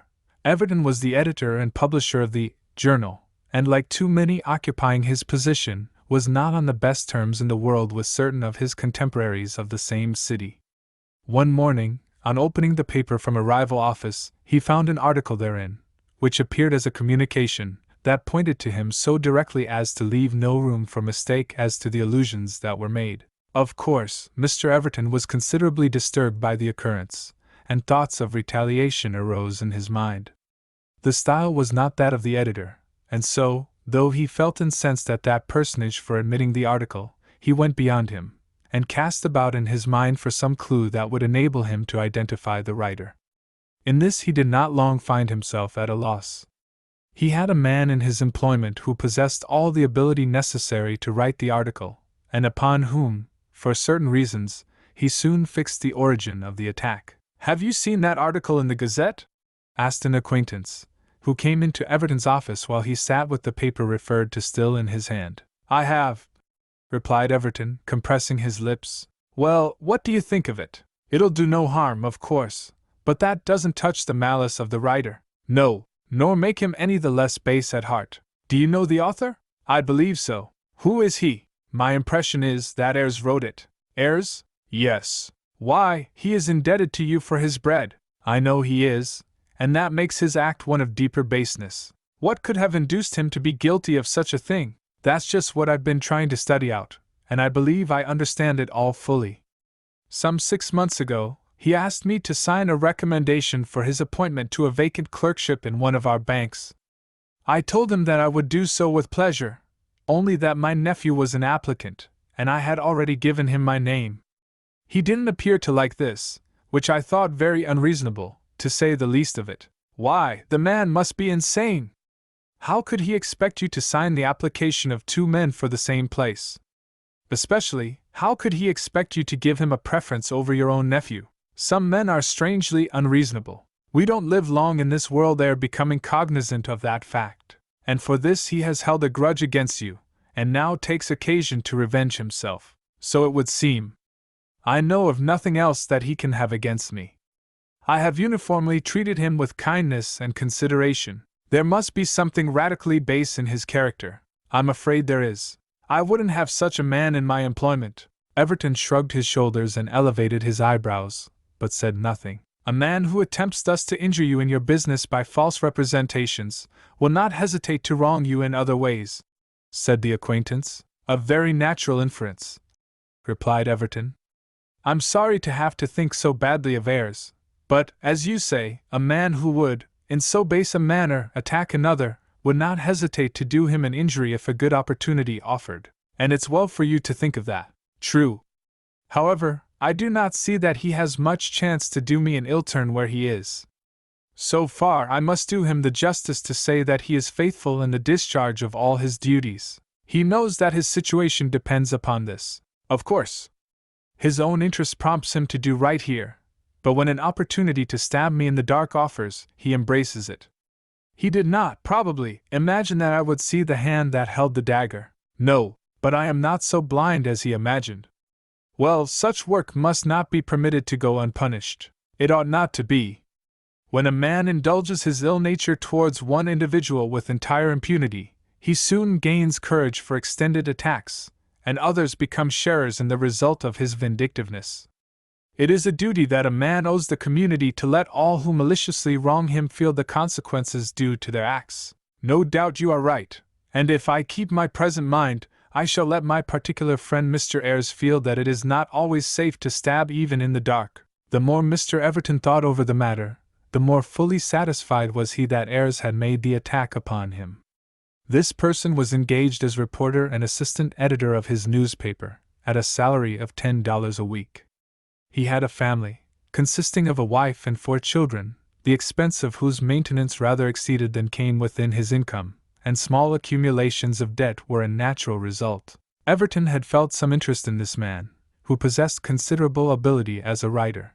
He saw that he had a heavy weight upon him, and often noticed that he looked anxious and dejected.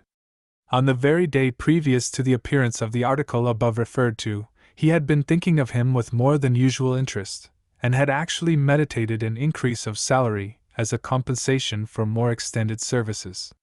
But that was out of the question now. The wanton and injurious attack which had just appeared shut up all his bowels of compassion, and so far from meditating the conferring of a benefit upon Ayres, he rather inclined to a dismissal of the young man from his establishment. The longer he dwelt upon it, the more inclined was he to pursue this course, and finally, he made up his mind to take someone else in his place. One day, after some struggles with himself, he said, "Mr. Ayres, if you can suit yourself in a place, I wish you would do so in the course of the next week or 2. The young man looked surprised, and the blood instantly suffused his face. "Have I not given you satisfaction?" inquired Ayres. Yes, I have no fault to find with you," replied Mr. Everton, with some embarrassment in his air. "But I wish to bring in another person who has some claims on me." In this, Mr. Everton rather exceeded the truth. His equivocation was not manly, and Ayres was deceived by it into the inference of a reason for his dismissal foreign to the true one. "Oh, very well," he replied coldly. "If you wish another to take my place, I will give it up immediately." Mr. Everton bowed with a formal air, and the young man, who felt hurt at his manner, and partly stunned by the unexpected announcement that he must give up his situation, retired at once. On the next day, the Gazette contained another article, in which there was even a plainer reference to Mr. Everton than before, and it exhibited a bitterness of spirit that was vindictive. He was no longer in doubt as to the origin of these attacks, if he had been previously. In various parts of this last article, he could detect the particular style of Ayres. "I see that fellow is at work on you again," said the person with whom he had before conversed on the subject. "Yes, but like the viper, I think he is by this time aware that he is biting on a file." "Ah!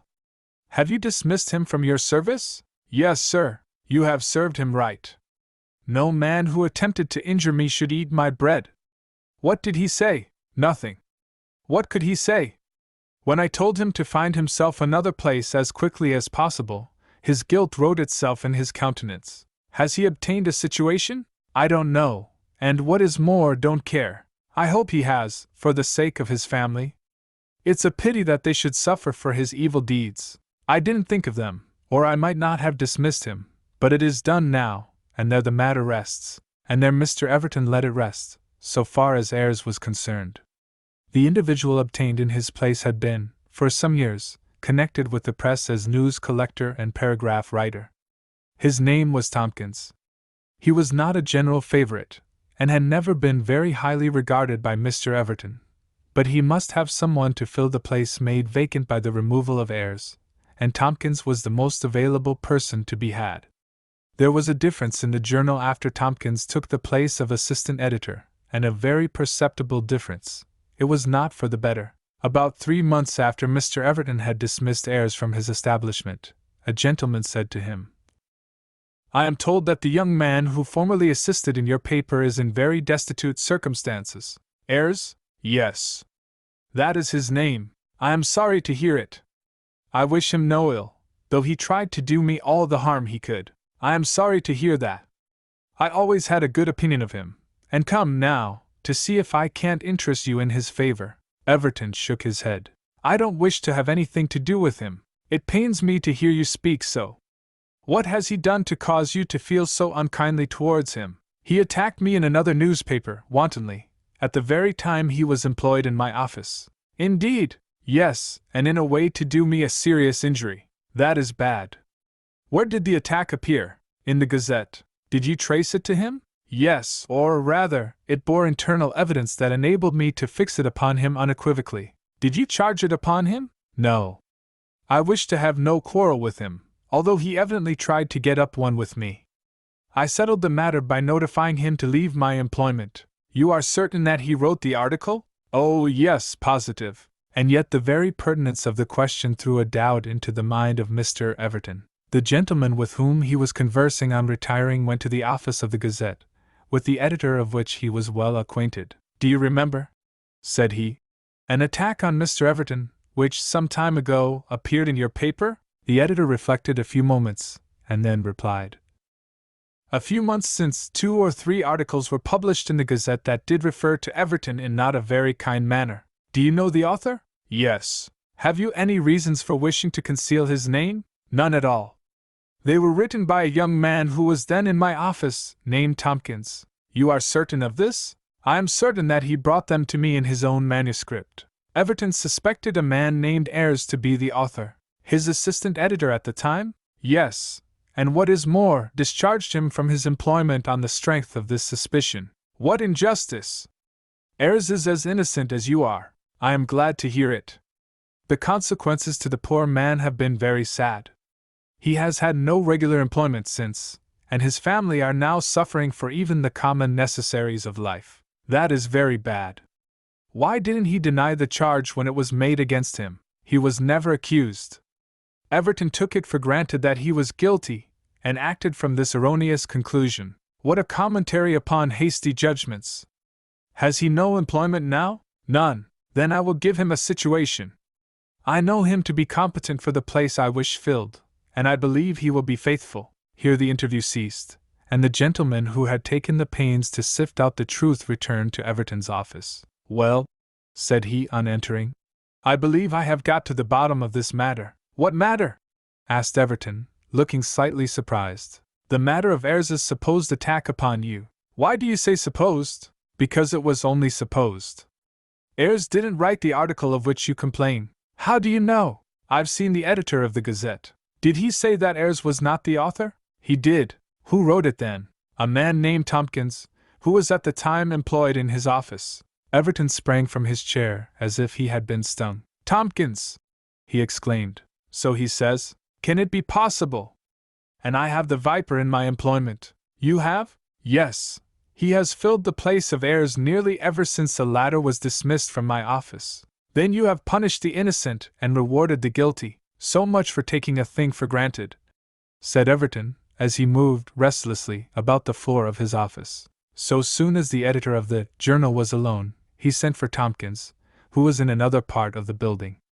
As the young man entered his office, he said to him, in a sharp, abrupt manner, Do you remember certain articles against me that appeared in the Gazette a few months ago? The young man, whose face became instantly red as scarlet, stammered out that he did remember them. And you wrote them? Yes, but I have regretted it since, very much. You can put on your hat and leave my employment as quickly as you please, said Mr. Everton angrily. He had little control of himself, and generally acted from the spur of the occasion. Tompkins, thus severely punished for going out of the way to attack a man against whom he entertained a private grudge, beat a hasty retreat, and left Mr. Everton in no very comfortable frame of mind. On being so unceremoniously dismissed from employment, Mr. Ayres, who was by nature morbidly sensitive, shrank into himself, and experienced a most painful feeling of helplessness. He was not of a cheerful, confident, hopeful disposition. He could not face the world, and battle for his place in it, like many other men. A little thing discouraged him. To be thrust out of his place so unceremoniously, to be turned off for another, stung him deeply. But the worst of all was, the supply of bread for his family was cut off, and no other resource was before him. From that time, for 3 months, his earnings never went above the weekly average of $5, and he hardly knew on one day where he was to obtain employment for the next. His wife, though in poor health, was obliged to dispense with all assistance, and perform, with her own hands, the entire work of the family. This wore her down daily, and Ayres saw her face growing thinner, and her step becoming more feeble, without the power to lighten her burdens. Thus it went on from week to week. Sometimes, the unhappy man would grow desperate, and under this feeling, force himself to make applications, to him humiliating, for employment at a fair compensation. But he was always unsuccessful. Sickness at last smote the frame of his wife. She had borne up as long as strength remained, but the weight was too heavy, and she sank under it. Sickness and utter destitution came together.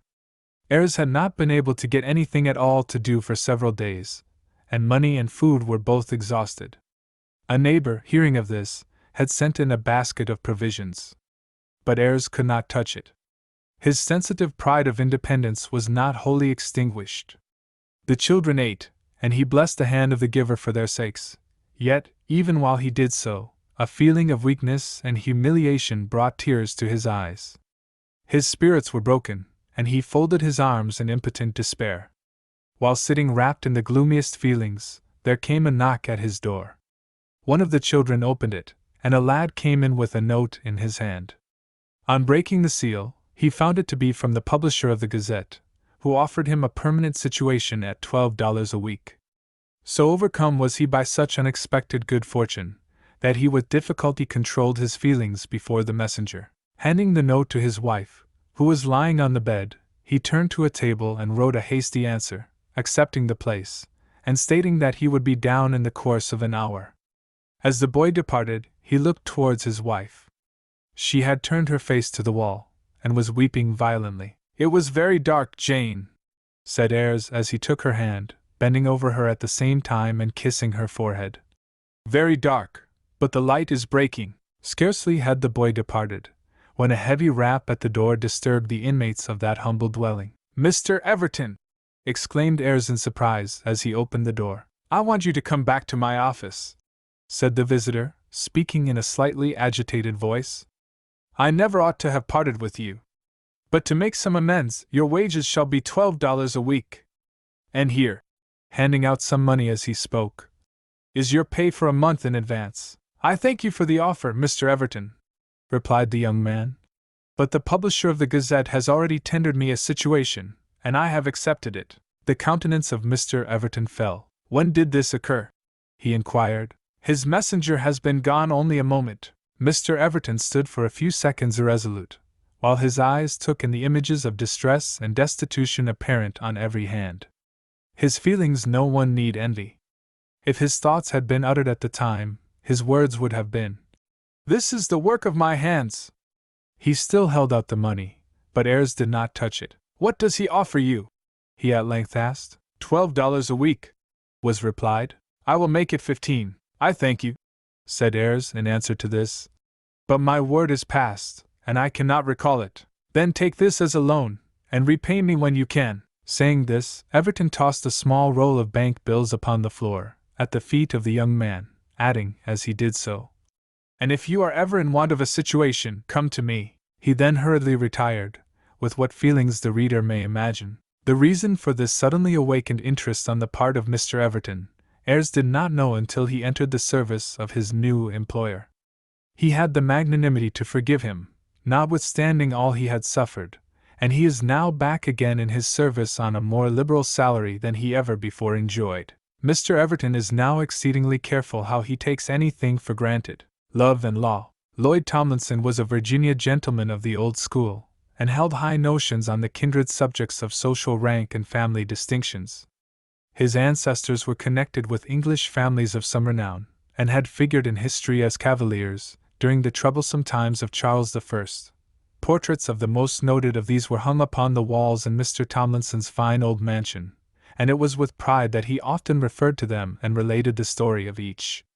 But such stories were generally wound up by an expression of regret for the sad deteriorations that were going on in this country. "A man like that," he would sometimes say, pointing to the picture of a stern old cavalier, "is rarely, if ever, met with, and in a little while there will be no living representative of such, at least not in America, where all social distinctions are rapidly disappearing.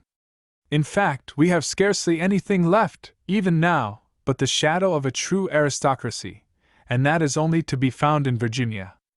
At the North, mere wealth makes a man a gentleman, and this new invention of these degenerate times is fast being adopted even here in the Old Dominion.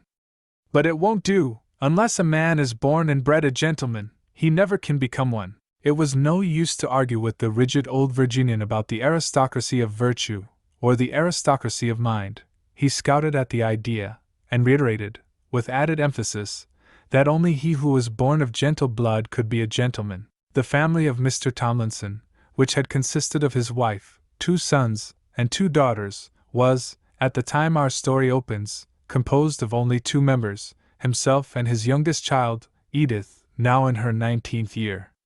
Death had taken all but one. Edith, though born and bred a lady, her father observed, with pain, did not set a high value upon the distinction, and at last actually refused to receive the addresses of a young man who came of pure old English blood, and was a thorough gentleman in the eyes of Mr. Tomlinson, because she liked neither his principles, habits, nor general character, while she looked with favor upon the advances of a young attorney, named Denton, whose father, a small farmer in Essex County, had nothing higher than honesty and manly independence of which to boast. The young gentleman of pure blood was named Allison.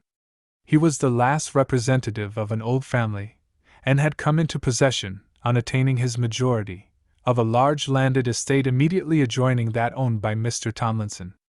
The refusal of Edith to receive his addresses aroused in him an unhappy spirit, which he cherished until it inspired him with thoughts of retaliation. The means were in his hands. There existed an old, but not legally adjusted question, about the title to 1,000 acres of land lying between the estates of Mr. Tomlinson and Mr. Allison, which had, more than 50 years before, been settled by the principal parties thereto on the basis of a fair division, without the delay, vexation, expense, and bitterness of a prolonged lawsuit.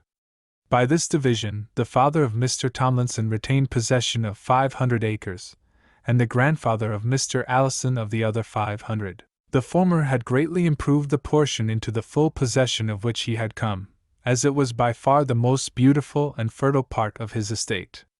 His old residence was torn down, and a splendid mansion erected on a commanding eminence within the limits of this old disputed land, at a cost of nearly $80,000, and the whole of the 500 acres gradually brought into a high state of cultivation.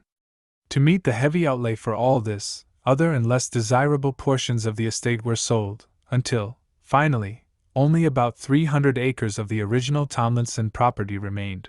Mr. Lloyd Tomlinson, as he advanced in years, and felt the paralyzing effects of the severe afflictions he had suffered, lost much of the energy he had possessed in his younger days.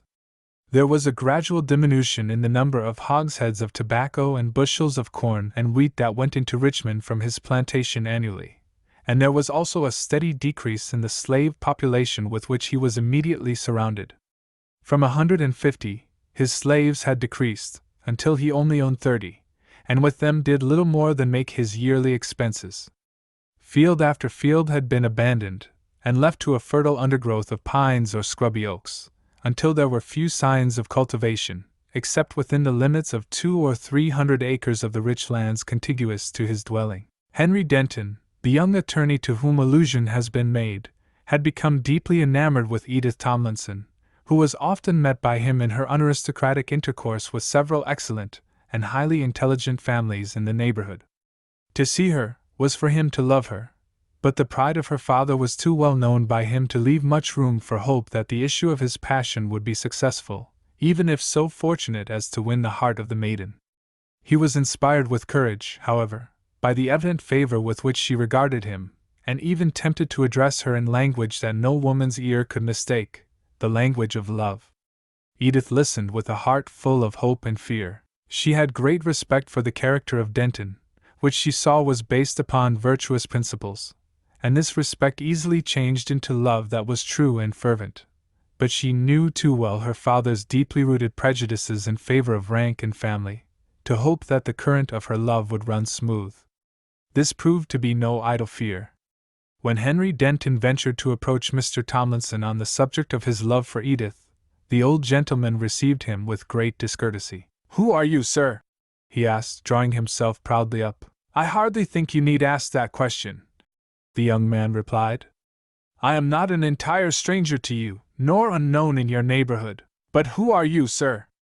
That is what I ask to know. Who is your father? An honest man, sir? The young man spoke with firmness and dignity. Humph! There are plenty of them about. I could marry my daughter to an honest man any day I liked. Old Cato, my coachman, is an honest man, but that is no reason why I should let his son Sam marry Edith. No, my young friend, you cannot connect yourself with my family. Be content with the daughter of some honest man like your father. But the lover was not to be driven off by even such a rude repulse. He tried to argue his case, but Mr. Tomlinson cut the matter short by starting from his seat in great discomposure of mind, and pointing with a trembling hand to a grim picture on the wall, while he thus addressed the young man. That, sir, is the portrait of Sir Edgar Tomlinson, who, by interposing his body between the spear of a Roundhead and his royal master, saved his life at the imminent risk of his own, for which gallant deed he was knighted, and afterwards presented, by royal hands, with a noble bride. When you have done as great a deed, young man, you will be worthy to claim the hand of my daughter, not before. Saying this, the excited father turned away and strode from the room, leaving Denton in dismay at the quick and hopeless termination of his conference. On the next day, the young attorney, who was known to possess fine talents, acuteness, and extensive legal knowledge, was waited upon by Mr. Allison. I wish your services, Mr. Denton, said he, in a suit of great importance that I am about commencing. Here is your retaining fee. And he laid upon the table of the lawyer a check for $200. If you gain me my cause, your entire fee will be $5,000. Allison then went on to state that Mr. Tomlinson's claim to the 500 acres next adjoining his, Allison's, plantation, and upon which his mansion stood, was a very doubtful one. That it, in fact, belonged to the Allison estate, and he was going to have the question of rightful ownership fully tested. He furnished the young attorney with documents, data, and everything required for commencing the suit. Denton asked a week for an examination of the whole matter. At the end of this time, Allison again waited on him. Well, sir, what do you think of my case? He said. I think it a doubtful one, was replied. Still, it is possible you might gain it, as there are one or two strong points in your favor. I have not the least doubt of it. At any rate, I am going to give the matter a fair trial. 500 acres of such land are worth an effort to gain, but you must not forget that, as you will open the question of ownership on the whole tract of 1,000 acres, you run the risk of losing the half of which you are now in possession. I'm willing to run the risk of losing 500 acres of uncultivated land in the effort to acquire possession of as large a quantity in a high state of improvement, returned the uncompromising gentleman born and bred. So you will forthwith make a beginning in the matter. The young attorney was grave and silent for some time. Then opening a drawer, he took out the check which had been given to him as a retaining fee, and handing it to Allison, said, I believe, sir, I must decline this case. Why so? Quickly asked the young man, a deep flush passing over his brow. I do it from principle, was replied. I find, on examining the whole matter, that your grandfather and the father of Mr. Tomlinson, while in possession of their respective estates, in view of the difficulty there was in settling the precise title of the tract of land, agreed to an equal division of it, which was done in honor and good faith, and I do not think their heirs, on either side, have any right to disturb the arrangement then made. I did not ask you to judge the case, but to present it for judgment, said Allison, greatly offended. You may, perhaps, be sorry for this. Another member of the bar, less scrupulous about the principles involved in a case, readily undertook the matter, and as the fee, if he proved successful, was to be a large one, opened it immediately. When Mr. Tomlinson received notice of the fact that this long-settled dispute was again to be revived, he was thrown into a fever of alarm and indignation. The best counsel that could be employed was obtained, and his right to the whole 1,000 acres vigorously maintained. After a year of delays, occasioned by demurrers, allegations, and all sorts of legal hindrances, made and provided for the vexation of clients, the question came fairly before the court, where it was most ably argued on both sides for some days. When the decision at length came, it was adverse to Mr. Tomlinson. An appeal was entered, and preparations made for a more vigorous contest in a higher court. Here the matter remained for over a year, when the decision of the first tribunal was confirmed. 2 years of litigation had made sad work with old Mr. Tomlinson. He looked at least 10 years older. The same signs of decay appeared in everything around him. His fields remained uncultivated, the fences were broken down, and cattle strayed where once were acres of grain or other rich products. Slaves and stock had been sold to meet the heavy expenses to which this suit had subjected him, and everything seemed fast tending towards ruin.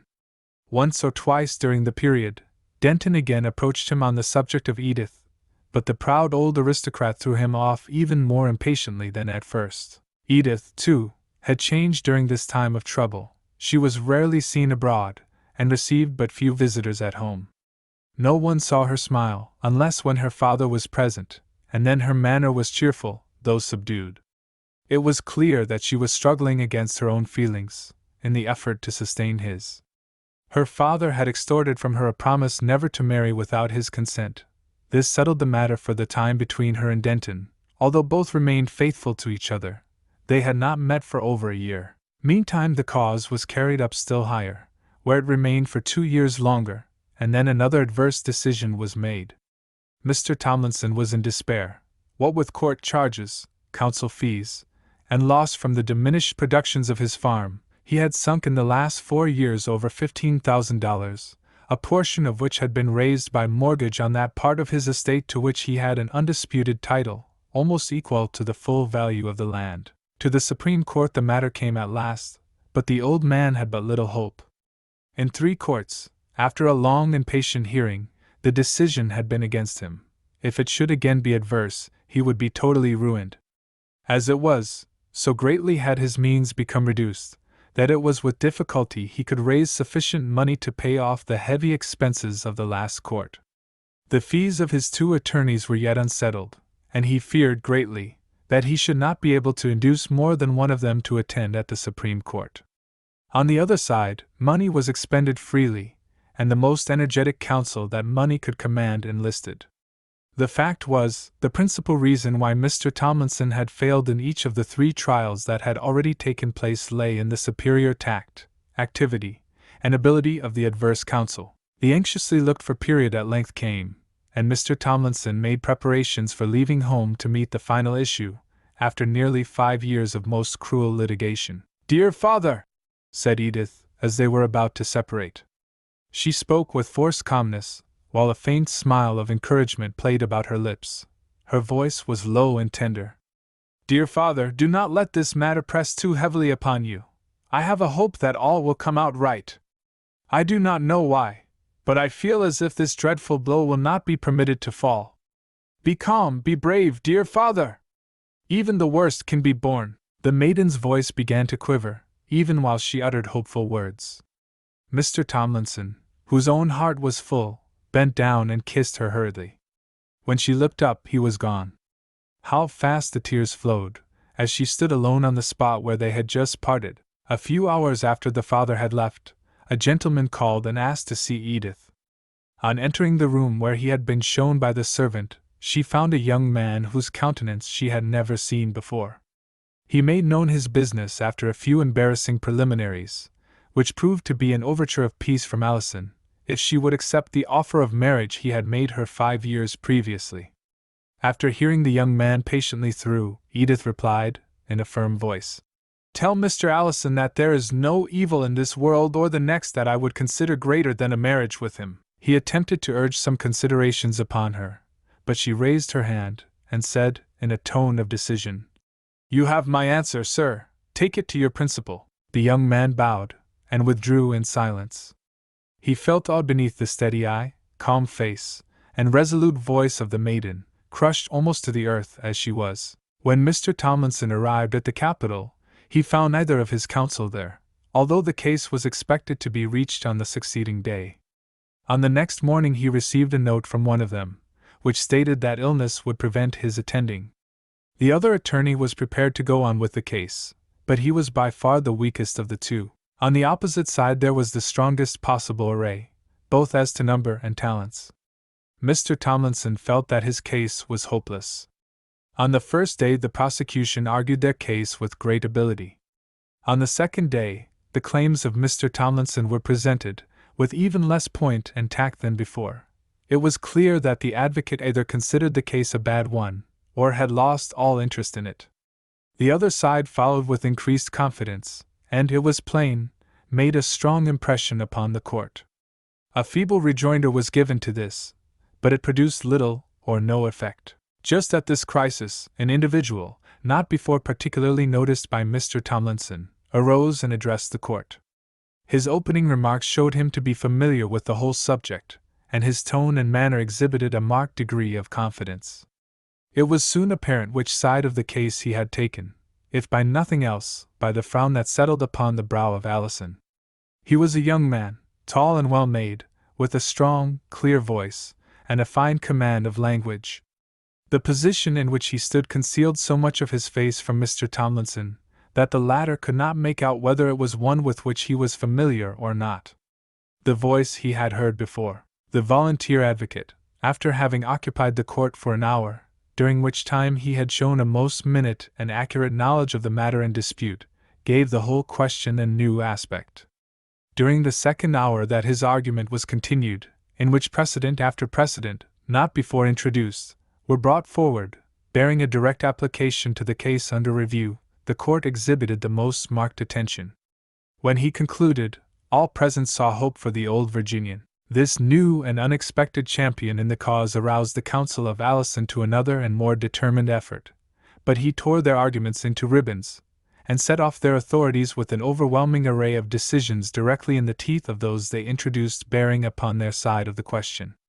It was wonderful to observe his perfect familiarity with the whole matter in dispute, the law bearing upon it, and the decisions of courts in this country and England, that could in any way throw light upon it, far outstripping the learned advocates on both sides, who had been at work upon the case for 5 years. During the time this brilliant champion was fighting his battle for him in the last defensible position he could ever obtain, Mr. Tomlinson remained as if fixed to the spot where he was sitting, yet with his mind entirely active. He felt that there was hope for him, that this heaven-sent advocate, whoever he was, would save him from ruin. At last the case closed, and the court announced that its decision would be given in the morning. "Who is he?" Mr. Tomlinson heard someone ask of his persecutor, as the young man closed his last and most brilliant effort. With an imprecation uttered between his teeth, he replied, "One that refused to take my side, although I offered him a fee of $5,000 if successful. What is his name?" "Denton. Pity you couldn't have secured him." Mr. Tomlinson heard no more. He turned his eyes upon the young man he had 3 times rudely repulsed, but he could not see his face. He was bending over and arranging some papers.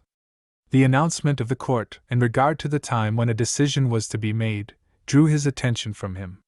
When he again sought the young attorney, he was gone. Nearly a week of most distressing suspense was suffered by Edith. Every day she heard from her father, but all was doubt and despondency, until there came a letter announcing the sudden appearance of a volunteer advocate, who had changed the whole aspect of affairs, and created the most lively hopes of success. Who he was, the letter did not say. During the morning that succeeded the one on which this letter was received, Edith wandered about the house like a restless spirit. The decision had been made on the day previous, and in a few hours her father would be home. What intelligence would he bring? Whenever she asked herself that question, her heart trembled. 20 times had she been to the highest windows in the house to look far away where the road wound down a distant hill, to see if the carriage were coming, although she knew 2 hours must elapse before her father could possibly arrive. At last a long and anxiously looked-for object came in sight, winding along the road far in the distance. Soon it passed from view, and she waited breathlessly, until it should appear at a nearer point. Again it met her eyes, and again disappeared. At last it reached the long avenue of poplars that lined the carriageway leading up to the house. The horses were coming at a rapid speed. Edith could not breathe in the rooms. The atmosphere was oppressive. She went into the porch, and, leaning against or rather clinging to one of the pillars, stood almost gasping for breath. The suspense she suffered was awful, but certainty soon came. The carriage whirled rapidly into its position before the door, and Mr. Tomlinson sprang from it as agile as a boy. He had merely time to say, All is safe! When Edith sank into his arms, unable longer to stand. And here is our noble champion, he added, as another stood by his side. Edith opened her eyes, that she had closed in the excess of joy. The face of her lover was near her. She looked up at him for a moment, and then closed them again. But now the tears came stealing through her shut lids. The young lawyer had gained 2 suits in one. 3 months afterwards Edith was his bride, and the dowry was the 500 acres of land from the estate of Allison, awarded to her father by the Supreme Court. The end.